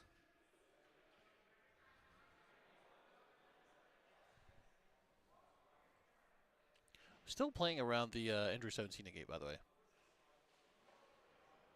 Are Just we? a heads up. Yeah, as I understand, unless he tyrannical blowed and I missed it. Yeah, so my understanding with this Goku is every 2 Z energy you pay kind of just gets another swing in there. So, yep, and now down to the bottom of the deck goes another for the 17 here. So very costly D-Magic here, so doing a good job here on Daniel's side to just continue to survive from this onslaught from Brian. Card hand size getting thin here. Looks like 5 cards in hand here. Looks like that's enough, and we're going to pass turn. So let's see what Daniel can do to maybe like, turn this around. He's like, I'm done. I don't want to play through this anymore. Well, all right, so 1 energy up. I think I saw all of super combos. The 2 left remaining in Brian Sam's deck here. So it's going to take quite a bit to fight through it here, but I mean, secret rare, secret rare. 4 life is pretty good. Bojack, super rare. Yeah, we might take the game the same way we did last time. So I don't know. And so let's see what we can do here if we're able to find it. All right, 2 energy. We're putting aside 2. Okay, 2 energy here. Is it going to be what I think it is going to be? Okay, it's an oob. So very solid here. Just as good, right? Yeah, It's I'm early. gonna go ahead and get rid of the Goku. Sure. And take a little peep at your drop. Get rid of some stuff in there too. Probably understanding what our super combo situation looks like. I think we use at least one on Brian's end. We know I do believe he has 2 in hand as well. So. All right, so we'll kick see it about off with the double strike here. I wonder if we're going at lead or unison. Looks like we're just going unison. Mhm. Okay, so that'll just be a free draw here for Brian, and then we're just going to let the unison go. Combo away the 17, or maybe it is leader. I guess it might be leader if we're actually continuing to combo here. Yeah. So there's the Hercule. And then there's Oceanus, so going to defend against the double strike. Can't imagine Daniel has a lot of cards left in hand, though. Looks like 5. So 5 cards in Daniel's hand. I'm going to swing with the Bojack into leader. Yeah, they're both kind of coming down to the wire. Yeah, I think the thing for Daniel, unfortunately, is he just doesn't have any floodgates available. So he's not in a, oh, and there it is, the charge of the secret rare. That's tough. Unless he has his last NO. Unless he has his last NO, which by his face, it does not look like that. It does not look that way. Also, only works defensively, so you'd have to survive another turn. Yeah. Oh, stream caught up. Yep. Sorry. we have a few people in the venue. All right, they're so watching. so that's a take there. Brian Sam going down to 3. We still have plays here. We still have plays for Daniel. I'm not biased. I just love exciting gameplay. We got the swing here. Swing on lead. Sure.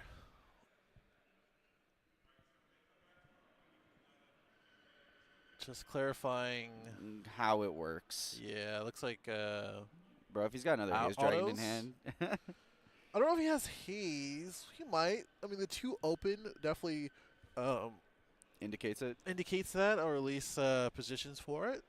All right, so swing in for our first attack. We do have a dual attack here. Brian Sam just doing the math in his head. How do I make this happen? Looks like we are going to combo the 2 down to 4 cards in hand. We know one of them's a super combo. We get the restand with the Bojack. We are going to use the ability.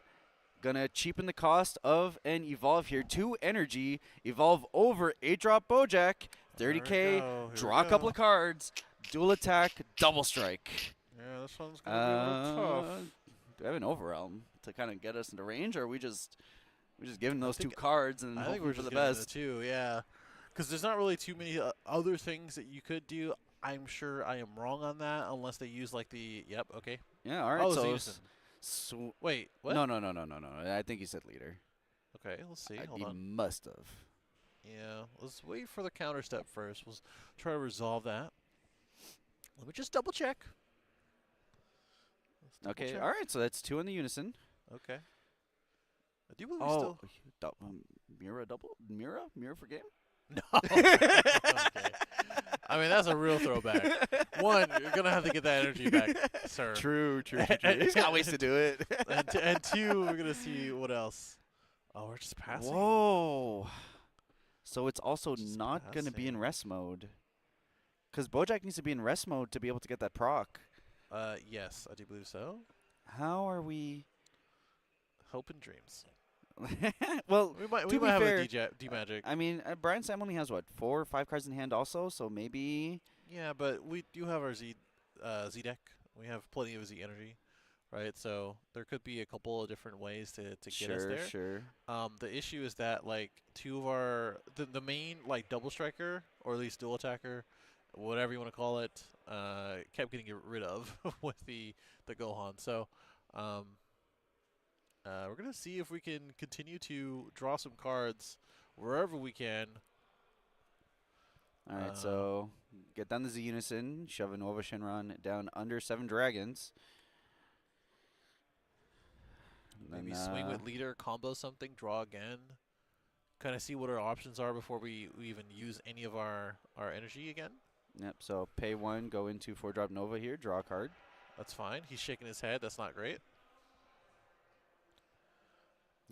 Looks like we have another Show Nova in hand. We got multiple Nova Shenrons in hand, so we can go with the Big Daddy right here.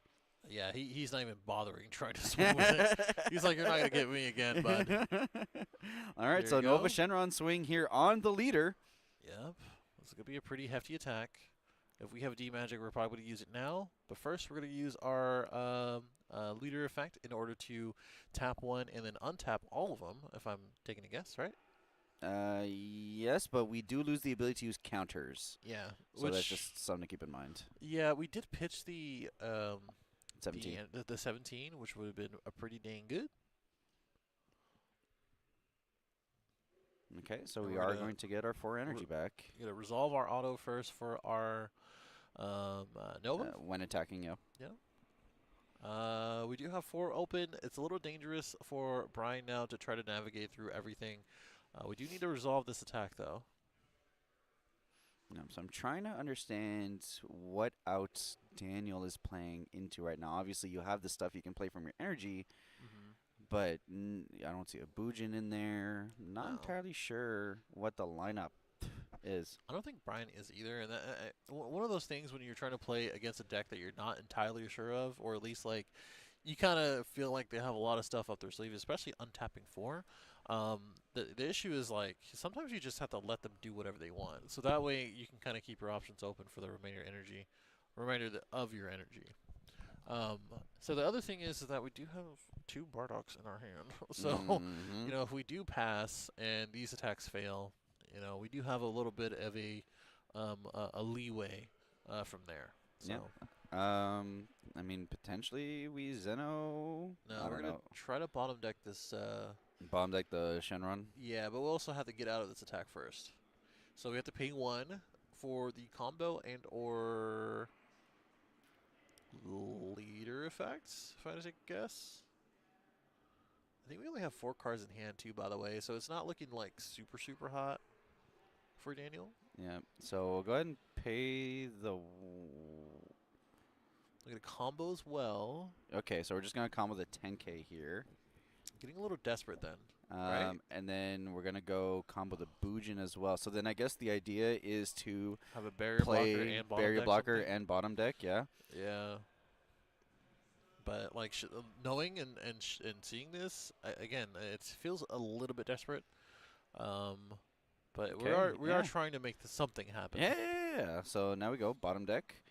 Then we have the Bujin blocker. Yeah. And can you pull up this card, by the way? the 7 dragons. Yeah, I just want to double check sure. the activate battle. I think it rest modes 2 things. So you get to pay 4. Okay. Remove this card from the game. Choose 2 of your opponent's cards and switch them to rest. Okay. Yeah. Oh. Gotcha. Just double checking. So we have the barrier blocker now. 3 cards I think here for Daniel's hand. I want to say 2. Maybe 3. So go ahead, swing with the Unison, combo away the 1 drop here, get a draw, then pay 1, get the Nova Shenron back. It's almost like it was never gone. And I do believe we had another 8 drop in Brian's hand. Which so doesn't have limit, right? No. Yeah, I think we just go into it. Don't even bother. I mean, sure, the only way he can kind of get around it is if he has, like, Zeno into Gohan or something, but I don't know. All right, so pay Yeah, I the think 1. we just go right into it. Into the 8 drop we go, draw 2 cards, because why wouldn't we? I know, we're really getting into our deck. And now we drew into the super combo. We see a little shaky from Brian's fingers. I think he's There you kind of go. know what's happening. Yeah, We this did is see it. we saw the secret rare. So Get into winner space. get into that. Go through the motions.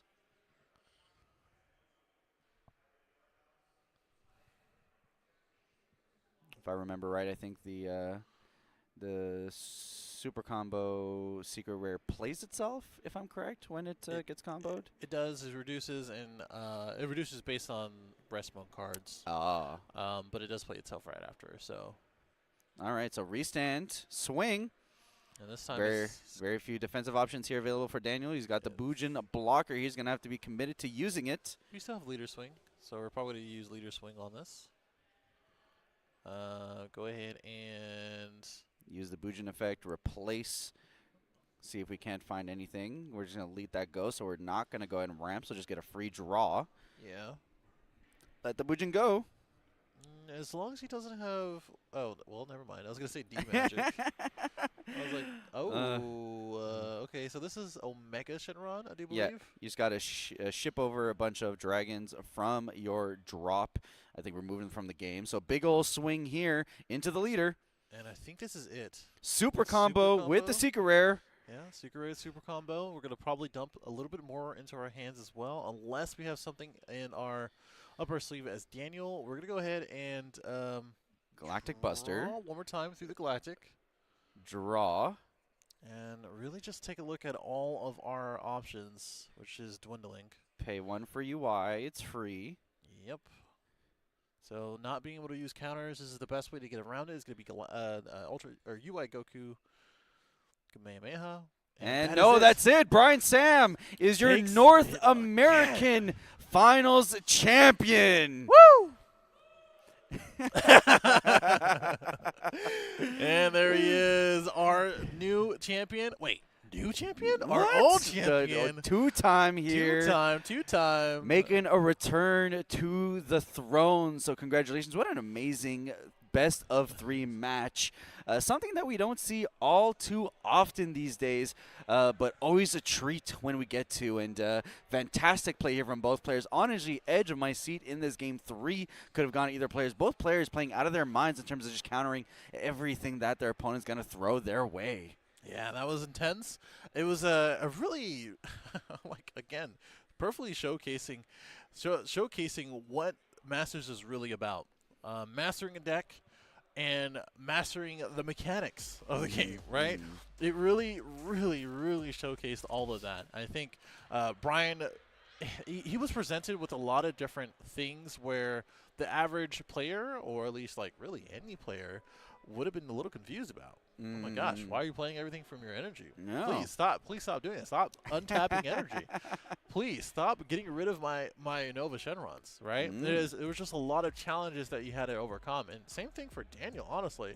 Like, man, I mean, the amount of cards that Nova really does cycle through and the amount of cards that they play with really, really high amount of ease, I just got to hand it to both of them. They did really, really well. Yeah, 100% played with fantastic excellence. So Brian Samuel, now the second player in Dragon Ball Masters history to have 2 North American championships under their belt. And depending on how you feel about the first battle hour, potentially contesting Andrew Duvall's title as having a world championship and 2 North Americans. No. He has to win tomorrow. All right. If Brian Samuel wins tomorrow for the world championship for Masters, then yes, he can go ahead and join the ranks. If not, be above it. Alrighty. Well, with that said, don't go anywhere. We're about to give our champions their flowers, crown them their championship cards, their trophies, and all of the congratulations they deserve for getting where they did. And with that said, we'll be right back with the crowning ceremony for Dragon Ball Super Card Game Masters North American Finals.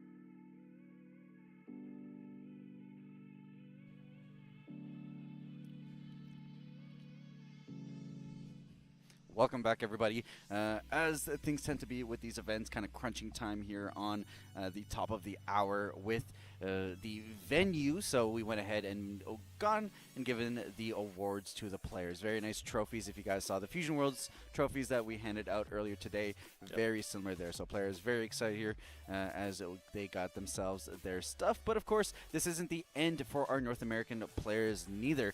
Tomorrow we will have World Championships to fight it out and see who the top are for both Fusion World and Masters. Yeah, and it's going to be very exciting. We had all of the nationals or finals Swiss rounds today, and then obviously you just witnessed a new champion, old champion, be crowned for Masters, and of course the digital Fusion World. So we had an action-packed day, a lot of good matches, and tomorrow it's going to be no different. So pretty excited to see that, and yeah, let's get out of here so that way we can get even closer to tomorrow. Yes, 100%. So once again, congratulations to Dragon Ball Fusion World Digital Grand Final winner Siu and the North American Finals champion Brian Samuel. Both of those players played extremely well, and if you love to see Brian Sam and his plays, well then you'll be able to see some more of that tomorrow with the World Championship. Same time, same place. You guys won't want to go too far, and we'll catch you guys tomorrow for some more Dragon Ball Super Card Game. See you tomorrow.